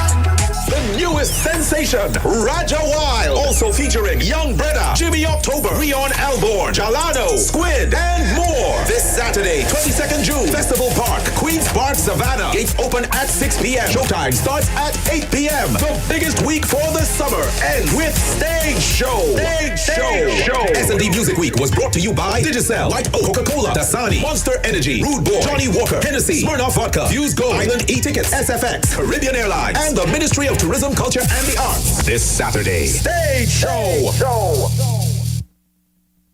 This is Scorch Radio 1011 FM. Your pump machine. Wagwan, popcorn. They ain't no hot skull, but tell me something. And when you get the new clocks, the daddy.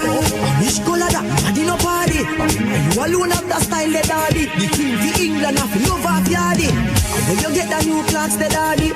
Wish color that, and you no party. And you alone have the style, the daddy. The king for England, have love of yardy. Real bad man, no muggle in a shots. Straight jeans, cut off foot pants. Everybody have to ask when me get my clocks. Everybody have to ask when me get my clocks. Go tell me something. I wake it ugly girl, the doggy. Who she a meet? She in a party. Dog, I was drunk cause I was drinking Bacardi. First time I see she my belly turn like khaki. She face like popcorn. Bust up, bust up. Go tell me something. I wake it ugly girl, the doggy. Who she a meet? She in a party. Dog, I was drunk cause I was drinking Bacardi. First time I see she my belly turn like khaki. I wake it ugly girl, the doggy. I know tell ya meet she in a party. Dog, I was drunk cause I was drinking Bacardi. Alright, dog, trust me not gonna tell nobody. Real girl, listen, no matter about that. Straight in, who don't care who laugh. But everybody I go ask where the mother. Everybody I go ask where the mother. She face hard, she skin soft. She tryna grain broke out the comb parts. Everybody I go ask where the mother. Everybody I go ask where the mother. Me just study them, me know, that me prefer. Back for the summer, ogre for winter. My virgin them course and I try to deter. But she easy to get, I'm getting with her. You can't walk with that girl, me not ask it her. She eye big and small one, she's a sniper. You sure that your girl? Oh, is that your mister? You put a bubble like what's up with Hitler. Me a the general for the hot gal on me. No surprise if a gal man want me. True people tell them cranny. All disgrace them to our money. The general for the hot gal on me. No surprise if a gal man want me. True people tell them cranny. All disgrace them to our money. What is hotter when you skinny and man I say you fat. When you cough them put it in a excuse and in a chat. Hotter when the camera never catch up on your back. When you be my tire puncture still no get flat. Wheel it from top. When selectors when you tune and wheel it from top. Hotter when you crisscross the whole world map. Then I got to come try for that. Me a the general for the hot gal on me. No surprise if a gal man want me. True people tell them cranny. All disgrace them to our money. The general for the hot gal on me. No surprise if a gal man want me. True people tell them cranny. All disgrace them to our money. What is not when the face go favor so I stop. Blue woman never work and the man say she flop. Not when she run left the cabin run the block. When she had a juice and the man make she pay that. When the shoes there and the food in a pot. Not when the picnic up back and belly rock. Not when the girl come a dance and a chat. Freeze down with the house. Me a the general for the hot gal on me. No surprise if a gal man want me. True people tell them cranny. All disgrace them to our money. The general for the hot gal on me. No surprise if a gal man want me. True people tell them cranny. All disgrace them to our money.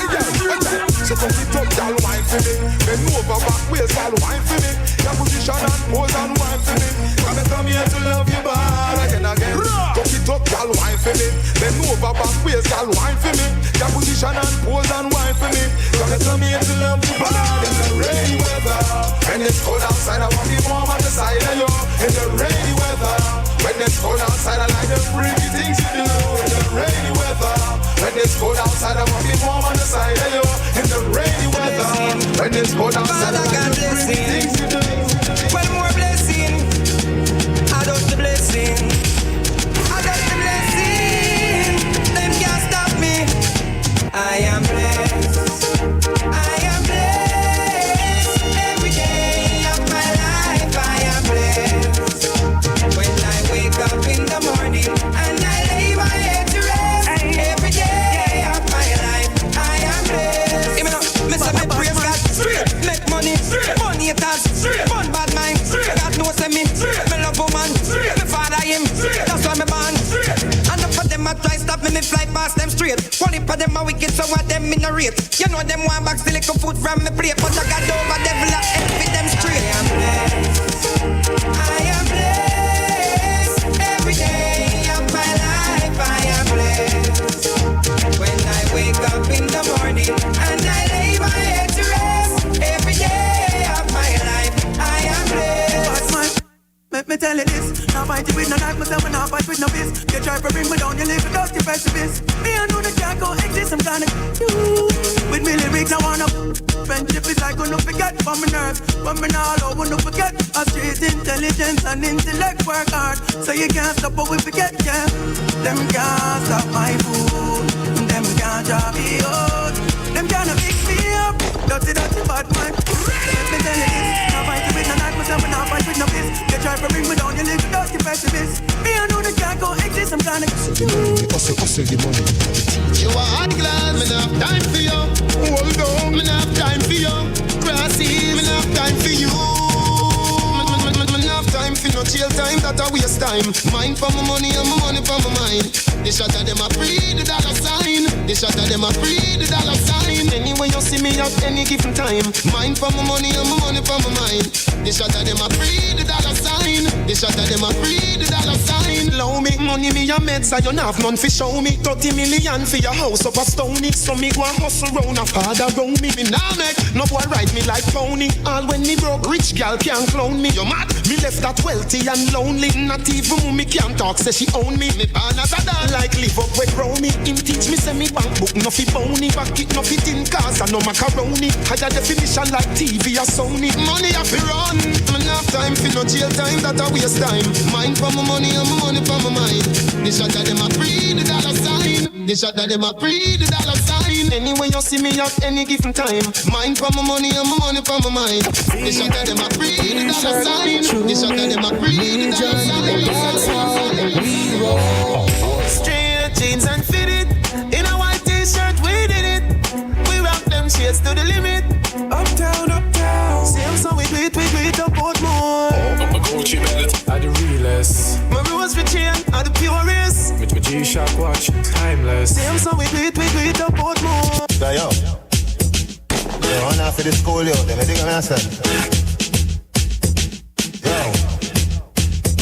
So me say pull up your pants and put it on your waist and tuck in your shirt and don't bleach your face. In my days that me a meditate, so me study for the test, me no procrastinate. Early to school, me no have time for late. Sit down in a exam, am I the great? Me no get nothing less than 98. When school open, me never avoid the gate. Girl take off on a big jumbo jet. You no fi fret, the plane no land yet. Flight long Paris to Soviet.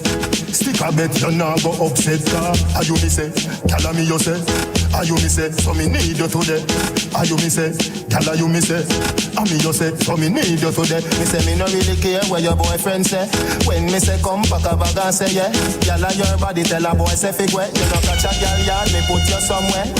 Boom flick boss a split your girl come broke out now. Have a gyal, have a gyal. Any girl boss a split for me no come broke out now. Have a gyal. Girl come boom flick try do that. Your good body full of muscle grip on your fat. Me no deform no perform like handicap. Flick sit for me lap right like which one them a boom flick. Cute girl full of prettiness. Some girl don't know cranny body sick. Girl don't know fi hold your man you bust a boom on your flick. Girl a call up your name the like woman for in a flat. Your skin tight tight tight. But the right live a nice life on no fright night. Girl say she pop up but she lie like her. Man I say your body that she fi see bright light. And I do that. Boom flick bust a split your girl come broke out now. Have a jar, have a jar. Hey girl bust a split for me no come broke out now. Have a jar. Set up for the love, this a dance in a fear. Head to the ground, but you're up in the air. Call me name, I will be there. Original champion, I work round here. Hold on, on the wheel like a car, you a steer. If the weight box in a go on round here. Me a feel of your good to preserve me career. You don't go bad, so turn round fi face your fear. Rock out, music a read you. You a ball, but me see music a sweet you. It a mash up your body like me did a beat you. Tell your friend come, the wine there you fi shit you. We no free, you no food, so me nah. If you do it, me we glad, but me nah do it too. If your body so team, I don't want me to. But me nah let me still a keep you. Easy access, easy access. The girl find out the quick way for have scap. So them walk out, yes, yes, boy.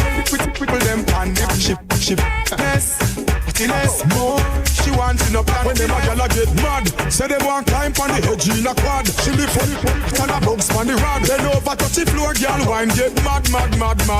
Clean down a crab. Looking at me juice line like a hair bag. Easy access, that mean me not fi grab. I tell me I no stamp fi job. So she give me easy access. Talk her out on the quick way fi have. So she give me easy access. The gyal them on the quick way fi have. Party, grab it. If I pay down on it. No girl can chat to you, cause you nice. Girl you have the good, so your man have to come home every night.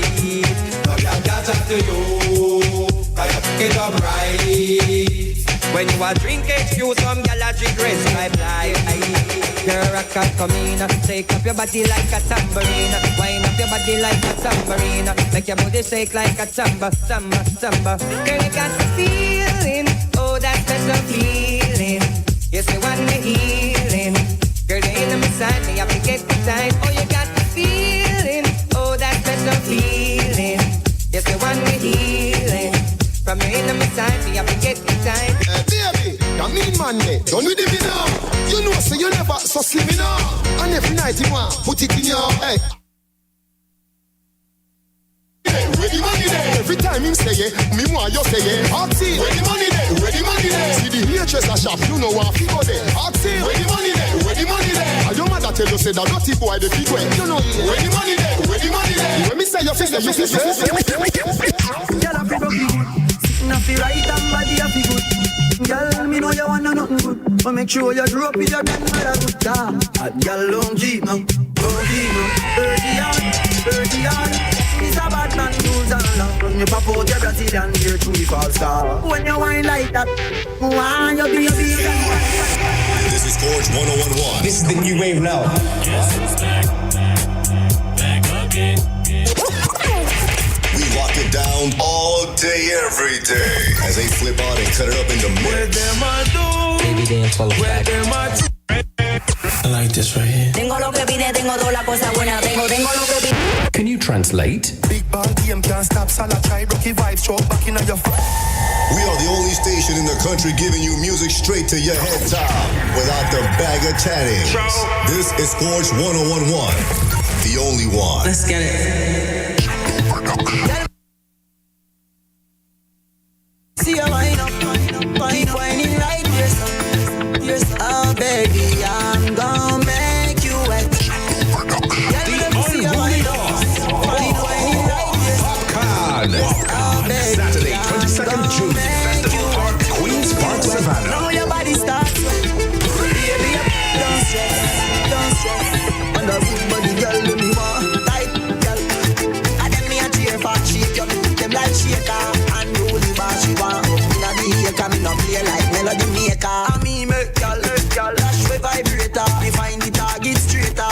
Me make girl come now, me now get it later. I'll wine pan the skyscraper. Head over, let me slap up that. Then nearly fuck that big fatty. The kid missing grease panda fat.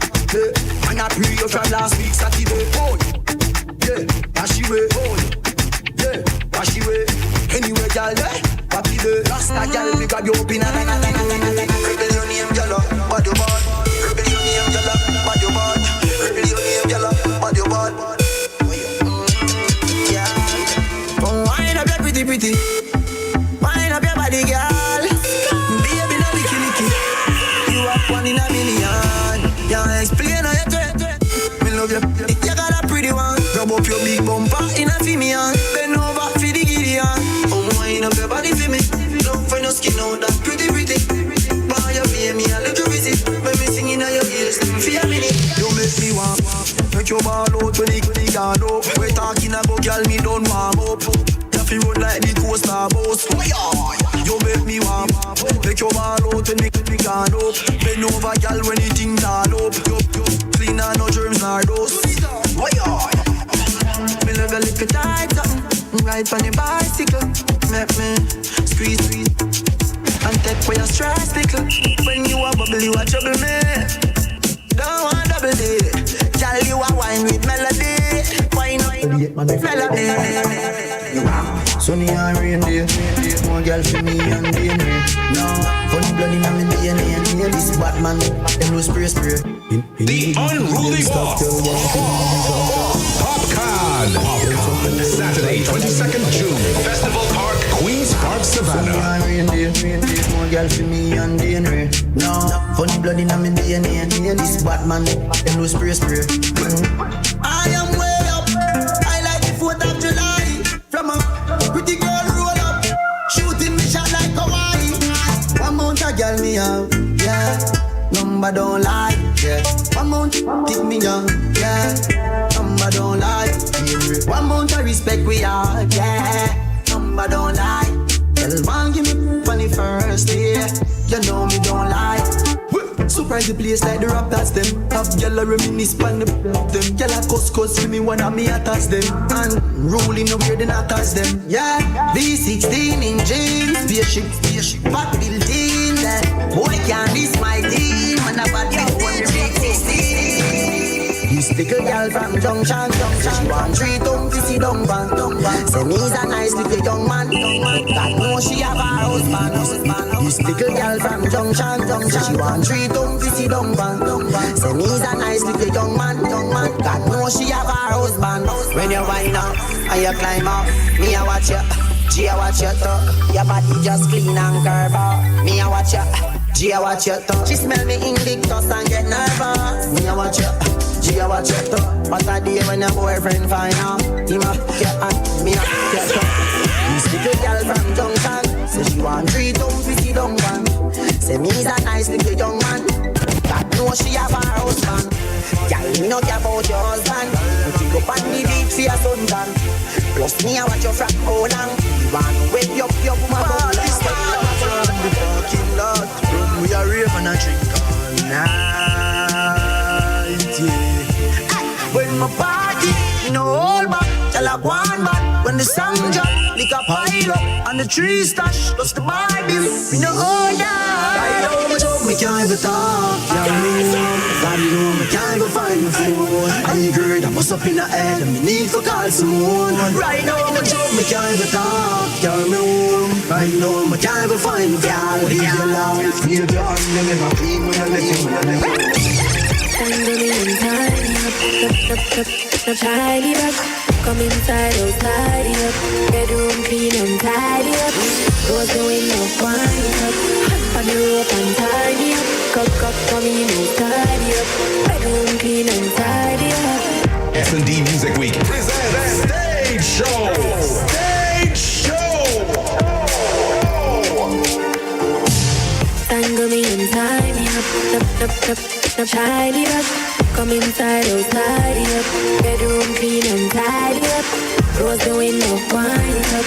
Hop on the rope and tidy up. Come in, oh tidy up. Bedroom clean and tidy up. She might have a beam, yeah, flat have a G. She left so easy, get the money. Flat have a G, she gon' tell about me. Alright, she give me from up. Me mash up, you put stand up, grind up. Better say coffee come back. Better tell a friend them I the got that. I can him mommy make me mash up him mattress. And I fire like when he dip and trash. Better tell a friend them I the got that. Better say I make you happy come up. Stitch up the hard, tap, slow. Wipe on the down, me a bad up the door. You know that feeling there when your fingers slam up in door. I saw me the video, dark like some yo. You scared your ball like a tuppy show. Your face me soft like a puppy toe. Hey, her up the door. She ready to go harder than a puppy show. She said me sweet like a Oreo. She tell her friend, and her friend a come below. Now G from a bar and I some know. So me a tell her babe, hey, take time or wine. Good on my twat. Love when you wind up your body, baby. Me a tell her say I want it. Can me just yeah, just stitch it up like say you want something. Take time on, good on my twat. Every girl feel a wine. Girl rock out and wine. Every man grab a girl 'cause the nagger in time. We a party and enjoy the vibe. Girl wine. Oh yes, yeah man, tell a nigga. Get it cheerleaders and some space. Shakespeare, wine.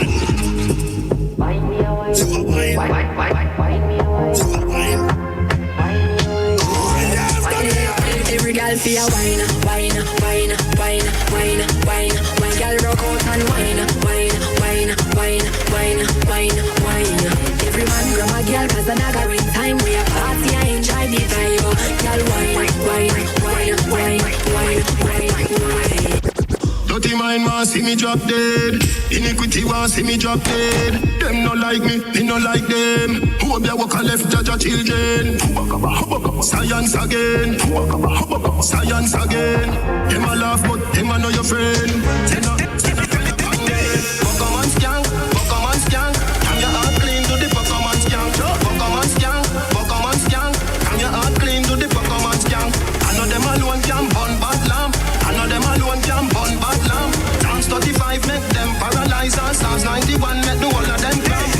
record, I like you fi spin it. You fi turn it around and spin it. Millions the inna the billing. No one bag of teeth when you see me. Some fresh cash, fresh cash, fresh cash, fresh cash, fresh cash, fresh cash, fresh cash, fresh cash, fresh cash, fresh cash, fresh cash. As my Friday gone, my Friday come back. Fresh cash, fresh cash, fresh cash, fresh cash, fresh cash, fresh cash, fresh cash. I we say fresh cash, fresh cash, fresh cash. As my Friday gone, my Friday come back. Tell her something when you don't know. Me like that, me like go-go. She like zone out. Let's see the thing something bit. No one a shy. S&D Music Week presents Stage Show. Stage Show.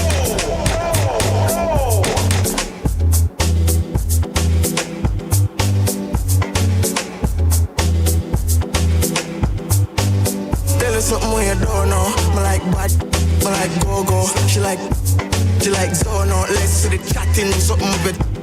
No one a shy. Mouth me all. Come on, I see now you for know some girl call. And if she no monkeys, I know no love her just mockings, me know about. Alright, but in charge, stop it man, where I go with clean skin.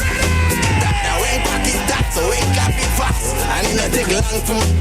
So fast my jigs off me, that is that. She have to stop when she tap that. Style low, hey girl, tell her something you don't know. Me like bad, me like go-go. She like zone out, let's see the chatting something bit. No one a shy, she have mouth me. Come on, I see now you for know some girl call. And if she no monkeys, I know no love her just monkeys, I know yet. I late night, she a bring you on my doorstep. She dey push it, she need push it to them. And she a tell me she don't like poor. Cause life is a hustle like Forex. Come from me worse, she come from me projects. And me say she a come and know them. All of your dirty ways, you for show them. Not like you shy, send me the door now. Me like bad, me like go-go. She like zone out, let's see the chatting something bit. No one a shy, she have mouth me. Come on, I see now you for know some girl call. And if she no monkeys, I know. Girl, when Continental girl I take set, want me for themself forever except. Man I lose cannon, me never dead set. When me aim for fire, me target in excess. Yes, me do them beat down relentless. Rotation always in full effect. That's when one act right, me step left, select the next candidate. Girl, if you want me, here I am, then you can have me. Sharing is caring, so you got to share me. Say you like dark chocolate, ooh, I'm free of cost. Sharing is caring, so you got to share me. Yeah, African girl are my favorite. Something about the way all them gyrated. South American girls have a nice bass. When them dance, it coming like a earthquake hit. Antarctican girls, them ice cold, but them warm touch take me to my places. Australian girls, them amaze me, but the European girls drive me crazy. Mama quint up your on the left hand side. My don't get wild all night. No run, boom, flip, and your head don't slide. Bad you water better, girl, don't try. Mama boom, magic school bus. Run and run, on the magic school bus. Mama quint up your on the left hand side. My don't get wild all night. No run, boom, flip, and your head don't slide. Bad you water better, girl, don't try. Mama quint up your on the left hand side. Skin out, my don't get wild all night. Now run, boom, flip, and your head don't slide. If a girl want try, tell a girl come die. Mama bumper, I go run and run, run and run, run and run. Mama bumper, I go run and run, all through that town. And Mary had a little man. Mary had a little man. She did him like a girl. Me like girl them bubblegum. Me like girl them bubblegum. And she a wine from me and a bubble up. Yo, big it and the music don't turn it down. The party too nice like a bunny down. Tell my finger just turn one money. Girl, I'm a player with the player. Tell the come. Me love see the girl them from bicycle. A family could tell a fight from a tricycle. I mean, as I be going away, you wanna tell your man. Do you know much pray to what to the father from my mother? Me I'm a this blood clap it up. And you will know when the pro box reach up. Girl, come see me. Panda bike, hold on tight on the bike back there. Cause you don't know, say ride like that. Come let me put up on the bike back. Hold on tight on the bike, yeah. You know Russian I'm black, I know like that. Girl, oh you love the touch. want me teach you fi drive the truck. Come round and me house, me live round there so. Come over now, make me give you straight love till the morning so. Come over now, make me give you straight love till the morning now. Just do what you feel like, girl, your choice. Nobody can judge you for your life. Don't make a girl shame you with our vice like so. You are the devil in the passion of Christ. Drop for the whipped cream and the crushed ice. You know if you do feel, make you feel nice. Me give you my money, you give me paradise. Do how we have it till we meet next time. So, good on now, come up back me baby. Where you love them, me a beg you put it on me. Good on now, come up back me baby. Where you love them, me a beg you put it on me. Girl, oh you love the touch. See, I'm gonna cheer where you want so much. Or you want me teach you fi drive the truck. Come round and me house, me live round the so. Come over now, make me give you straight love till the morning so. Come over now, come.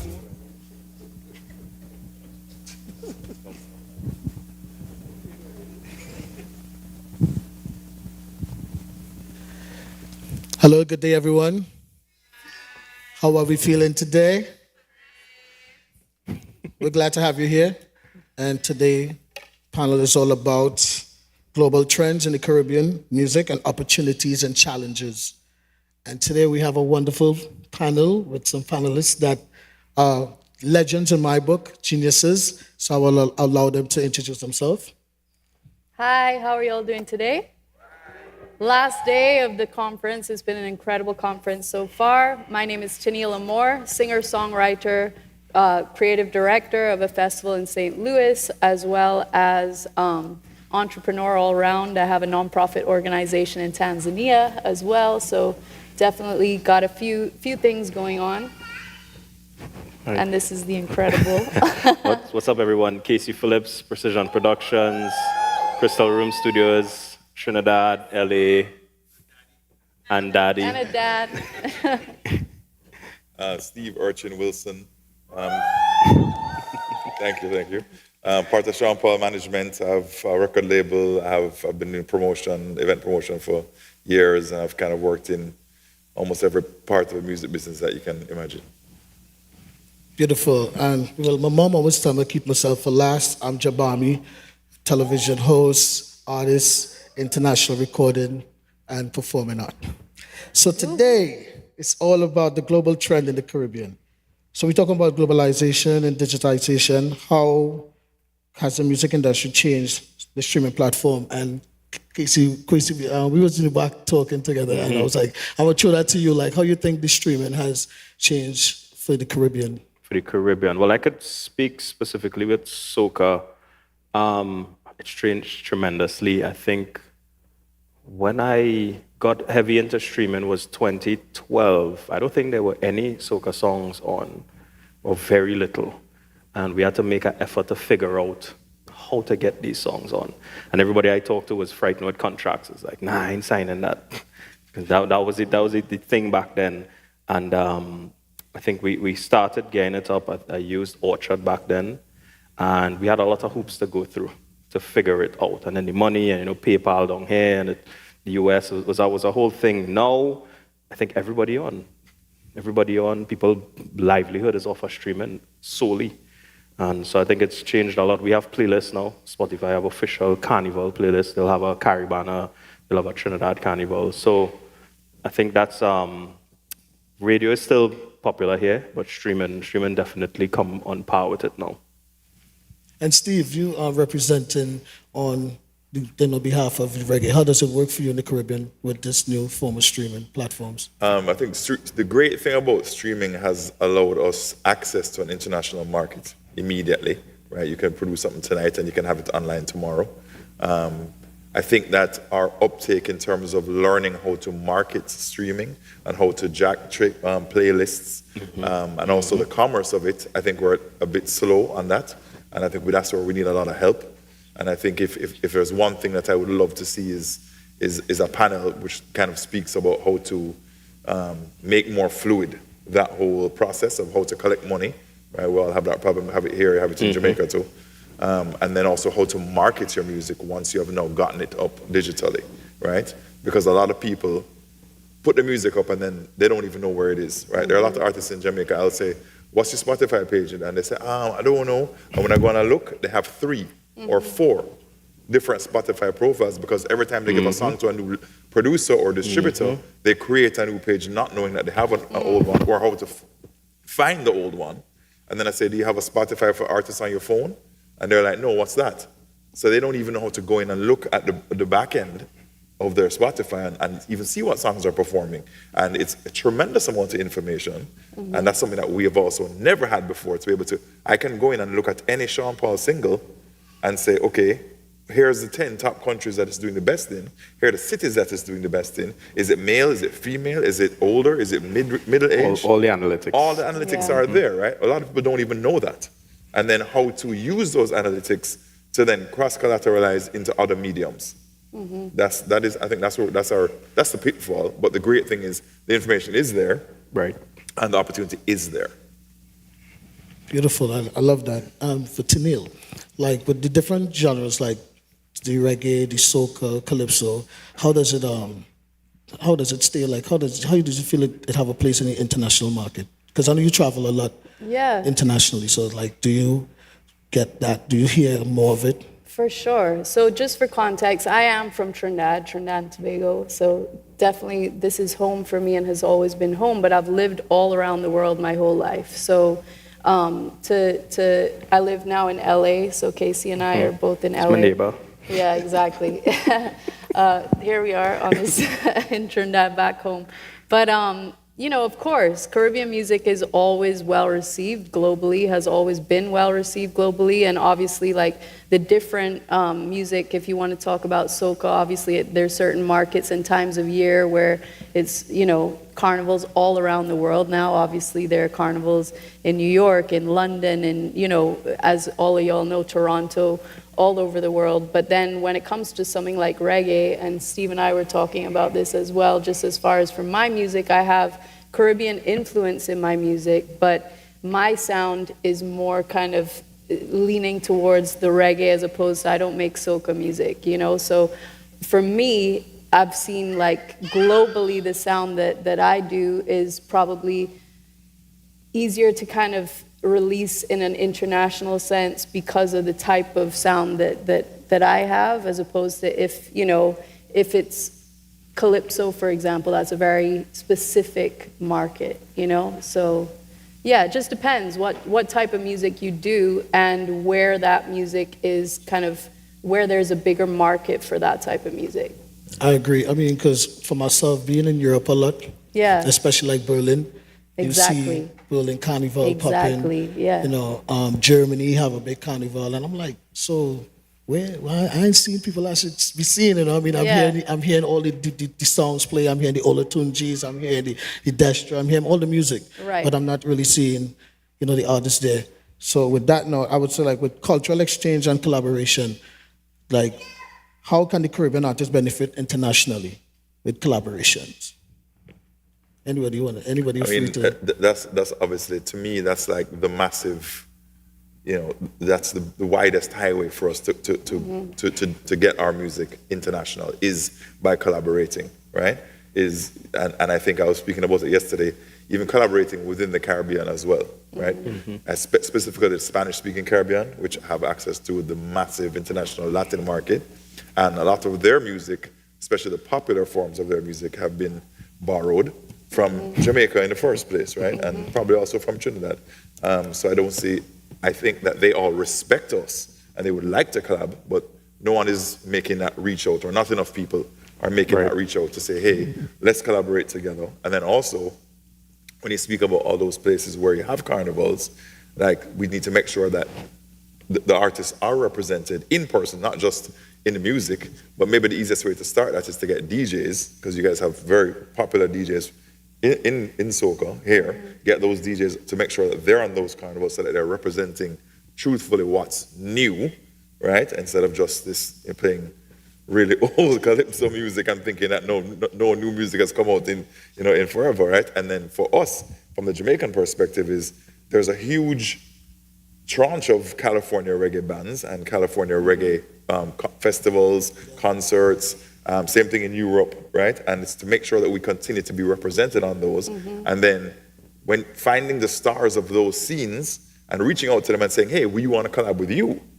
And they also have a lot of respect for where the music comes from, but they don't know how to reach out to us.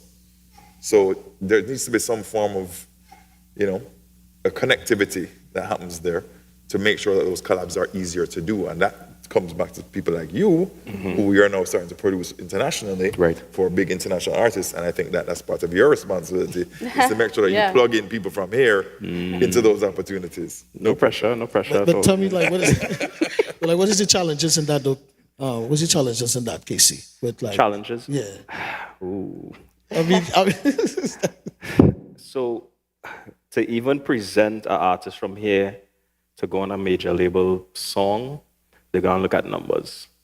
And they're going to watch, all right, what is the artist going to do?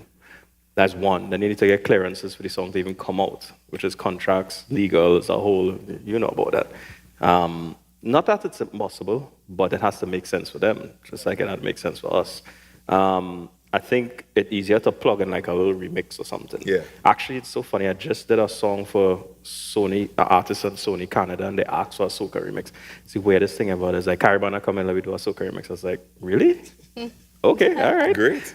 I'll do it. I just didn't expect it. So it there, it coming. It coming. Little by little, we were making the headway. I want to talk about I just want to follow up on that. I think that's something that we should really try to do more of is writing camps that are located here, right? So like writing camps in Jamaica, writing camps in Trinidad, right? Because then it becomes easier. I find that a lot of Europeans and North Americans look at our music as summer music, right? It's the only time they want to hear it is in the summertime. And so I think if you bring them here, let them experience the culture and see that this is a burgeoning thing. This doesn't just happen in the summertime. Let them feel it, carry them out on the avenue, carry them, in Jamaica, carry them to Weddy, and let them experience the culture. And that's when they go, well, I want a remix of this, or I want an artist from here to do something, because then it becomes less about the numbers and more about like I actually feel the culture. Right, and I understand it. Right, and I understand it. And now I feel like I'm an honorary Trini or an honorary Jamaican. You get me? To even speak to that as far as like Leslie Cooney, shout out Leslie Cooney is with Boomyard and what they do, like Cali Vibes, of where there are certain people in the, who have been exposed to the culture by being, they love the music and they support the music. And Leslie, I would say, definitely makes such a big effort to make sure that certain artists are represented at something like a Cali Vibes, because you would have like, I don't actually even know some of the names of truthfully, like the white reggae bands that are mainly the ones that would get the more exposure, whereas like Leslie would be way more conscious of so she's an important bridge. Huge bridge to make sure that the roots artists, the true reggae would get that exposure on that type of a platform. And then just to speak about like the collaboration side of it, for me, that's something I've done my entire career and seen as being one of the most beneficial things that I've done, as far as recognizing who are the artists that I love and then reaching out to them and just saying like, this is a song that I have. Would you, and even, people are open to that if they love the music. Like it's like it's really just then becomes about the song, whether they connect. Some people care more about the numbers or more about they would look and see, well, but then what it comes down to as well is like, how do you present yourself on your social media, like on your pages? Your branded. What is your brand? So that even if I might not have the type of numbers that they would want to see if they're looking only at numbers, but if they come to my page and see like, okay, like I respect the brand, then they'd be more willing. I just did a song with Runkus and Royal Blue, Steve, and Casey actually mix and mastered that song. Casey just mix and mastered the new song that I'm about to put out, that is going to be a massive collaboration. So that's huge, big. I wanted to go back on one thing because I just remembered, and because you said challenges. A lot of us here, songwriters, producers, creatives, artists, we're also not members of their recording academy. That's a huge resource. Absolutely. I had an opportunity, a month ago, where they just sent out a songwriter competition.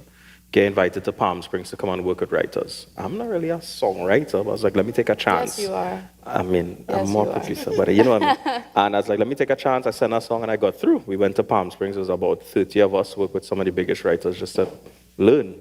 So that was amazing, and just being a part of the academy and a voting member, give you all these resources. They send out a lot of information all the time. You get to network and meet people. So I encourage everyone to sign up and be a voting member.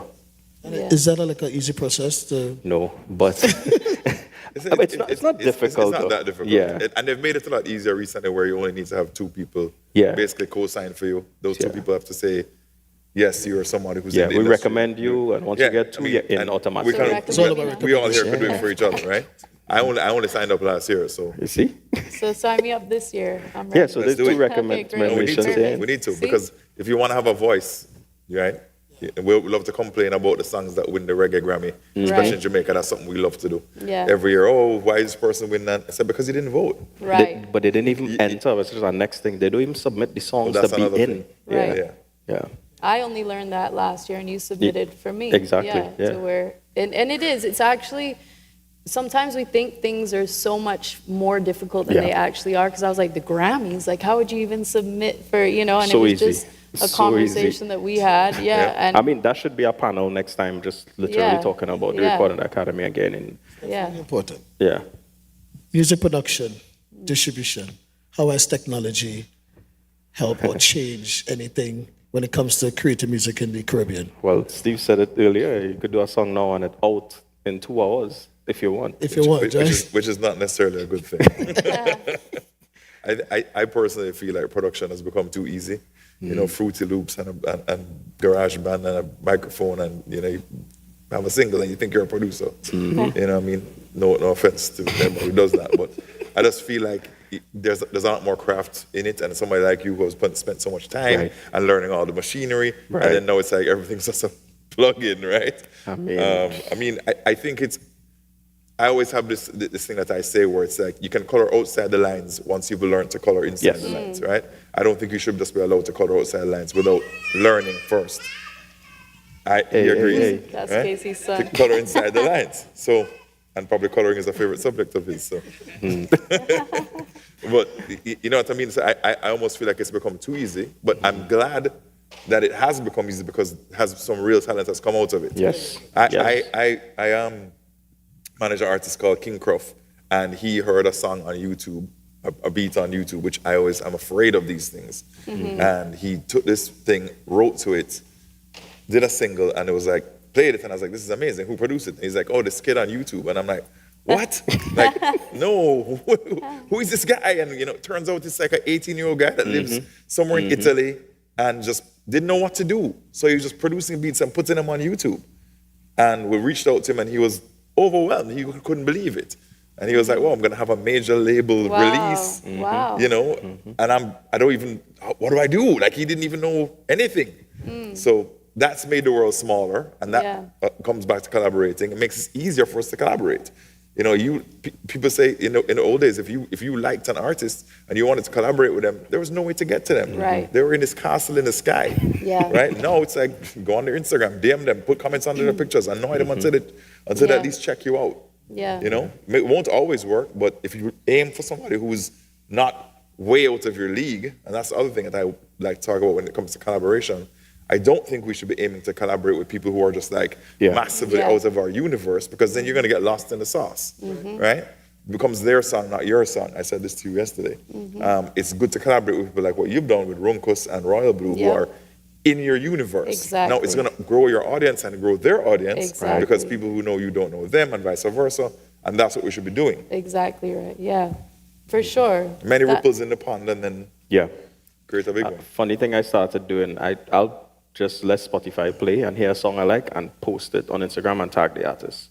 And I just started doing that and started to get, they might like it, they might respond, and then I'll be like, by the way, I'm a producer. Wow. And it's worked. I mean, everybody don't answer, but it's ridiculous. Song real ridiculous. Just tag them. Anything could work. It's just any idea works when you know.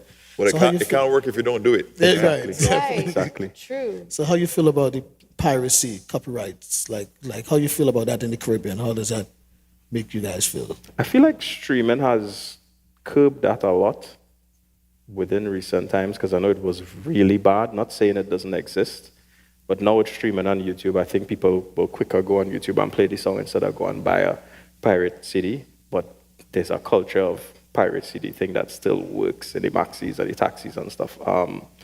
But it's I could be wrong because I kind of How I does don't know one the like protect their intellectual property? Like how does one how does one in the Caribbean protect themselves from these sort of situations?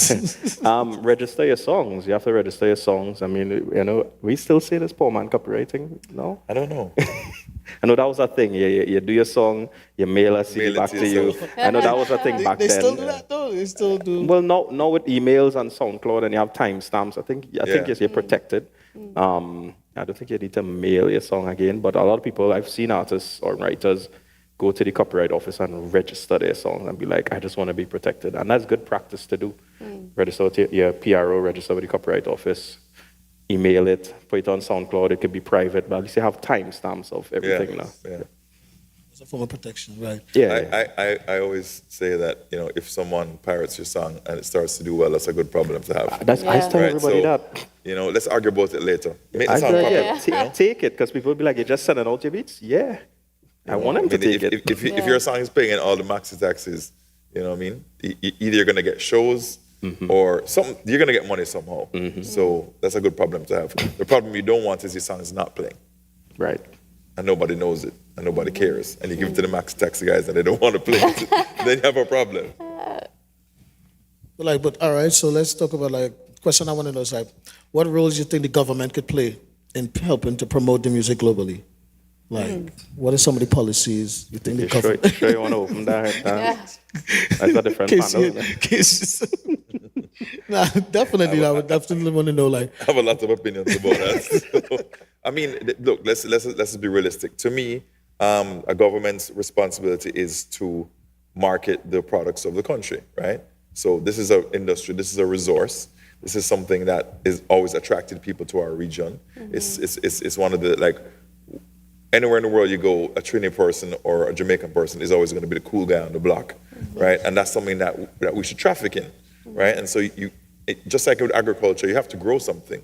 You have to put fertilizer. You got to take care of it. You got to make sure there's schools that people are learning how to do it, not just learning how to sing and how to produce, but how to manage, how to be lawyers. I spoke yesterday about it seems that there's a dearth of music lawyers in Trinidad. In Jamaica, we have a couple and some really good ones, and then a lot of just ones who are really real estate lawyers who are doing it on the side because somebody asked them and then they want to turn down the money.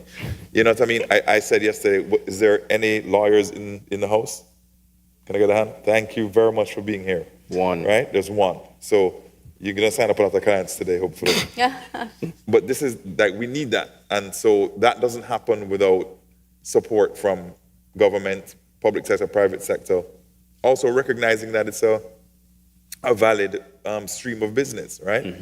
So, because if there's no clients, then this makes sense. But there's obviously clients, and these people all need to understand, you know, the science of a deal. How do you? You make music, and then it gets popular. And then how do you do a deal? You know, and if you don't know, then you sign anything that you comes across your desk because you don't know better, and you don't have anybody to go to. So that's something that government can help to make that information available and have a directory of here are lawyers that we've kind of vetted and that we think are good and can help you. And maybe subsidizing those legal fees would be fantastic, even just for a few basic things like a recording contract, a publishing contract, a show, you know, engagement, booking contracts. Coming back to the songwriter camps, I just did a songwriting camp with the Dominican ambassador of Jamaica, where we sent Jamaicans to DR, and they're going to send DR people back to Jamaica next year, right? And that's a government thing. They paid for it. They put the people up. They get flights. They bought them food. You know, they get together. They make music together. Right. That's the kind of thing project. Exactly. That's the kind of thing governments can easily do, right? You get some airline sponsorship, get some villas, get some recording equipment, which we just spoke about, is very easy. That's the kind of thing I think I would love to see governments getting more involved in, and stuff like this. Right. The government helped put this on, which props to the government here for doing that. You know, in Jamaica as well. You know, the government there has helped us put on things like this. Information has always been our problem. Right? The talent and the culture and the creativity, we have it. But it's to learn how to market it, learn how to sell it, learn how to legally be protected. All these things we need more of. And there's a few people who've succeeded internationally, like those who are on the stage, right? It's our responsibility. I look at this as a responsibility. Yeah, I don't look at this as, this is, I have to do this. It's part of my legacy to share the information. And I think that's another thing in the Caribbean is that we like to be protective of anything that we learn. I want to keep this for myself. I found out that I can do this thing on Spotify, and I'm not telling anyone. Makes no sense, right? If the whole platform gets bigger, the culture gets bigger, then everybody wins. So let's win together. I think a big problem, and I can only talk for Trinidad, is that the government doesn't see it as a viable product. I don't see it as something that can make money. Not yet. I hope it changes. Even myself, I think when I won the entrepreneurial award, I didn't think I could win doing music. I took a chance, and I was surprised because I was up there with like the Kusals and the big businessmen. And I think that's an issue here. The government doesn't see it as a viable product to make money. And when you look at all the other countries like France, Canada, I work with some guys from Norway. The government send them to LA. They come for 2 months and just work 3 sessions a day. Every day, and they go back, and the government pay for them to come. So that's just something we need to change and figure out how to change that.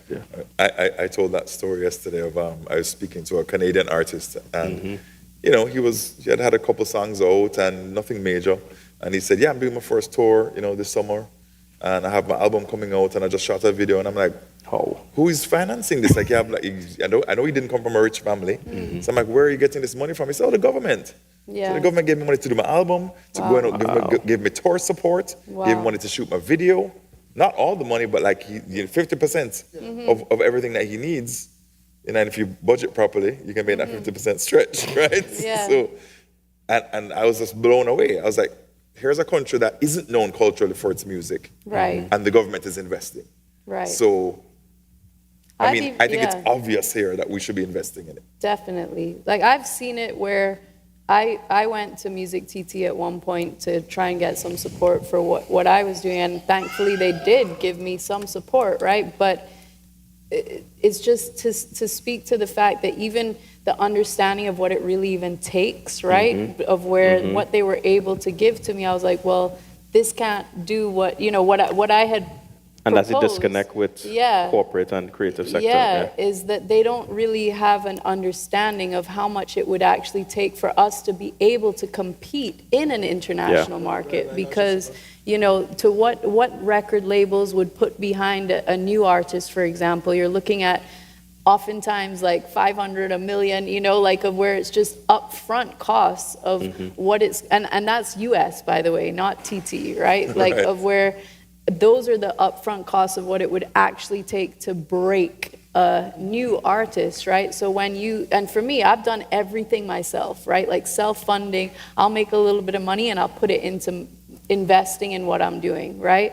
So it costs a lot of money to actually be serious about your craft. Obviously, there's also ways that I've been very blessed with the people that I know, and I know other creatives. It's important to connect with other creatives, make friends with people who could shoot a video, for example, or who could, Networking. Network, This room, while, it's not a huge amount of people here right now, there's people in this room who could probably do something that you need or that you could benefit from. I know I've made connections even just here with people out, with y'all, as well as people who are on the panels. And so if you're proactive about just being here is the first step. And I think that I've been saying to Hoppy, I've been saying to other people, I do believe that the seeds that are being planted here, we might not see the full growth of them for maybe 5 years, 10 years, but we will probably look back and say, wow, like there were important conversations that were had that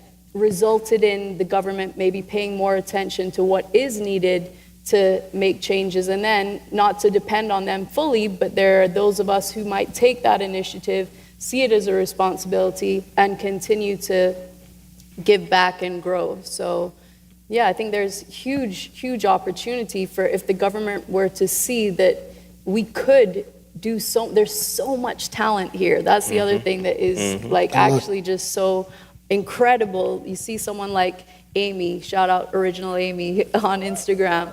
But yeah, Amy, to me, like I'm just blown away by the talent in Trinidad and Tobago. I've always seen that. And that's why I'll always come home and be like, okay, who's the next, like who do I want to, Rion, Elborn, Jazzy Blaze, like all, those are my guys, like my people, right? So where it's like, how do those of us who do kind of leave, so to speak, you know, see that, okay, well, we're not going to be here full time, but then when we come back to make sure that we're continuing to build that Foster network. the growth. And It's all about like, so basically we're talking now about artist development.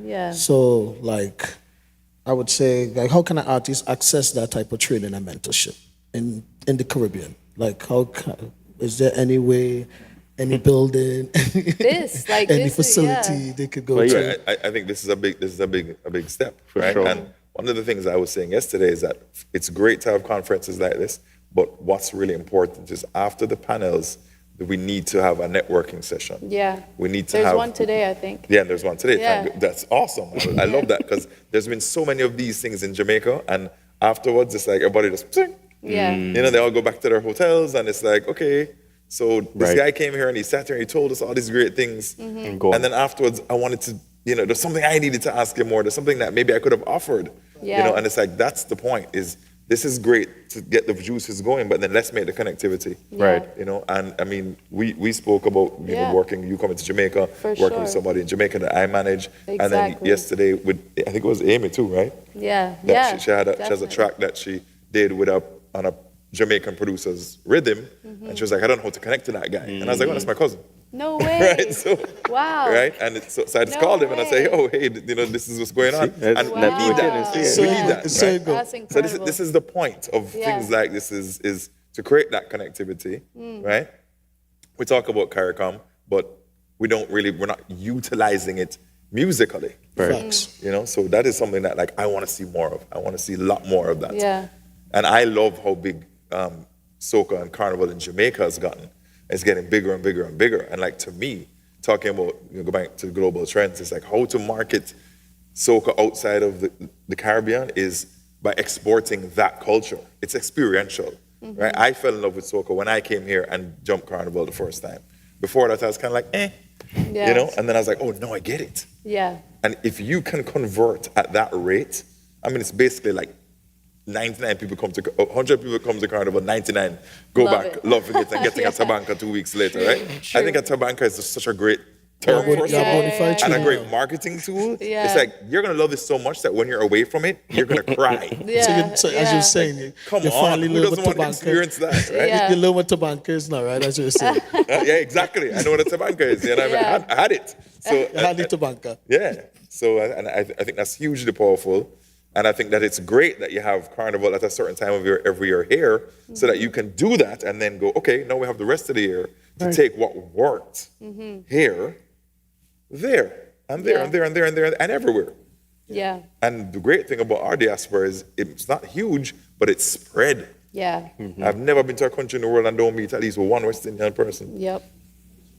And away, we tend to kind of also stick together right? And ramp it up, right? Yeah, yeah. No matter how Trini you are here, when you go away, you're 10 times way that Trini, more. right? So, Yeah, exactly. I could say that as someone who's lived away my whole life, and people are like, wait, but you're Trini? When I come home, you know, and I'm like, yeah, because it means so much to me, because especially when you're away, that is your, you know, something you identify with, that, you know, and then you meet other Caribbean people and you have that, you feel like you're one, because especially because when you're away from it, and then anything that's slightly, even if it's bad doubles, you'll still eat it and be like, hey, did you know that? I'm not eating bad doubles. You're on your own with that. You'd be like, hey, Casey, they have a spot in LA. No, we will try it. There's no two Trini restaurants in Jamaica that make doubles. Really? Yeah. So Oh, they have doubles, and we don't even have good doubles in LA. I never said they were good. I said So there's no. So you don't get doubles in LA. You try it. You'll at least try. But the point is that the tobacco will drive you to eat the bad one. That's Yeah, exactly what because you're it's saying, like, right? man, it's better than- No, it does. It That's does. kind of the point. It That's does, how it powerful does. it But is. y'all get it all the time. Yeah. See, y'all are blessed because you can have We up here, we don't get it at all. So. Yeah, that's true. Yeah. You'll eat something else. Yeah. So, okay. I love that. Well, we have a little more time again. A bad pylori. But you see how passionate you are? That's the point, right? Yeah. Passion. Listen, But imagine being away I'm from it for honest so with you. long. When I was invited to be on these panels, as one of the big things that made me say yes was the food. Yeah. I was like, yo, I'm ready. But Yeah. you guys have to add a checklist. I have to have these 5 things. Yeah. So far, Yeah. I'm only at 3, so they got some work to do. But we're You gonna went hit for those 2 off today. Shark and bacon. Yeah, we gotta get shark and bacon. All right. Bacon shark. I know. Old said school, it was shark and bake. So. Shark and bake. You Guyanese? Bacon shark. You see? Would you call it? Shark and bake. Again, the passion, right? So Yeah. this is the point. Like if you can export that feeling, Yeah. you're gonna have a customer for life. Passionate. And this is Yeah. just food. Yeah, you but know? but the music and the So- food are intertwined. Go together. When do you eat a doubles? It's after the fete. You know what I mean? When they have a corn soup, it's late at night. Right. Like so that's the first time I had these experiences, and I was like, why don't we have this in Jamaica? Yeah. I don't understand this. This is the export. Yeah, that's true. We'd Yeah. have always jerk chicken, right? Yeah. And I'm not complaining, but And even the jerk in 24/7. Jamaica is not as jerk as I would like but it it's to pan be. chicken, so it's not even really jerk chicken. That's a whole. So you're saying that's how we overcome like the language and the cultural barriers to be more global. Yeah. Basically. Yeah. You export the culture along with the music, right? Mm-hmm. I mean, I remember many years ago, I went to Midem, which is a big music conference in France. Wow, And I never meet them in a while. Yeah, But yeah. right? And Jampro, which is the Jamaica promotion arm, they did a party and we actually found a pan, a jerk pan, in the south of France. Wow. We had it in the party. They wouldn't allow us to cook inside, but we still had it. And people were like, what is this? And we're trying to explain it to them. And, and we had the coconut guy, chopping coconut and all this kind of thing. And so it was like, you understood the culture. People who've been were like, oh yeah, I love this. That's what I remember. And, so it's to make use of the things that we have that are shiny and pretty. Yeah. To bring people to the culture. Yeah. Because once you definitely. connect to the culture, you'll always want to listen to the music. For sure. True.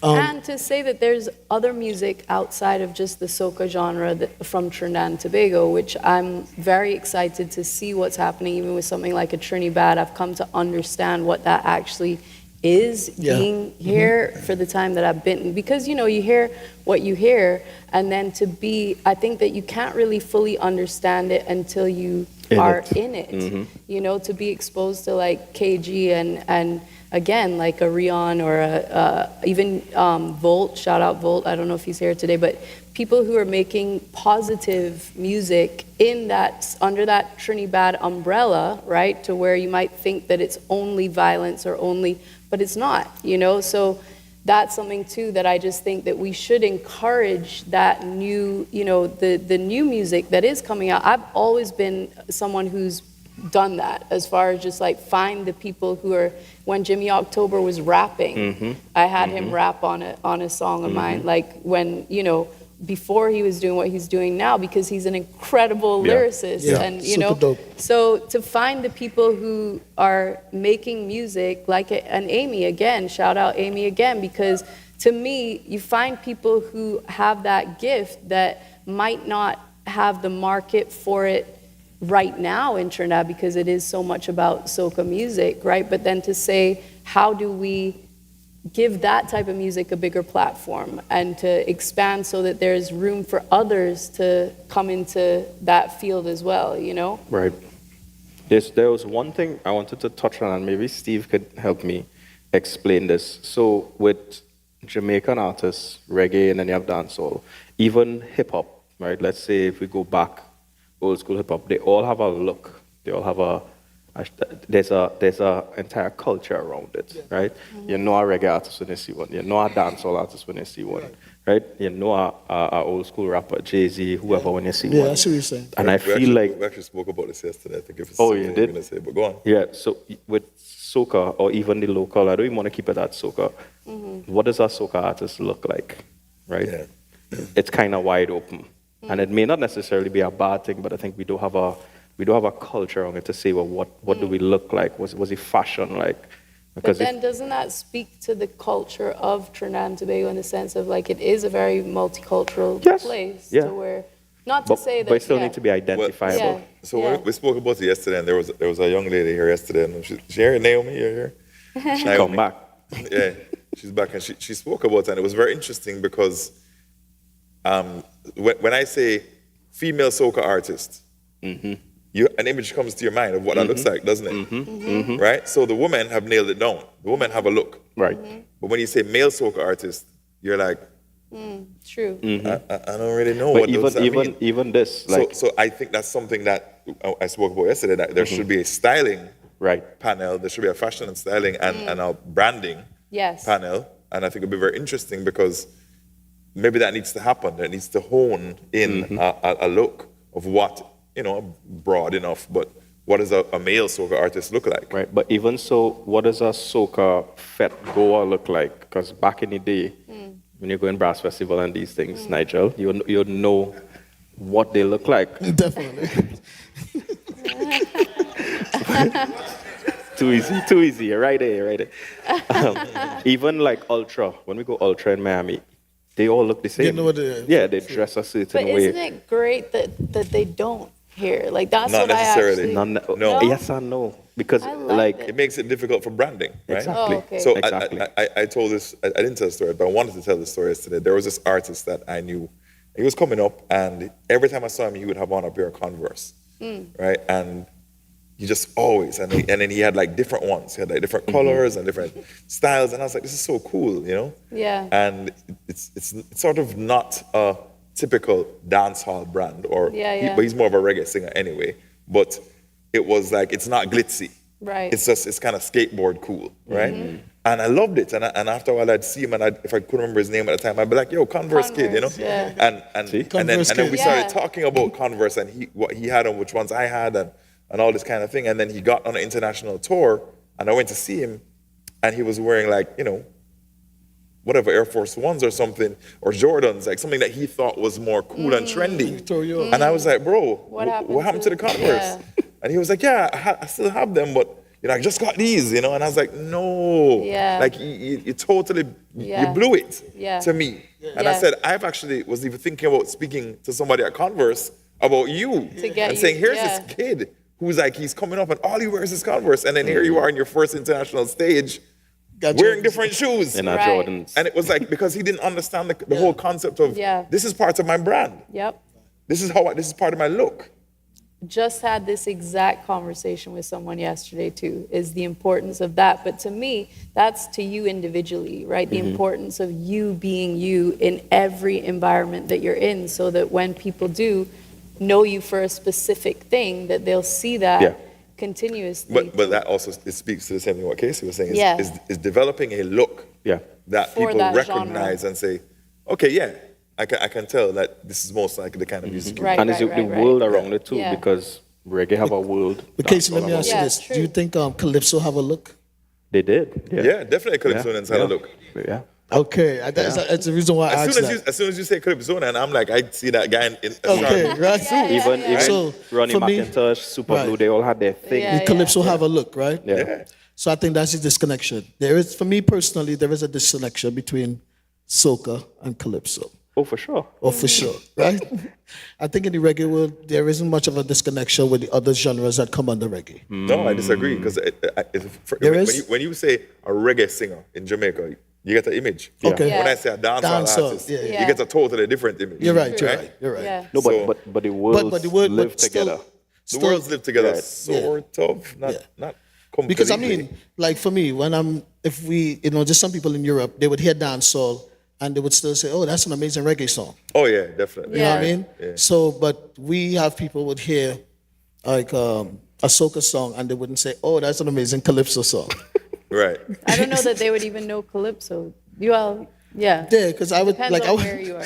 I was telling Casey in the back, I was like, I've never sang a reggae, and I just realized that.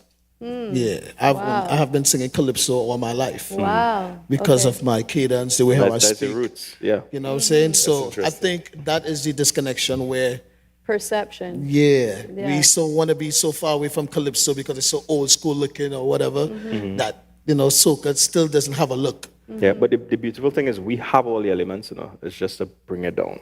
We're like, all right, there's what we think we should look like. And it'll take some trials and errors. Somebody might try something and might be like, this guy might get through. So we have it, just have to figure it out. Well, what's also interesting, yesterday when it came up was somebody said, like, you guys are known for textiles here, right? So it's like, why not have homegrown style and fashion? And We have. And it's something that I also, like, early days of dancehall, everybody in dancehall had a tailored suit from a tailor that they personally knew. So you would go and you'd get the cloth, cut the style, and it was all these big 3/4 pants and Clarks with diamond socks and all that kind of thing. It was a look that came from us culturally, and then as time has gone on, now it's the Louis Vuitton and the Gucci and the blah blah blah, and it's like I hate that. Yeah. Because I liked when it was actually homegrown and you actually put money back into the community. Yeah. Right? But they start to try to look like No, they start foreign trying acts. to look like a rapper with a dancehall twist. Right. You know what I mean? What's the difference between how a dancehall artist looks and how a rapper looks? That's a more difficult thing. Yeah. Right? And to me, it's like you cannot out bling a rapper, right? Because Yeah. the money they're making is just in a different. Cannot. So Yeah. why try? Yeah. Why not just do our original thing? I mean, I remember old dancehall posters were handwritten, and there was quite there was like a guy named Sassafras, and it was well known when you saw his writing on a thing, and it became a thing that people in Europe and America would collect those handbills that were glued upon the streets and stuff because it was so iconic to them. And then now, what do dancehall and also soca flyers look like? Some random girl that nobody don't know with her G-string or whatever. You get me? And you're like, what is this? What does this have to do with our culture? Yeah. Nothing. Like, it's not created here. It's not, So I think again that speaks back to branding. So I think it's important that we push. Our branding should look the way it looks. Like a lot of times that we don't even know what we have. Yeah. Like you say, people are afraid of calypso, but everybody knows calypso songs. You know what I mean? And it's a part of what you have. Mine it. Like that's what they do in America. They just, this song was a hit 40 years ago. Sample it. New song. Yeah. If it hit once again, hit again, Yeah. We don't mind our own culture enough. Agreed. We need to mind our own culture.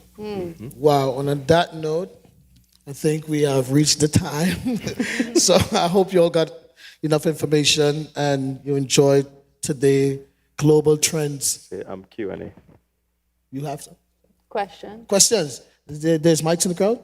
Okay, good, great. I know learning what's going on here. Bear with me. I was so in it too. I learned it myself too, and I'm like, yeah, that makes sense. You know what I mean? So if anybody have any questions they would want to ask on the panel, just come forward. And His light's bright, boy. I know, so bright. Can't see nothing. so much knowledge here today. So Question. make best use of it, everyone. Uh-oh. Is there a mic over there?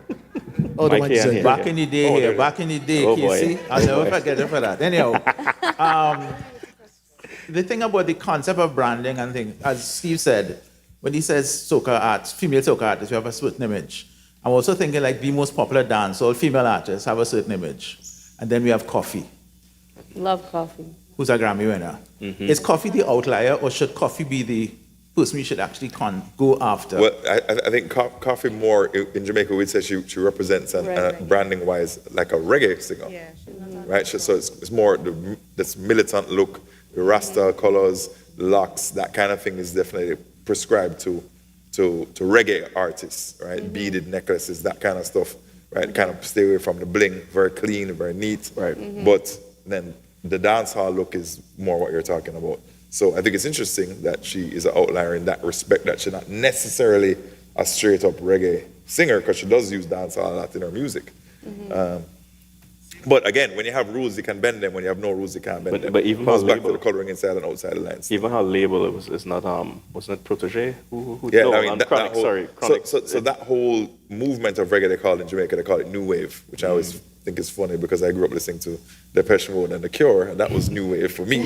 So when somebody says New Wave, I'm not thinking of a reggae singer, but that's what they call it. And it's interesting because it's like, it's New Wave, but it kind of harkens back to the original, third world as well, Bob Marley, right? That kind of reggae, which I love, and I'm glad to see it resurging.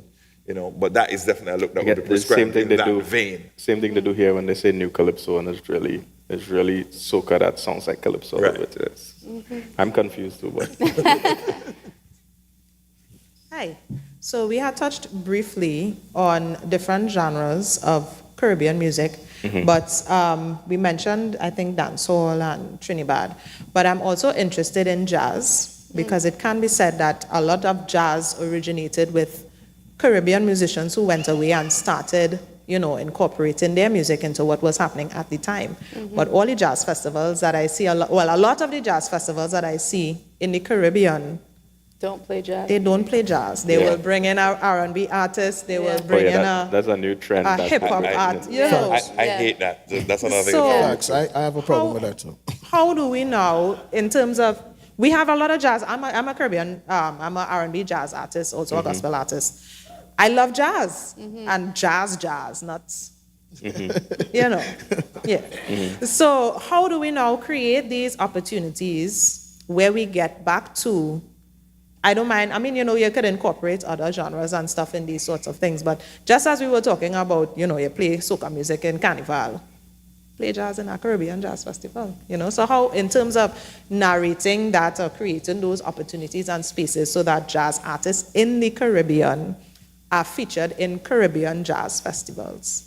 I feel like you would be the perfect person to do that, to create a proposal and take it to the same government that put on this and talk to Napa about having a concert at Napa, and because the people, the authentic jazz musicians and the artists, and put together a proposal that showcases those artists and say, this is how much money we need to put it on, this is what we need to do to promote it and to, get the people to come.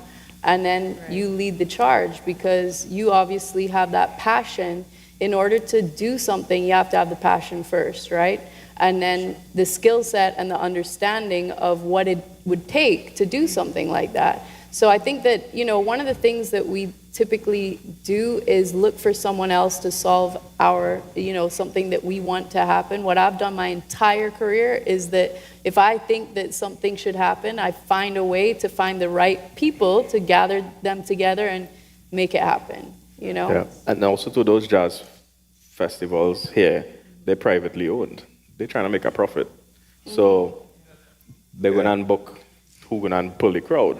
So something like what you're talking about, pull together a group of you all, start small. Well, we started that. Exactly. Yeah. Great. And don't wait on anybody to do it. Amen. Yeah. And we would love to check it out. So I comment, by the way. tell I us comment. when it's happening. I love jazz too, so I'll definitely be there. Yeah. Hi, afternoon, everyone. Afternoon. First, I want to say, thank you for having this conference. It's really awe-inspiring, and it's nice to see that we are looking to lift the Caribbean when it comes to music and culture. I heard you all talk a lot about the soca and the dancehall, as she says, and I was just wondering a bit what you think about the gospel genre, because recently I'm sure you would have heard about Sherwin Gardner's Find Me Here, over 2 billion views. Love That's my old school mate Great too. song. Right? So Great song. I would love to know, I haven't seen any, gospel person on the panel, how could we do some sort of collaboration? What do you all have in place for the gospel fraternity, in the Caribbean on a whole? Because we have had Marlin Awards for over 25 years. Positive from Trinidad has won many, right? I did those songs, by the way. Oh, so, and Casey, right. So Casey, know. So I actually asking the same question. I can't comment on this. Yeah, so where are we going in terms of the gospel genre? Everyone, in terms of culture, is supposed to be together. We should be lifted together, right? And, you know, we are really exploring even internationally. So we have good things here. Let's do something. What do you all have to offer the gospel community? So I've been heavily rooted in the gospel community. I think I've done a lot of positive songs. Nathaniel was on a few of my rhythms. So I know the space, but it's still very small in relation. So I share your same plight as well. Well, I think we may have an opening now. I mean, Sherwin has really put it on the map. So, and he has been for a while. Yeah. He has been for a while. So, what do you all think you could honestly incorporate? I'm so glad you asked that question, because currently I do have a song called One Family that I'm getting different Trinidadian artists on. Yeah, you were at the studio last night. But Sherwin would be an amazing person for. I'm gonna figure out a way to reach out to him and see if he would be willing to do something. Or we can have a conversation after, and I can connect you. Right? But honestly, that's so true. Is that why I want to continue to say that while soca music is what Trinidad and Tobago is known for, there are so many other genres. Gospel radio stations have played my stuff actually. Like I've come back and gone on different. Radio programs that specifically are for that type of music. And so I agree. I think that we have so much to offer, that the same thing with the young lady that was talking about the jazz. Like, if that's something you're passionate about, it's to find those teams of people to be like, okay, what can we do for those gospel two things music? could merge, actually. Yeah. Because you know we have gospel soca, gospel reggae, gospel everything. I like it. You know. So thanks. Great. Thanks for that. Pleasant good day to everyone and to the esteemed panel. We appreciate all the valuable information you all are giving us today. My question is concerning a statement Casey made. Don't feel nervous, you're not on the spot. Concerning the labels and the numbers game, right? If you look at the trending of Caribbean music, we don't have to specify soca or Trinidad or any genre, but when it comes to approaching various labels, is it possible from your point of view, considering the wide range of talent and the trend that we're heading towards, that we could possibly explore potential numbers as opposed to specifying current numbers? You lost me somewhere at the end there. When you say like potential star power, what do you mean? No. I think what you're trying to say is the potential pulling power. Correct.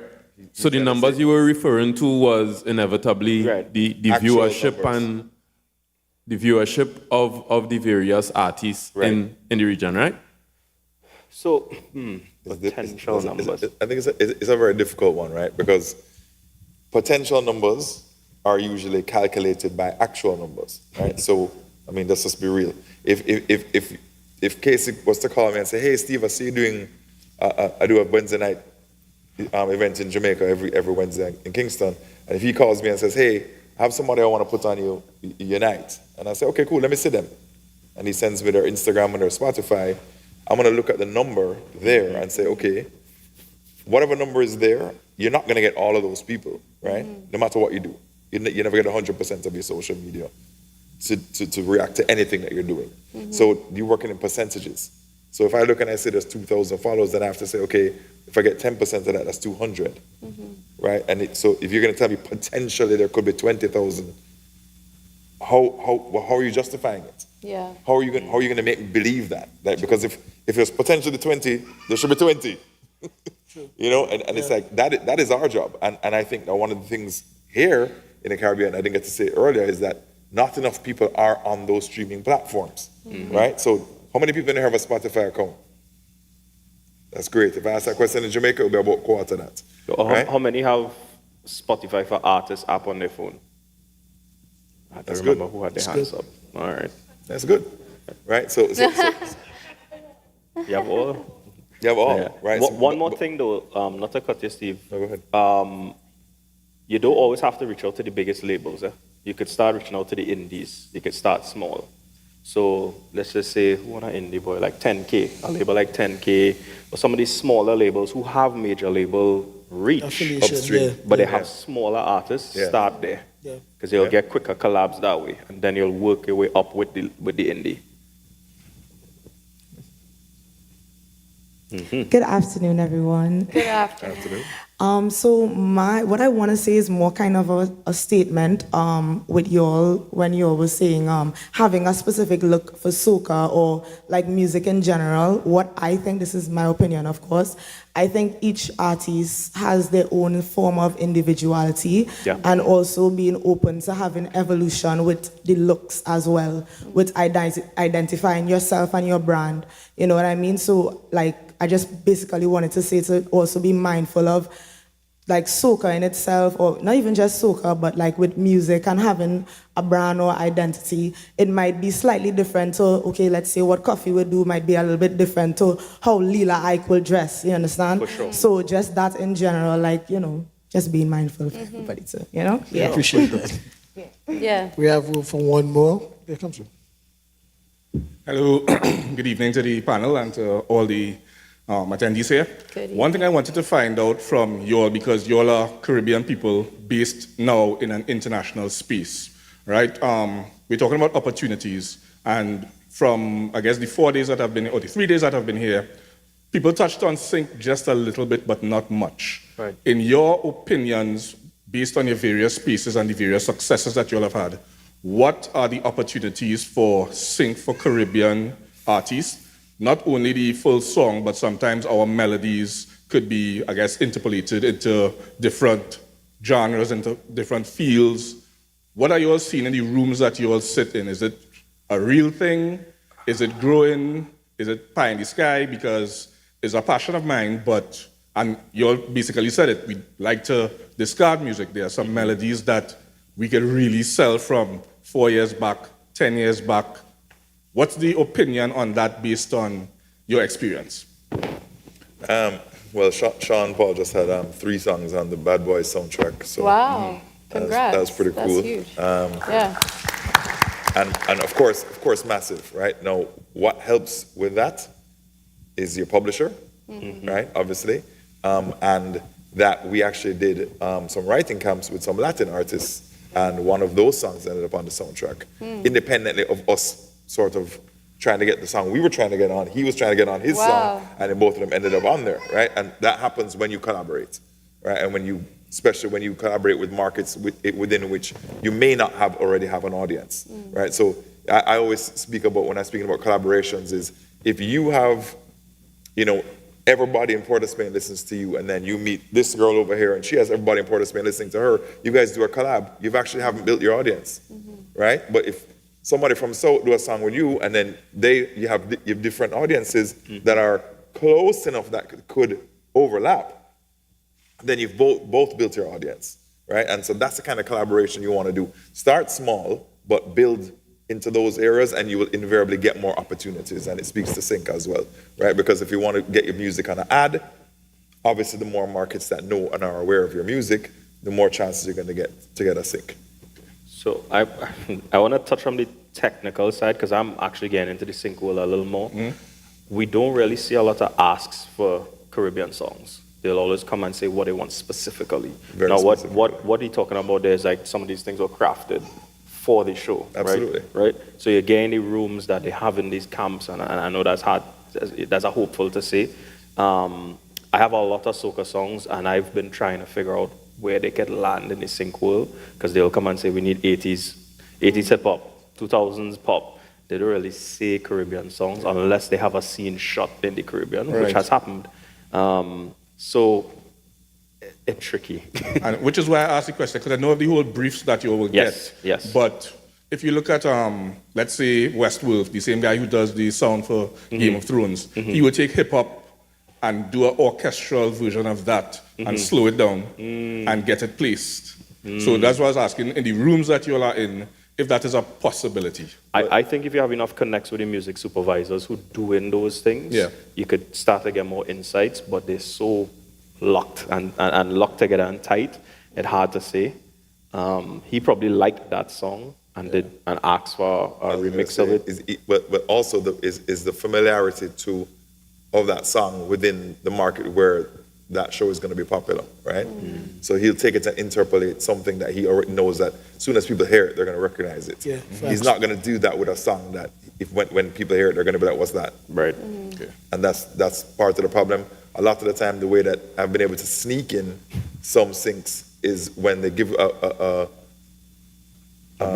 brief that says, it's a party scene or a club scene. Then you can say, well, this is a club song. This is a party song. And you kind of squeeze it in there like that. And that's I think that's the only real opening for syncs in those kind of areas. But unfortunately, the reality of that is Afrobeat has eaten a lot of that food. Okay, much thanks. No problem. Thanks. Unfortunately, I think that's all. he That has is all we one have more. for. We can squeeze one more. Can we squeeze one more? Quick fast. Come on. Yeah, man, quick fast. Don't leave without getting the information that you need. It's I only don't right. know how to be quick and fast, but so I try. Hot. We have the Baja Boys. Baha Men, not the boys. Baja They Men. grew up, yeah. Right. We let the dogs out and all Yeah. that stuff. So we have these Anselm Douglas, we have those guys. So we realized that a lot of these music came from a sort of calypso and then crossed over. But we have only a handful. And usually, as we know, they don't come from Trinidadians.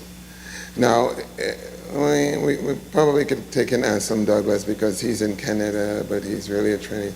But anyhow, the point that I'm trying to make, it seems like the reason why calypso and soca music is not getting to where it needs to go is because it's branded as a festival music. And we locally have to change that. It has to start with us. And I think what is happening and what I realize is that when carnival season is over, we done. It's done. Lent start and we can play reggae, all the wine you want, but we can't play any soca music within the religious sort of niche of the culture. So we have a systemic problem there. And that's why when we cross over to the United States, we find that reggae artists could collaborate with a hip-hop artist easily, and that's how it goes out. If we are not able in Trinidad and Tobago to collaborate with a hip-hop artist, everyone, if you really study it, I'm an artist, a visual artist, I don't do music, I just happen on this panel. Happen to encounter you guys here. But if you really look at it, everyone that made it out had to, including all the reggae artists, all of them had some kind of connection with America and the hip-hop world. So basically I'm seeing that, and we don't have a way of doing that because we're not changing it, as I could tell, within our own culture, and we don't have respect for our own music. So we cannot expect that. I don't think it's that way. It's that way somewhat in Jamaica because dancehall is not really respected. It's now starting to be respected. Am I right about dancehall? I think it's established now, but for sure in the beginning it was definitely like that. Very, very much so. You could go over there and people would be playing calypso music, but they don't want to hear dancehall at all because they believe calypso was it and not dancehall. So it was kind of like a flip, and I was always surprised. But anyhow, I'm tagging along. I know you guys want to end. But my point really was that we have to respect our own music. So that others would learn to respect our music. I don't think we're there yet, and that's why we're having that problem internationally. I totally agree. Yeah, it comes back to what we said about government and systemic but problems. also minding our culture, right? I think there's so many cool things in our culture that we miss, that we don't realize could be such huge international branding points. That's why I said we have all the elements. Yeah, we do. We just have to figure it out. Correct. We need like more music education. Music education in the Caribbean, I think that is lacking. They don't really have the facility where the youth could actually be taught. Right. I think in what you said about support, yes, for sure, to that too, but supporting our own music, right? What I do see in Jamaica that I would love to see more of in Trinidad and Tobago is like, I find Jamaicans are, and we talk about this actually too, like Jamaicans are really good at that, like, and I guess that in some ways there's different groups too, right? Like there would be certain artists that support specific artists and would, you know. There's camps. Camps, right. Whereas I find in Trinidad, we tend to not like necessarily have that as much within our, like we will, especially those who, Yeah, I think I said this yesterday where everybody works in silos and nobody not. Exactly. Yeah. To where like if y'all know so and so is performing at such and such event, go support. The last big movement was the reggae movement where they all band together and was pushing for that. Yeah. Even if it's not the genre of music that you do, go check it out and show love and don't feel like you shouldn't, you know, that you're too cool to clap or to cheer or to, you know what I mean? Like of where like show love because y'all are a lot of y'all are artists. You know how it is to stand up on a stage and perform and the crowd is just looking at you and they're not giving you anything. And maybe they are even enjoying it, but they're not showing you that they're enjoying it. I'll be the person in the crowd that's whistling the loudest, that's screaming the loudest, that's clapping the loudest. And I'm an artist, right? But I'm not afraid to show support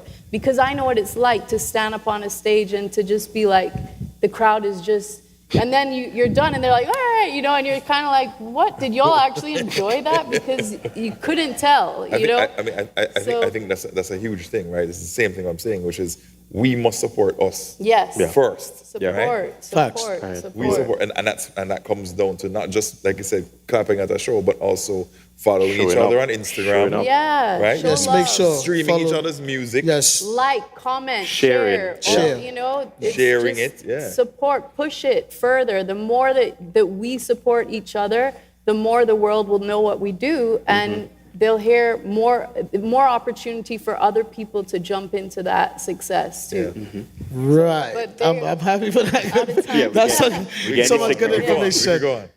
But we do have to definitely have to wrap it up on this one. And I hope you all got all the information you need. And make sure you check in with one of us here if you need any more, if you want us a little more time to figure out what you want to do and how you want to get things done. These And legends here can. And this legend here too, yeah. So thank you all for attending this. I enjoyed. I got a lot of information, and I hope you all did too. And stay back. I think we got more coming soon. Thank you. Thank you, guys. Thank you, Jabami. Yeah, thank you, guys. Yeah. All right. Nice one. Oh, I think they want picture, yo. Oh, picture. Oh.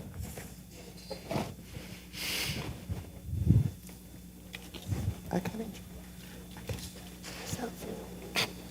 Yeah, that's okay.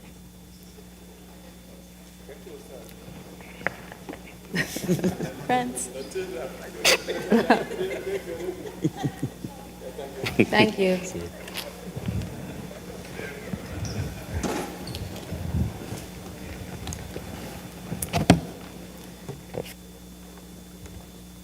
Some good information. Sorry. Hi.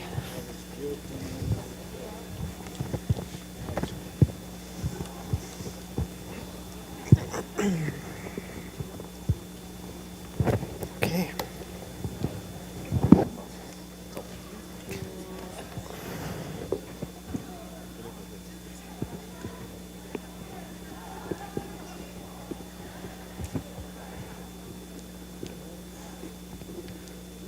Good afternoon. Can you hear me well? Okay, so can we keep the lights just like this? I want to be able to see everyone. So happy Friday afternoon. My name is Karina Coburn, and I represent an organization called the Inter-American Development Bank, or IDB. So, so what we do is that we help countries to achieve economic growth. And so I'm here to talk to you today, not just as artists, but as entrepreneurs. So in Jamaica, we have a saying, good friends better than pocket money. You say that here in Trinidad? Okay, so that's something we say all across the Caribbean then. And what it means is that your network is your net worth. Your network is super important. And sometimes connections are even more important than cash. So outside we have a small booth with this Connect America's logo. And I really want you to scan this QR code and do what you can to sign up on this website because it's super important. It's that good friend better than pocket money websites that you never knew you needed. It's not just about connections though, it's also about exports. It's about gaining access to international markets as artists and entrepreneurs. Why is this important? I just want to read some statistics for you. So, across Latin America and the Caribbean, small and medium-sized enterprises, entrepreneurs like you, represent 95% of all companies. SMEs that export are 54% more productive, pay salaries that are 42% higher, experience 55% higher sales, and generate 246% more employment. So SMEs that export are super important. So we at the IDB launched ConnectAmericas.com in March 2014.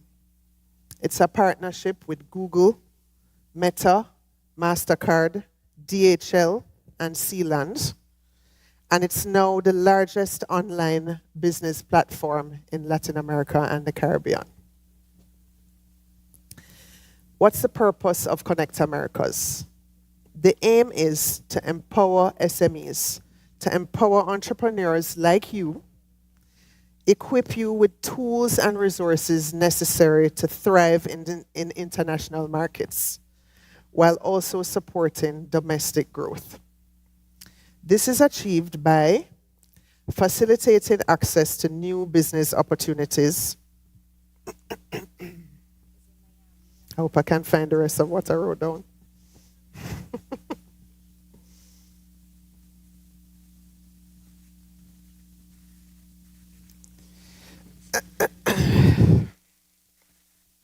Hello. Hello, what's happening to my file? Help. I'll close and reopen. Okay, I got it.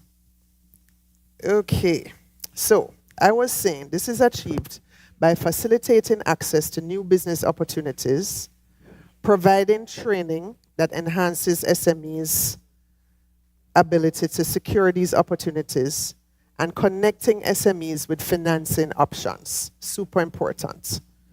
During the 10 years of its existence, ConnectAmericas.com has achieved more than 14 million unique visitors, more than 50,000 registered users from more than 180 countries, more than 240,000 company profiles, more than 380 local partners, more than 50 virtual and in-person business events, more than US $1.3 billion in closed and prospective deals during business forums, more than 4,000 written articles, 20 massive open online courses or MOOCs, and more than 20,000 participants attending live webinars in 2023 alone.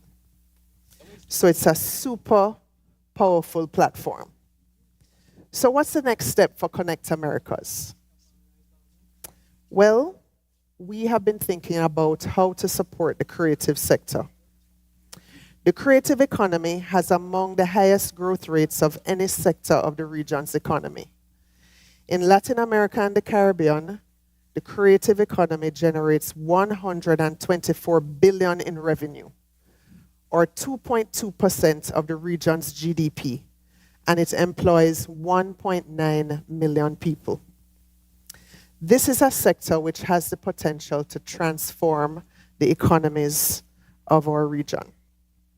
It's important, and that is why here at the Caribbean Musicon in Trinidad and Tobago, we have launched the Creative Industries Vertical in Connect Americas.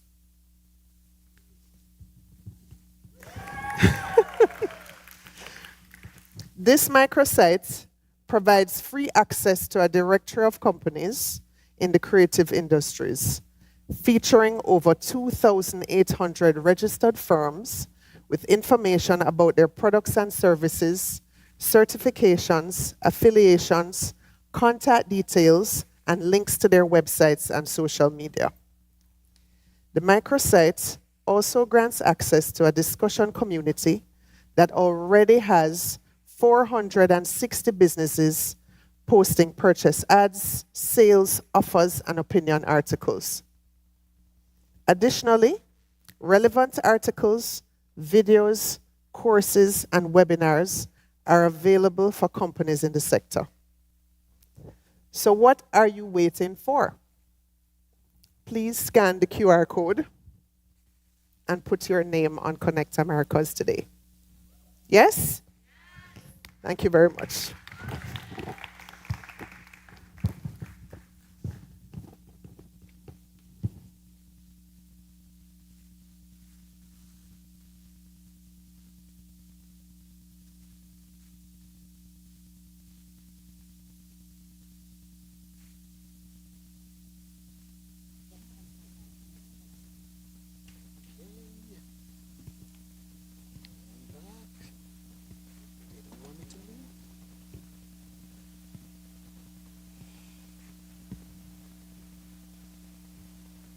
I'm still here. They don't want me to leave.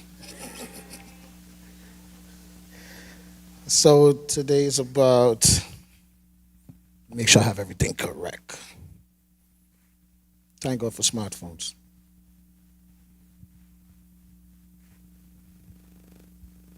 It's all about protecting the beats, intellectual property, publishing, and copyrights in the Caribbean music.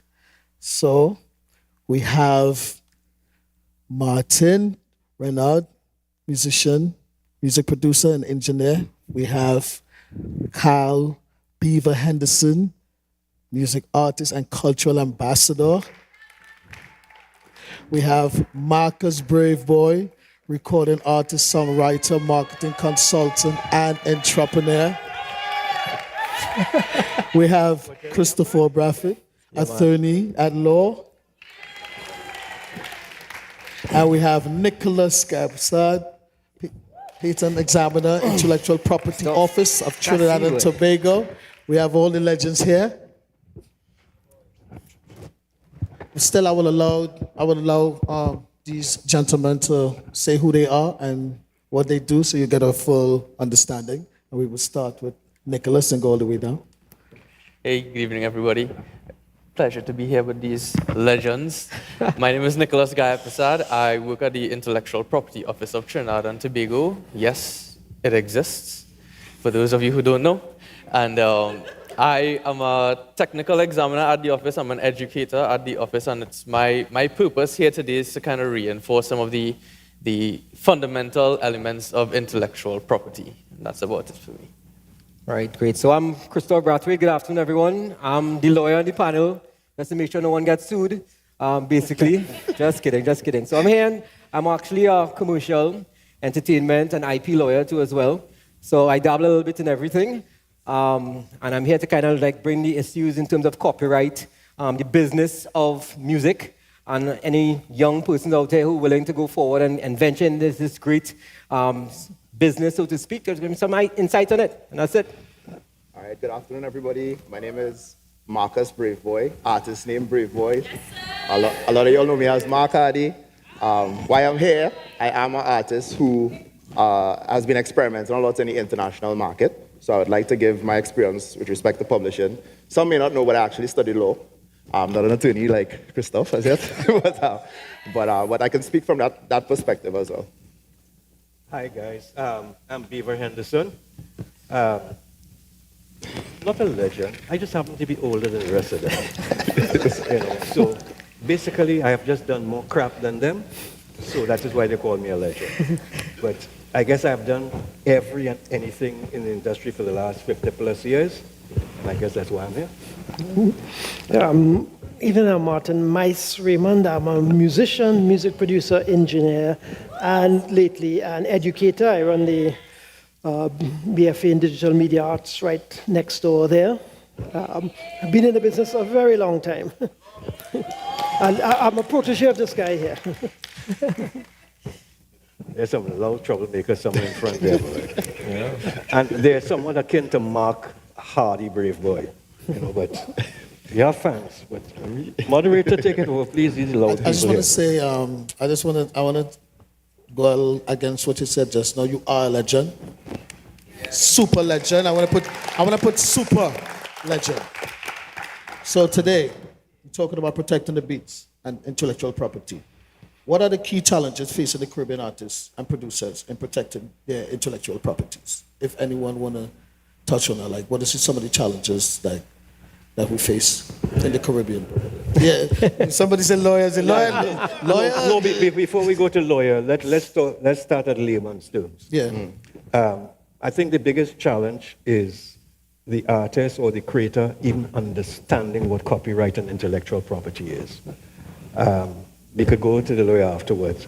Basically, what we do in the industry is one of my financial mentors explained to me years ago is bricks and mortar or tangible and intangible assets. That's what they call it in the industry.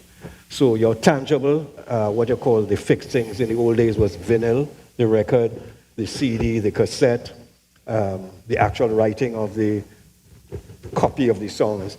And then the other side, which is non-tangible, is a lot of the copyright and the rights of the user, stuff like that. And once you start in that premise of what is what they call bricks and mortar, tangible and non-tangible, that is the basis on which you understand.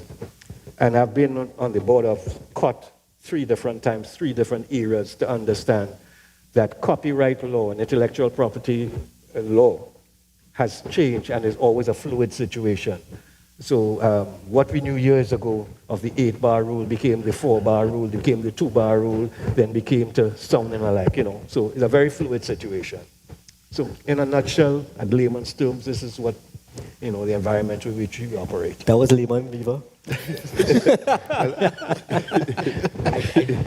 My layman, yes. Let me lay down the intellectual property aspect so we could build on it. Yeah. Yep. So I'm a very interactive speaker. So show of hands, because I don't want to assume anything. Musicians, songwriters, producers. Any marketing persons inside here? Right. Notice the number of hands that stayed up for marketing. Yeah. Right. Right. So intellectual property. It refers to the expressed creations of the mind. You had an idea for something, whether it be a song, whether it be a beat, and you took that idea and you brought it into reality. You wrote it down. You went on your computer, you went on your laptop, you started building these beats, you started recording. These are all what we call physical expressions, right? So, idea to expression, idea to brick and mortar, like he was referring to, right? That is what we call your intellectual property. So, I should also assume by now, we all realize that we have intellectual property, yeah? Right, so we have a good starting point now. Now, the next thing, as my brother here spoke about, he mentioned, we're going to speak about copyright. Copyright is something that we all would hear about. We are familiar with the term, but do we actually understand what the term means? What surrounds this term? And that is what we are going to attempt to discuss this afternoon. Copyright is an intellectual property right. Okay? This basically says, I am the owner of this expression. And that is very important. And that is another thing that we're going to attempt to discuss is ownership. When it comes to music, it is very important to determine ownership. And when you're talking about ownership, you're talking about copyright and also, to an extent, in certain cases, neighboring rights. And that's it for me for now.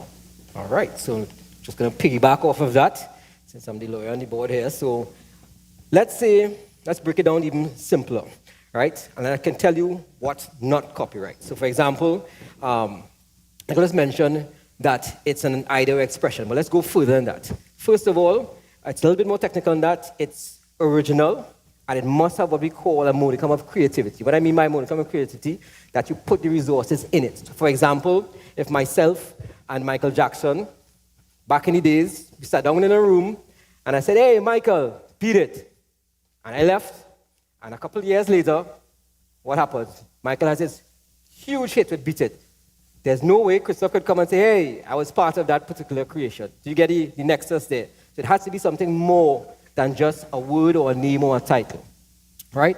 So we usually have like 6 important rights, and people will tell you there are more because it's kind of break down into subcategories too as well. So for example, when you have this particular copyright, you're able now to license it. For example, you have a license to be able to copy it.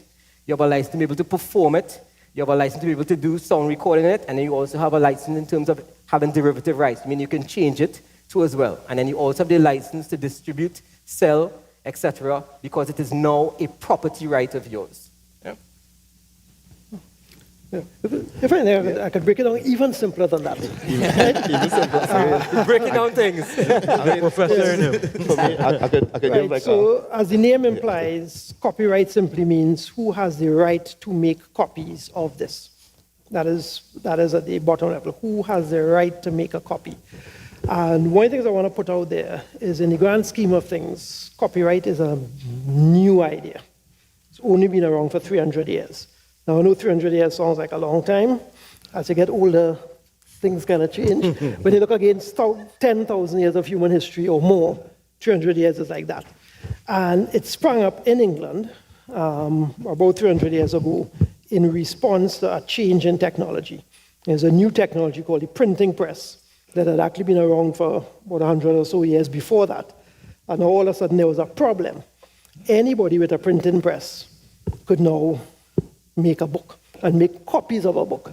They went from having somebody to sit down, some scribe in a monastery sit down and take a year to make a single copy of a book, to now one guy could operate a machine and do, last figure I saw was like about 4,000 pages a day. And the reason this was a problem is because the king or queen at the time found that there was too much wrong information. I actually looked this up today. I swear it came from today. They felt there was too much wrong information and bad thoughts and ideas getting out there. So they had to put a stop to it by controlling who could make copies of the books. And to kind of long story short, they kind of went back. The whole idea, the initial idea of copyright was to actually censor what was being printed. Turned out that the public wasn't too crazy about that idea, and a compromise was reached that the author, whoever was writing, they would have the right to make copies or give their publisher the right to make copies. How music came into play, though, was at this point in time, how musical ideas were exchanged was by writing them down. Scores. By scores. So naturally, the same idea of applying copyright to books, so it started off as a literary thing, applied to music. And fast forward a couple hundred years, when this new technology of recording came about, this was a whole new way of spreading music. So people realized, hey, we need a second type of copyright. And that's one thing I want everyone to understand. There are 2 forms of copyright. There's copyright in the song, which is the written score that goes back 300 years. And there's this new thing called copyright in the sound recording.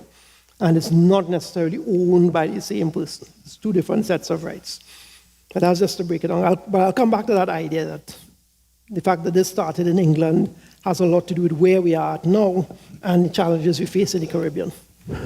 I'll come back to that. Yeah, okay. So usually when I try to explain what copyright is or what the master on copyright is to persons who are not in the music industry, I use the example from a business or commerce perspective. So this bottle here, the actual product that is for sale, that is the master.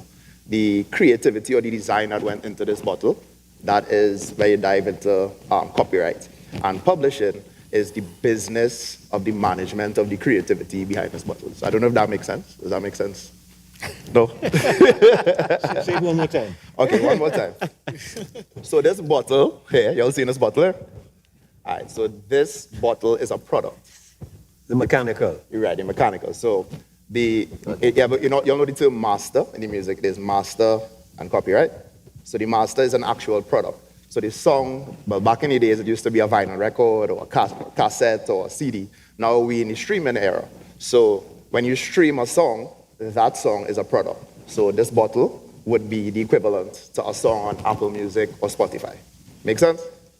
All right.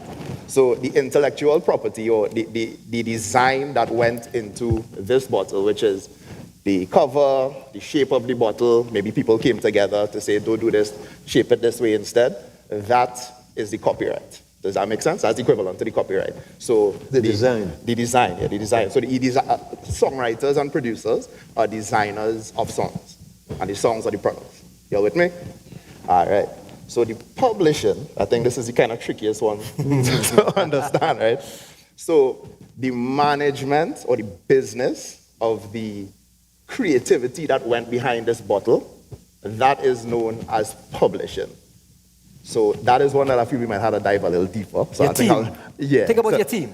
Your team who brought everything together, that's it. Your design team. Your design so, team. so does that make a little more sense? As a matter of fact, I think you should be across by my teaching and you're not doing a bad job of it. But just going back to the music and the song itself, right? So if you think about this pie, let's break it down again. Break it down even further. You have this pie. You have the person who does the music, and then the person who writes the lyrics. Now, they could be one and the same person, but if they are not, then it goes 50%, 50%. Right? That's where you could start off. However, it gets more complicated when you bring in the music producer too as well, because there's a different set of rights. Because sometimes, contractually speaking, when you take your song to a particular producer, he may have within that particular contract that after he makes the master, what Barry was explaining, then that master is owned 100% by him. Now that doesn't take away your rights. However, it now broadens the pie in terms of what you can get when there's a so-called revenue from the particular song. Just to clarify, so exactly what you described there is two forms of copyright. You have the song, the copyright in the song, and then you have the recording of the song. And in this case, it might be the producer or the financer. They may own the copyright. Who has the right to make copies of the recording? That's correct. But that is separate from the song itself. But it's part of the pie. I was also jump in here a little bit. Now, the term producer has been bandied recently in a lot of times in the wrong form. Producer, there are normally two sides of the word producer. There's executive producer who owns the master, and then there's musical producer. Sometimes you go back on old vinyls, you see executive producer, supervising producer, musical producer, come down the road. But the executive producer is the person who owns, business-wise owns those masters. So be very careful. Yeah. That sometimes because of the age of computer and the guy behind a computer, and it's called a producer, he's not necessarily the man who owns the master. He's the man who's writing the check, paying the bill. That's the executive producer. And to bring it back to the same example with the All information we yeah, so I saying the retailer would be we shouldn't call brand names on this, right? But the brand that's behind this bottle, before we took off the label, that would be the master owner, right? They own the product. And then the design team that went behind designing this, they would be the copyright and publishing. Yeah. Right. And another thing you just mentioned again, which I know my partner Nigel Campbell always. Remember, I always tell you I have the microphone. Anyway, branding is most important. A lot of people do not take, even with artists, so much extension for copyright. Image rights. Your own brand your clothes, brand in everything that you do, brand your performances. Yeah. So, legal side, you all could expand on how many things. So sometimes we call that derivative rights as well. So for example, you have the song already in play. One of you decide that, hey, this song moves me so much that I'm going to make a t-shirt out of it, or I'm going to make a movie out of it. So those are what's called derivative rights. So you come to me and I license as the owner of this particular piece or the song, I license it to you for you to then take that particular song and make derivative rights out of it. Yeah? So there are many, many aspects in terms of copyright, as well as what we call intellectual property rights, so to speak. You know, but can we push on? Let's talk about getting into the band room, because I mean this is an important thing. We discussed this in the back a lot, and we say we had to let everyone know that this is very, very important, especially for creatives like yourselves.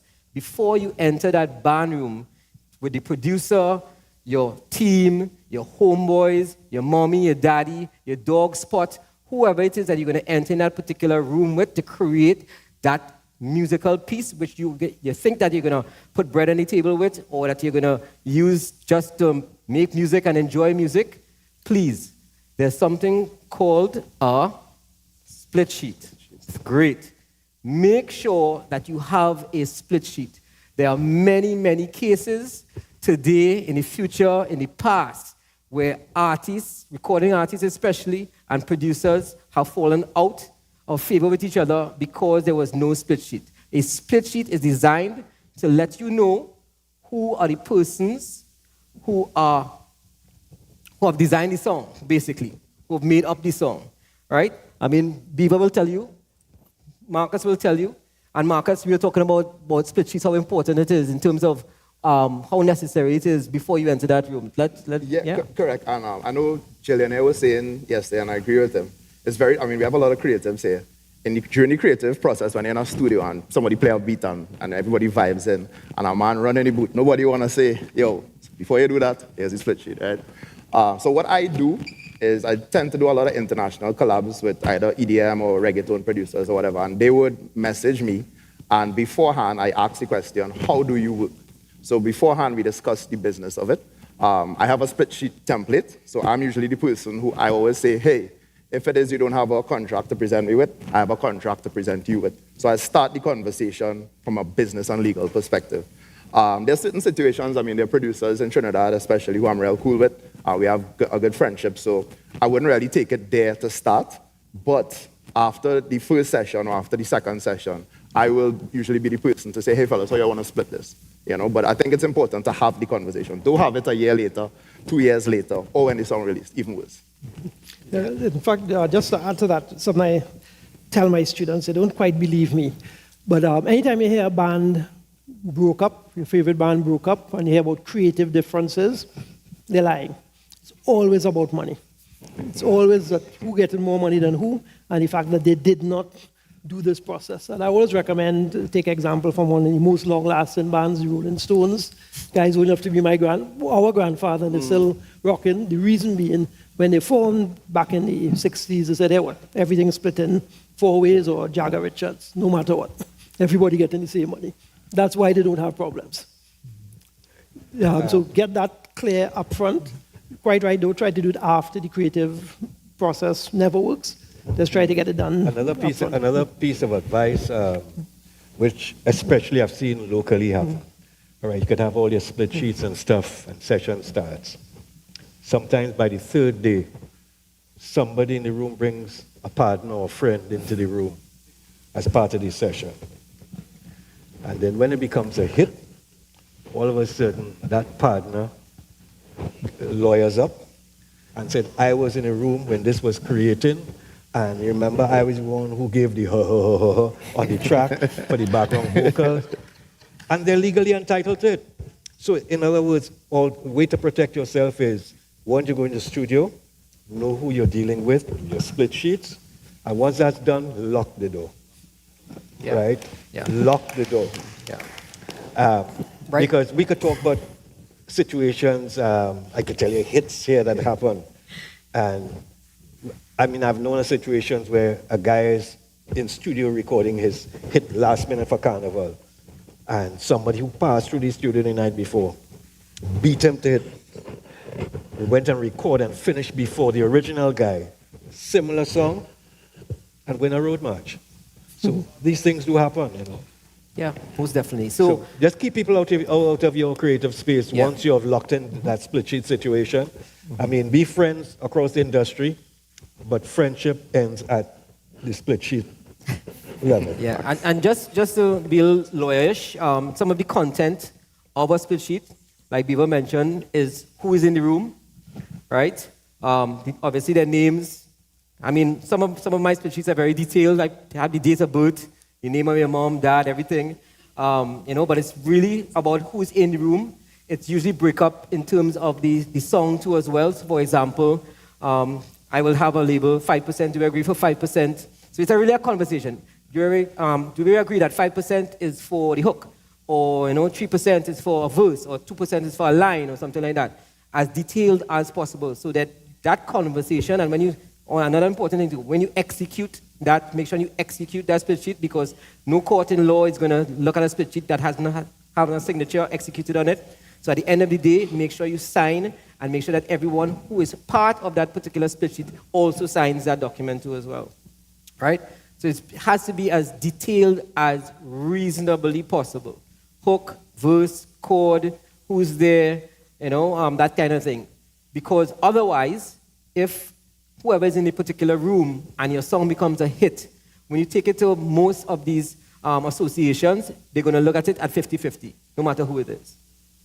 Yeah? I could jump in just one more time before I shut up.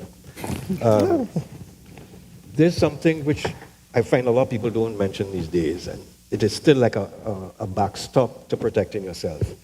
In the old days, it used to be called poor man's registration. Even before you reach the studio, even before you present your song, so like for instance, if you're a songwriter, you're going to produce, before you even reach that stage, do what they call poor man's registration. Now, it's on both sides. If you do something on a computer, it's date stamped. But sometimes technology now, people can go back and restamp dates. They hack into systems, right?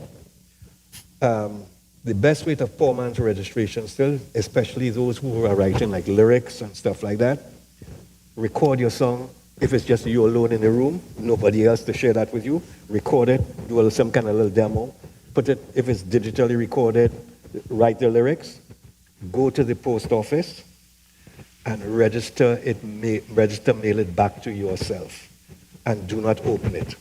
In other words, date stamp. So at least there are always corners in which you can protect yourself before you start a deal with 2 people and 3 people and 4 people. So if it reaches a court of law, a judge will always see where the source of the actual creativity is. Just protect yourself on all corners. And you'll never have enough protection. Just keep protecting yourself as much as you can. On the back of not having enough protection, another thing that you could also look at is doing a statutory declaration, where you go to a commission of affidavits and you state what is it we are declaring is original, what is the creation, and that seal and that stamp is also something that would be recognized as well. So. Yeah, well, that was the not so poor man. That's it, on the back of, having more, right? If you just want to be safe and it's have only $20 Beaver now. It's only $20. Come on, Beaver. We're not that bad. But I think a lot of our topics for this evening is we're gonna have some common words. One being conversations, having conversations with the right people, having conversations in general, as painful as it might be. And another one that I would like to throw inside is the word permissions. Permissions is another very strong word to have going through as a theme, going through these topics we're about to address. And I just wanted to add one additional thing to what Christoph was saying in terms of details. There's something I had to learn recently.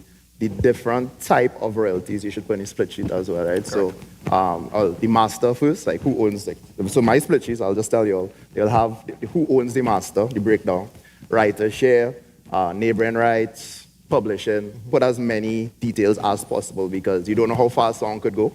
And whether a song is being synced, if a label wants to sign a song, you want to have those things covered, because sync libraries or sync companies, music supervisors to record labels, they wouldn't want to deal with you if it is those split sheets are not in order. They wouldn't take you seriously. Yeah, and even those persons who are in the room also, if they're attached to a label too as well, is very important as well. Because then they might be acting on behalf of that particular label. Label and publisher. Label and publisher. Yeah, correct. I just want to interject. The reason, I guess we are going into so much detail because, well, I don't know they will notify how much time we have. Because before this session is done, we're going to basically give you examples of what happens when this is not done, when it ends up in a court of law, and it becomes nasty. And most times, lawyers make most of all of the money, and all the creatives sit down. Is that so? What's that? I'm watching Christopher. Is that so? Is that so? Yeah, you know, when things are not done, it becomes a lawyer's paradise, right? It could be a lawyer's paradise if the two sides are not willing to settle, and that's what happens. If you're willing to settle, everybody comes out cool. But when it becomes a war and battle, I might look to change career, become a lawyer, because that's where the money is at, you know what I mean? So just kind of bear with us on some of the detail, you know? So not true. So not true. Apparently so. Apparently so. But Beaver is quite correct. I mean, if you ever heard about, I can give you a foreign and I'll give you a local. So the foreign, in terms of Bloodlines case, we call it the Bloodlines case. That's with Pharrell Williams and the Marvin Gaye case. Right, terrible case in my humblest of opinions, and that cost Pharrell Williams and Robin Thicke over $7.5 million, right? And it was based upon similarities in terms of using the Marvin Gaye rhythm and song. In my humblest opinions and other lawyers too as well, we found that there was no melody. There was no similarities in melody, sorry. There was no similarities in the rhythm, tone. But however, because of the genre, it became a similarity issue. Because everyone who listens to Marvin Gaye, so to speak, and Motown, so to speak, Motown, there's a similar kind of rhythm. So for example, even though you're using the beat or sampling a beat, it's already been established. So a judge and maybe a jury may think in their minds, if they look at it in totality, that it sounds similar to human ear. But when it comes down to the actual musical notes, it's different, totally different. Well, that particular case, actually, we still debate on that a little bit. Mm-hmm. That was eventually settled on the actual score of the percussion pattern. Yeah. That's how far it reached. They went to the percussion pattern because it was a pattern that evoked the sound of Motown at the time and the sound of Marvin's productions. And what they did is they extracted that and put it in today's world. And was that almost the sound of it was like where this note is placed on the bar and the score. Yeah. Terrible case in my. And again, like I say, I've been around copyright where it was, once you didn't take 8 bars from somebody's music, you're good. Then it reached 4 bars, then it reached 2 bars. Yeah. So now it's reached like sounding like on a piece of paper that's scored. Yeah. So in other words, the general idea is leave people thing alone. I had to laugh. Sorry, what was the local case you're going to reference? Oh yeah, so there's a local case which I was also a part of, which I lost, but nonetheless. This was with Full Blown Entertainment and Devon Matthews. You remember No Worries, that particular song? Yeah, so our clients believed that the defendant at that point in time, Devon Matthews, had an ear to the song beforehand because my clients had sent the song previously for them releasing the song. So he had possession of the particular song and he heard the beat, and then later on they found that out, they heard this particular similar beat. But when you come down to it in a court of law and how the copyright law is designed with not specificity, so to speak, the court found that there were no similarities. Again, in terms of the chord progression, in terms of the rhythm, but in terms of the case that we were trying to build was sort of like an evolution, or we were asking for the court to look at the evolution of the copyright of that particular copyright law, because it was not only just the music, it was the way that No Worries was, the way No Worries was sung, so to speak, and put together with the particular performance. If you understand, an embodiment of all the copyrights, and all the copyright IP law, so to speak, it seemed a similar composition to what my clients had. But obviously, court didn't see that way, and we lost. Yeah. So let me ask, how can a Caribbean artist and producer navigate the complex world of publishing and the copyright law? How can they? Hire a lawyer. Yeah, I would say I think a lot of artists and creatives in Trinidad, they will pay for the expensive sneakers, they will pay for the music video, they will pay for all of the aspects of the industry, but I've seen that persons don't want to pay for the legal. Yes. Maybe yes, because I have one side, and one side I could speak for both. People always tell me they find, and some of the entertainment attorneys, there are not that many of them, but they are friends of mine. And people complain to me and say that the fee's too high, but when you're buying a house and you go to an attorney for that fee, if you're getting divorced, so if you commit a crime, you would pay those fees. But for some reason, creatives don't see the value in entertainment attorneys or intellectual property attorneys, and I have to speak on behalf of them. This is a song could be a multi-million-dollar product, and if it is, you don't have your stuff together, you could lose out. So that's however many, I don't know what Christoph's fees are, but however many thousands that you have to spend on an entertainment attorney or hundreds. But I think it's a worthy investment. You'll invest in other things. And this is important because it segues into who is your team, right? And in any good product, there's a team, like you described the bottle. So as part of your team, you would need someone who is an attorney at law and who's proficient, I guess, in copyright or IP. And you'll also need a publicist. You also need PR. You'll need a road manager. You'll need a good producer. You'll need a business manager. Don't tie up the two, a business manager and a road manager, two different things. But apparently in Trinidad, we have jacks of all trades here. So your mom could be a road manager and tour manager and that kind of thing too, even though she's not certified. But things like that, So, I mean, it's important that you have a team. And that is what I'm saying. The reason why you have a team is because you are valuing your image right. You're valuing your brand. You know that what you have and what you're going to create is a good product. Then why not treat it like a business? When a person starts a business, there's a board of directors. There's management. There's persons who are doing different things within your company. And that's another thing. Now, it's all well and good to make music for fun and smoke the weed and enjoy the music and create, right? It's all well and good. It's all well and good, straight talk, right? But if you're about the music business and you want to see, not only you want to develop your craft and you want to make this to be able to put food on your table and your grandchildren's table, etc., then do it the right way. Treat it like it is. Treat your craft with respect, and your craft will respect you back and bring revenue to you. Chris, I could ask, I'm flipping it a little bit, and I want to ask a question on behalf of the more upcoming, because they're upcoming songwriters, artists, producers, and you are an entertainment attorney. If somebody approaches you and says, hey, I don't really have the budget, pay you like a full fee, are you willing to? Of course. So all right. So I am also a creative. So I understand the business too as well. I recently reproduced 12 and Under and Scouting for Talent and all these different things through TTT, right? Got down there, wrote it. So I understand the business.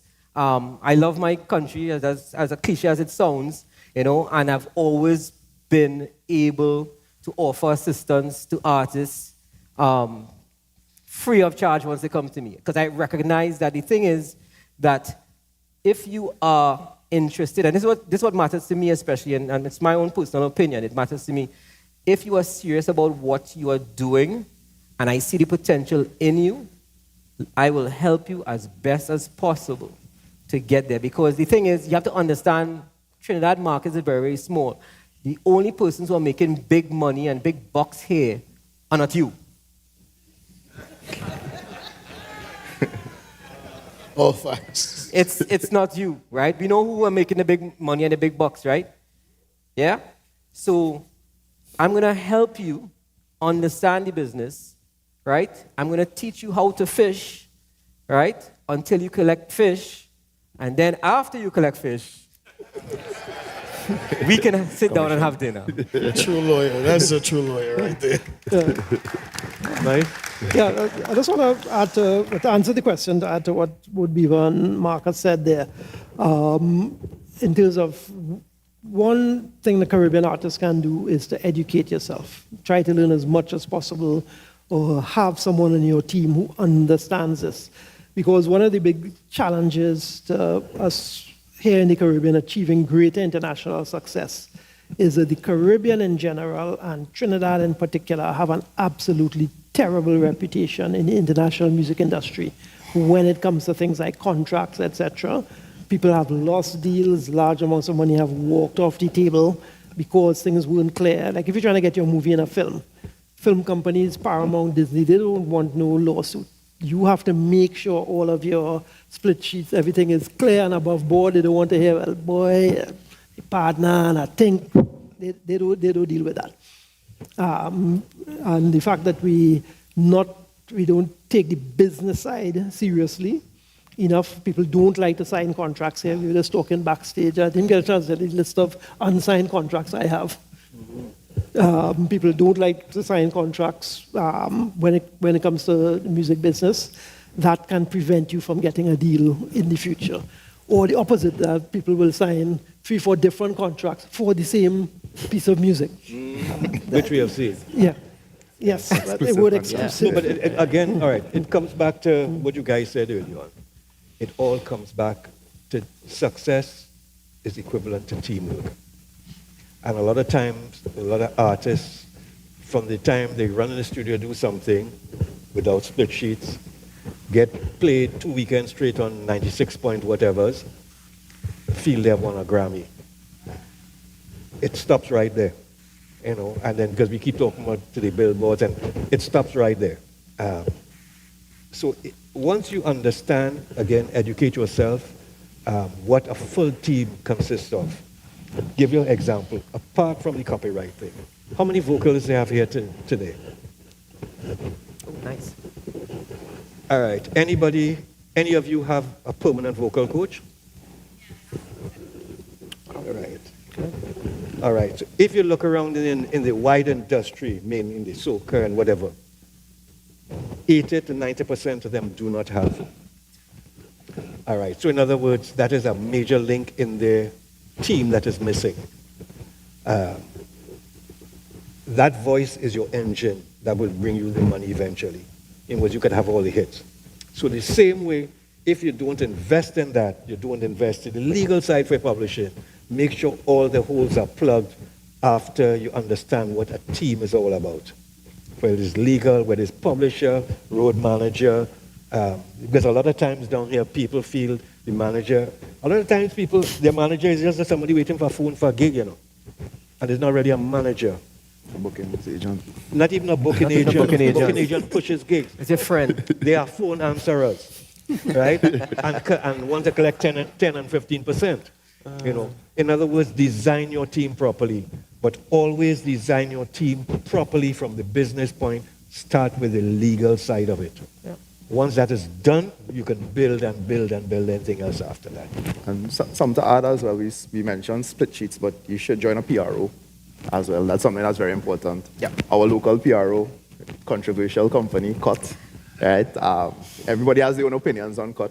Then you have ASCAP and BNI. But I can tell you I have split membership. So I have membership with CUT and membership with BMI. So that's possible. And at the end of the day, I'll tell you all this, if you perform in Trinidad, and if you get an airplane in Trinidad, no matter who your PRO is, they still have to get money from CUT. So you need, CUT plays a role here, right? So whoever, sorry, yeah, it's just the truth, right? So we may have our feelings towards CUT for years, but join a PRO, whether it is CUT, BMI, PRS, do your research, and that's very important as well. I just wanted to plug that. Yeah, for sure. Before we take any questions, because I know we're about to take some questions, I just want to ask, what are the challenges and the opportunities presented by the digital age for intellectual property and protection? Well, if I could touch on something related to that, because I think we're in a time of change, and this is related to the Blurred Lines case, which I also think is a terrible case, but it raises some interesting questions. Just for everyone's interest, part of the reason why they won that case, previously most copyright cases were normally decided by a judge in the US, but lately there's been a trend to turn them into jury cases. And you can do certain things with a jury, emotional kind of thing, so that may be one reason. But this is related to the title of this workshop, Protecting the Beats. Very strange title in my opinion, because under existing copyright law, you can't protect a beat. Just putting that out there. It comes on the question of what is copyrightable. And under the current understanding of copyright law, only the original part is the melody. When we talk about the music, that's what we mean, the melody. However, there's always a but. Rewind a bit. Remember I said this whole idea of copyright came out, I think it's Queen Anne, England, 300 years ago, just as England was in the process of taking over the entire world. No offense to anyone British, by the way. Because you are. Yes, I'm British actually. Blimey. And so when copyright started to be applied to music, one of the things to understand is the type of music that was popular in Britain and by extension Europe at that time, which was classical music. And classical music featured only melody. And so if the idea of copyright had sprung up, let's say in Africa, a different approach might have been taken. So and these days there's a lot of talk about decolonizing everything. And even though I caution, don't throw the baby with the bath water.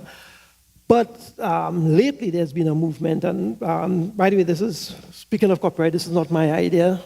Credit due to Professor Kienda Hodji, Trinidadian, who works in the UK and China. He's been in the forefront of this, specializes in intellectual property.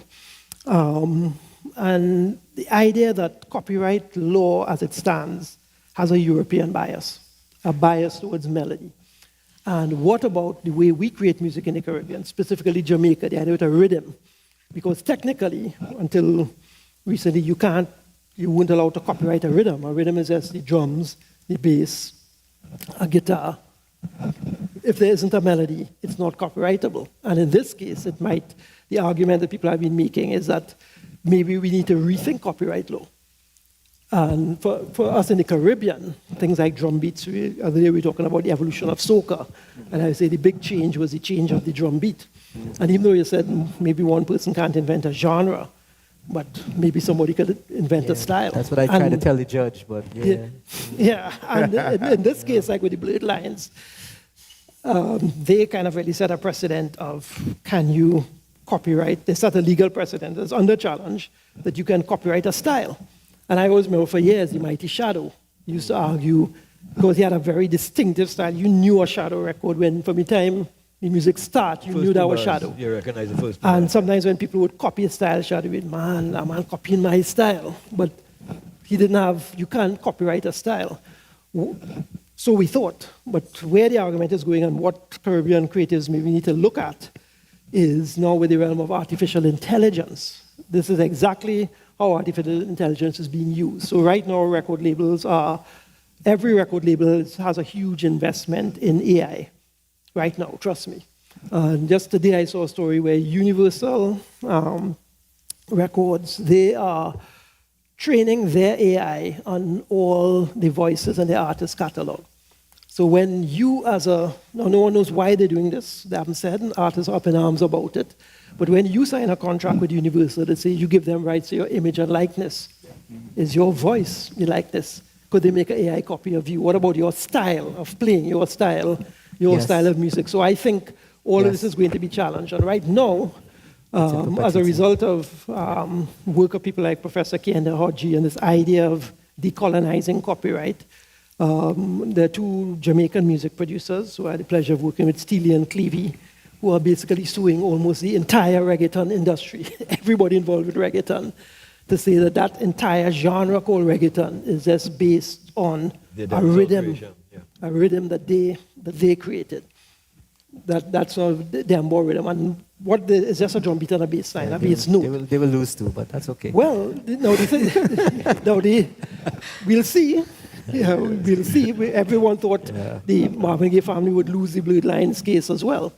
Though what I'm waiting to see, as many people would know, I personally think that whole dancehall reggaeton is based on a soca beat, a soca rhythm. No, well, we know that. You know the story of Green Corner and all this kind of thing. So it might be good if they win the case then. Okay. Well, then we turn around. we could then turn around and sue the winners of that lawsuit. But I would say watch this space because of how record companies and other people are using AI. Just recently, the idea of cloning someone's voice with actress Scarlett Johansson. That came up. Rick Astley is doing there's a record out where someone used someone who sounded like him after he turned them down for the sample. So this idea of copying someone's image and likeness, their style, even their way of walking. Actually, we can go back to the history of the labels. So like in the 60s and the 70s, and I know this for a fact, one of the biggest artists of all times was a woman called Carole King, who wrote a lot of hits, but her album. And I think whoever label she was on, there was a young upcoming artist who sounded, brilliant songwriter too, sounded very much like Carole King. The same label signed her and shelved her 5 minutes later.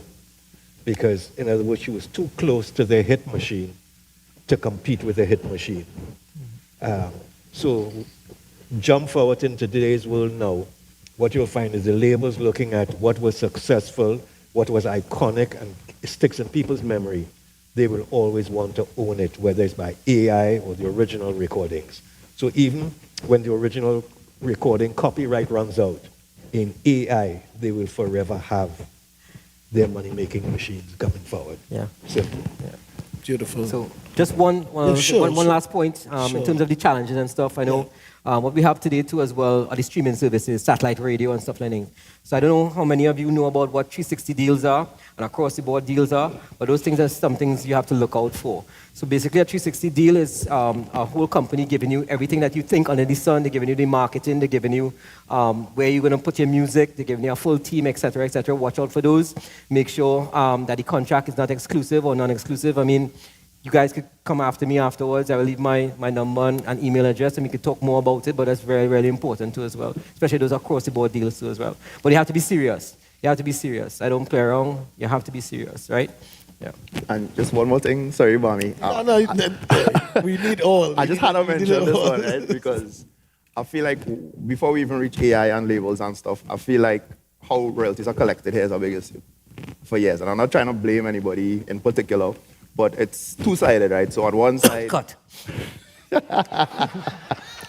on one side, the system set up for cut to collect royalties it's a sampling system, right? So if it is that your song is not played 2 p.m. on a Wednesday, you don't get royalties for that particular.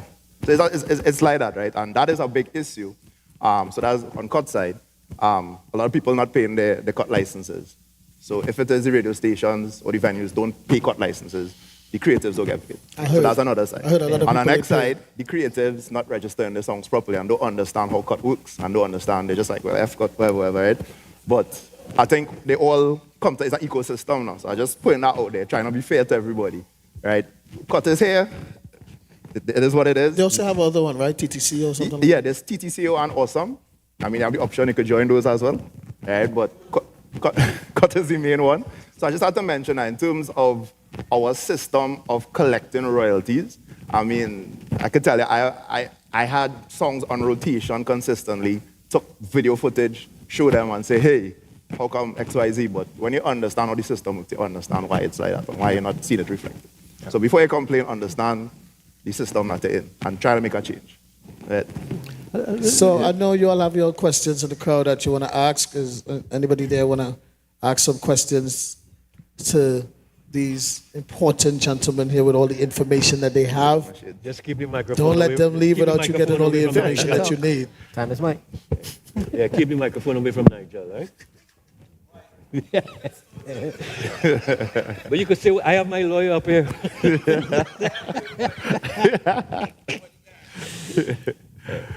Go ahead.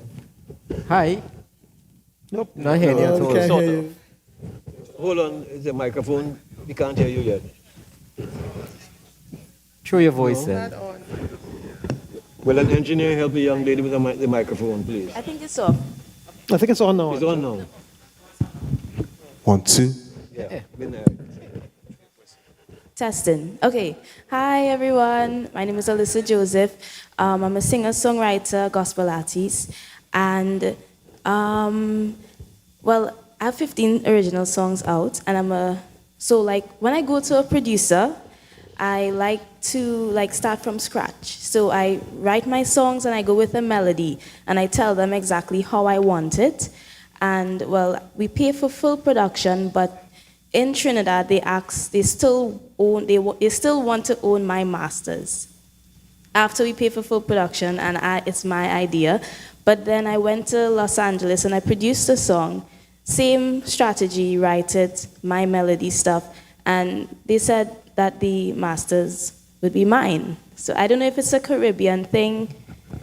Can you guys help me understand? If it's All right. Simple. Who writes the check owns the master.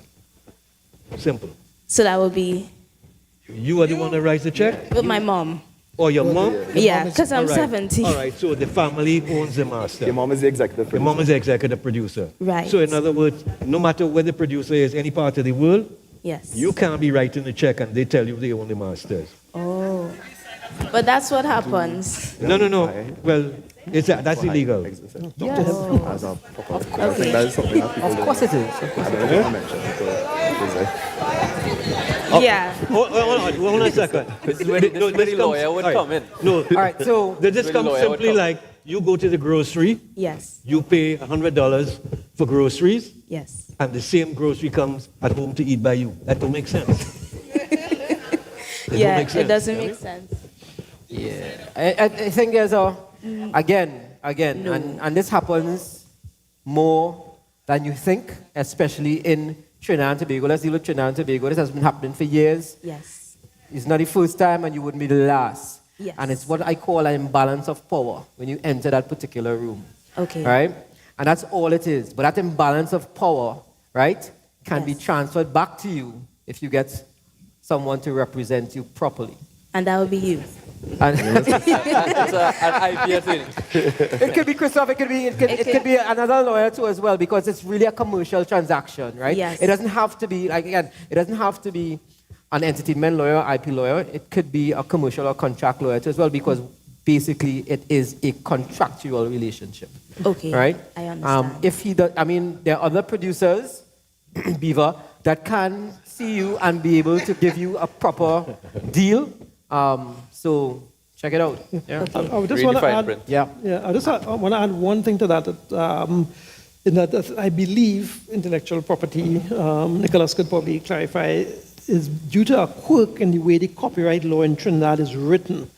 It doesn't allow for this the idea of work for hire, and unless you specifically sign something with the producer. Technically, the producer owns the master. There's some kind of quirk in copyright law. The person who creates is typically the person who owns, right? We have that understanding. Unless otherwise stated. Correct. And that is why you need a contract. There's a terminology that a lot of lawyers like to use. It depends. Right? So if the contract, and someone in front here was talking about it, what did the contract state? Yeah. Did the contract state you are going to have all the rights at the end of the day, you're going to have the rights to the master? If it did state that, and the producer is and still again, claiming. like someone just said it, was there a contract? There wasn't a contract for mastering, but there was the cut NOW form, the now split form from cut that we signed. But I feel like that was just for regular royalties. No, that's the songwriting, that's for copyright in the song. That's intellectual. Not the copyright in the sound recording, which is the ownership of the master. So just get that clear going in. Yes, so there's a different Get it legally separate checked. form. Yeah, to understand. Okay, I also have another question. When it comes to rhythms, right? So if a producer would contact me and say he wants me to be on his rhythm, but I guess I wouldn't be paying full production. I'll just be paying for the rhythm because everyone will pay for their part of the rhythm, I guess. Will I be able to own at least piece or like half of the masters if I pay like rhythm and not full production. See that rhythm thing? Yeah, rhythms are tricky because like the veteran writer. No, well, I've been on rhythms before. Because of relationships, I did not have to pay to be on the rhythm, or it was just we just split the writer share. And in most cases, I just try to be fair. I'll just tell you this in terms of how I deal with producers. Yeah. So if it is the producer is covering everything in terms of the production, the mix, the master, then I have no problem giving them all of the master, and I maintain my writer share, etc. Right? Yes. But if it is I'm paying for the mix and the master, then I feel like I should get a percentage of the master. That's how I personally deal with it. Also, I'm a marketing person as well, right? So if it is that I'm going to do my own music video, if it is that you know that doing a song with me, you're going to try to get out there the best as possible, then I believe I should get a percentage of the master too. So there's some situations I could tell you where I've ended up owning 100% of the master. There's some situations where I ended up just getting 5 to 10% of the master, but I always ensure that I get something in the master, like now in my current career. Yes. But as I say, like when you're coming up, your opportunity could lead to something else, right? So I could give you a different perspective. I see. But as an attorney perspective, as an artist perspective. Marcus, I'm so happy for that information, and I hope she's happy for it. I know there's more questions, Thank but you. unfortunately, we have to pretty much. So keep your questions and make sure you come to any one of these guys after we wrap up and ask them what you need to. But I'm getting information from Mine the back is that we very have simple, to. huh? You want to answer real quick? Ask it real quick. Real quick. I You want to do this. recorded this session. I would hope they did. Yes, I think it's. That way we're going to get it. Yes, I think it's on recording. Okay, and is this going to be an annual? Are you going to have it again next year? I would hope so. Organizers. Okay, so we are not the organizers, but we are pushing for this. We are pushing for this to be an annual Yes, and I want to make situation. a suggestion because I don't know if you are Risha, but CUT executives should be here to answer a lot of these questions. I'm not seeing CUT person or president. No, this is not about CUT. No, this is not about No, but seeing that you're talking about intellectual property and stuff, I mean, it's good to hear everything. You understand from the people themselves who No, know. but with CUT, that should be a separate podium for the agencies. We are talking in broad sense and even globally and locally. Because But I once you know start Mr. Braveboy was touching a lot on Yeah, but talking about we could talk. That's why I'm saying. Yeah, we can talk about it because I've been on the board of CUT 3 times. Mhm. But at the end of the day, we have to talk about it very independent of that kind of Independent. situation. Well, thank you for that. Y'all Thank you think very so? much. I hope you all enjoyed this panel and you got all the information that you need. You can also get one more. Well, they tell them I have to wrap up, but action real quick. Action, Rick. I don't want to have you standing there. Hi, so we're talking about protecting intellectual property, and I want to talk about an area that a lot of us may not talk about. I spoke about it before, which is jingle writing, right? I'm a jingle writer, also a vocal coach. Anybody who needs a vocal coach, check me.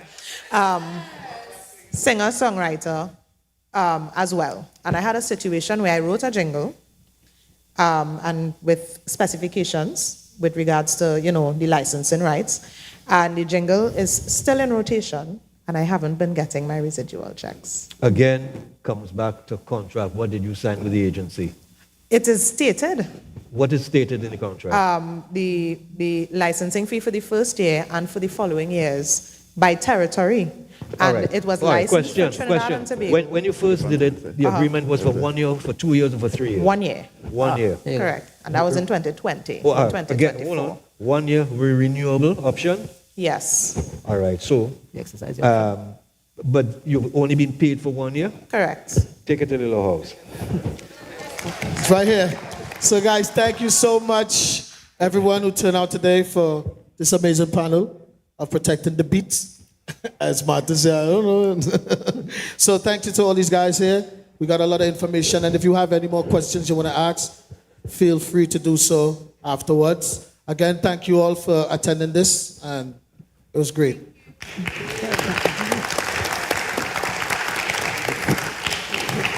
Nigel, you again, boy. Could I make one shameless plug? The most fair.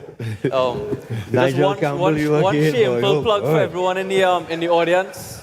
For those of you who want more information on copyright and neighboring rights and stuff, and you want a source of information, you could visit the IPO's website, right? The IPO's the Intellectual Property Office's website, right? It's ipo.gov.tt. No, I could blink though. But ipo.gov.tt or just search for Trinidad and Tobago Yeah, great Intellectual website. Property Office. Yeah. It will come up. And they will assist you as well, yeah. As much as possible. Yeah. Thank you all. Thanks, guys. Thanks, guys. Sorry. Yeah. So we do have QR codes. I just don't have it on me. Huh? Yeah. ipo.gov.tt. We know. Wrong exit? Come on, check it out. Huh? Wrong exit. Wrong exit. Oh, wrong exit, are we good?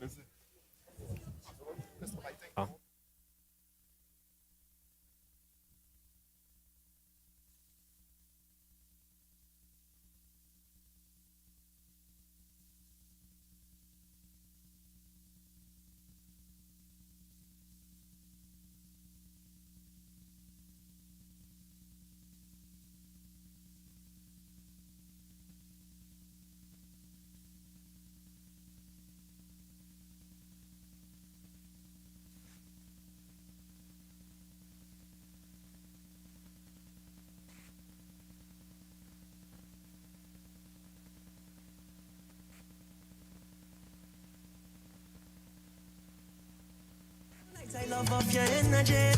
All night your waist moving. I see you know what you're doing. All night your body talking. You think speaking my language. You have me like, oh Lord, oh. I feeling like I just spent the lotto.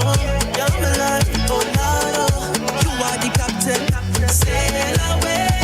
Watch my hands on your waist and I'm trying to navigate. Sail away. Anchor down, let me dive in. Girl, don't make me wait. Sail away. To the ends of the globe and light around again. Sail away. Oh Lord, sink or float, I don't care what you're doing. Throw me overboard. I don't need no lifeguard, oh Lord. Rocking back and forth like a tidal wave. You are the captain. Throw me overboard. I don't need no lifeguard, oh Lord. Rocking back and forth like a tidal wave. Watch me now. Me say one stroke, two stroke, three stroke. You feeling sweet like the calypso. Me say one stroke, two stroke. You feeling sweet like the calypso. I'm thinking to myself where you come from. What's on you over here? No I want some. Keep checking just to see when you're leaving. I keep blinking my eyes, I don't believe it. Yeah. Just say, motor. I know I'm it. Yeah. Whoop tele, whoop tele, whoop tele. Now say, whoop tele, whoop tele. Whoop tele, whoop tele, whoop tele.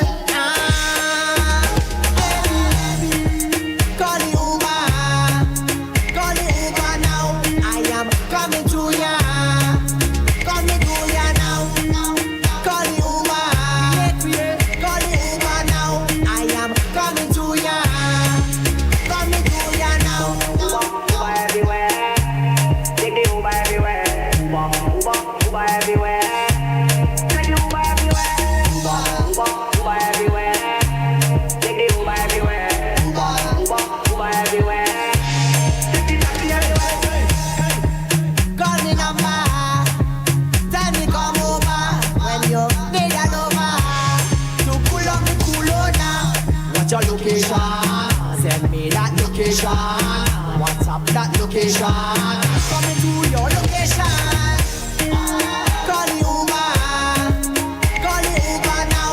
I am coming to ya. Coming to ya now. Call the Uber. Call the Uber now. But you are the best I see overall. But there's no one other than you at all. There is no one could ever call you a fraud. Because you're better than them. You are the best overall. You're better than them. You are the best by far. You catch me flirting with a next girl, baby, me sorry. Yeah. Don't try to mash up the thing we have, baby, no way. Yeah. Plus you work hard for your things, so nobody can say you own it. Yeah. Hey, overall. Hey. Yeah, you have no weak to my knees and my friends, family, everybody can tell you that.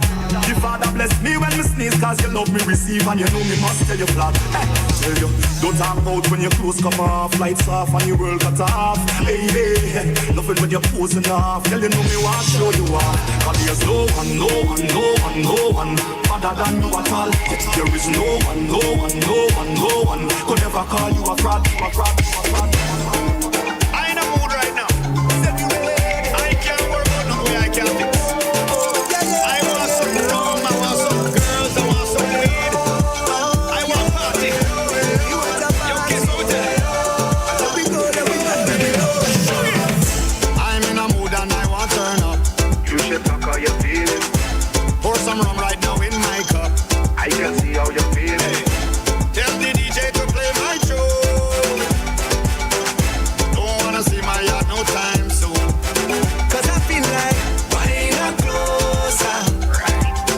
I don't want to go home sober. I'm in that mood. I see energy on me and I just feeling good. I'm feeling good, I'm feeling good. And when I in that mood, fuck the negative baby and I just feeling good. I'm feeling good, I'm feeling good. Now we go.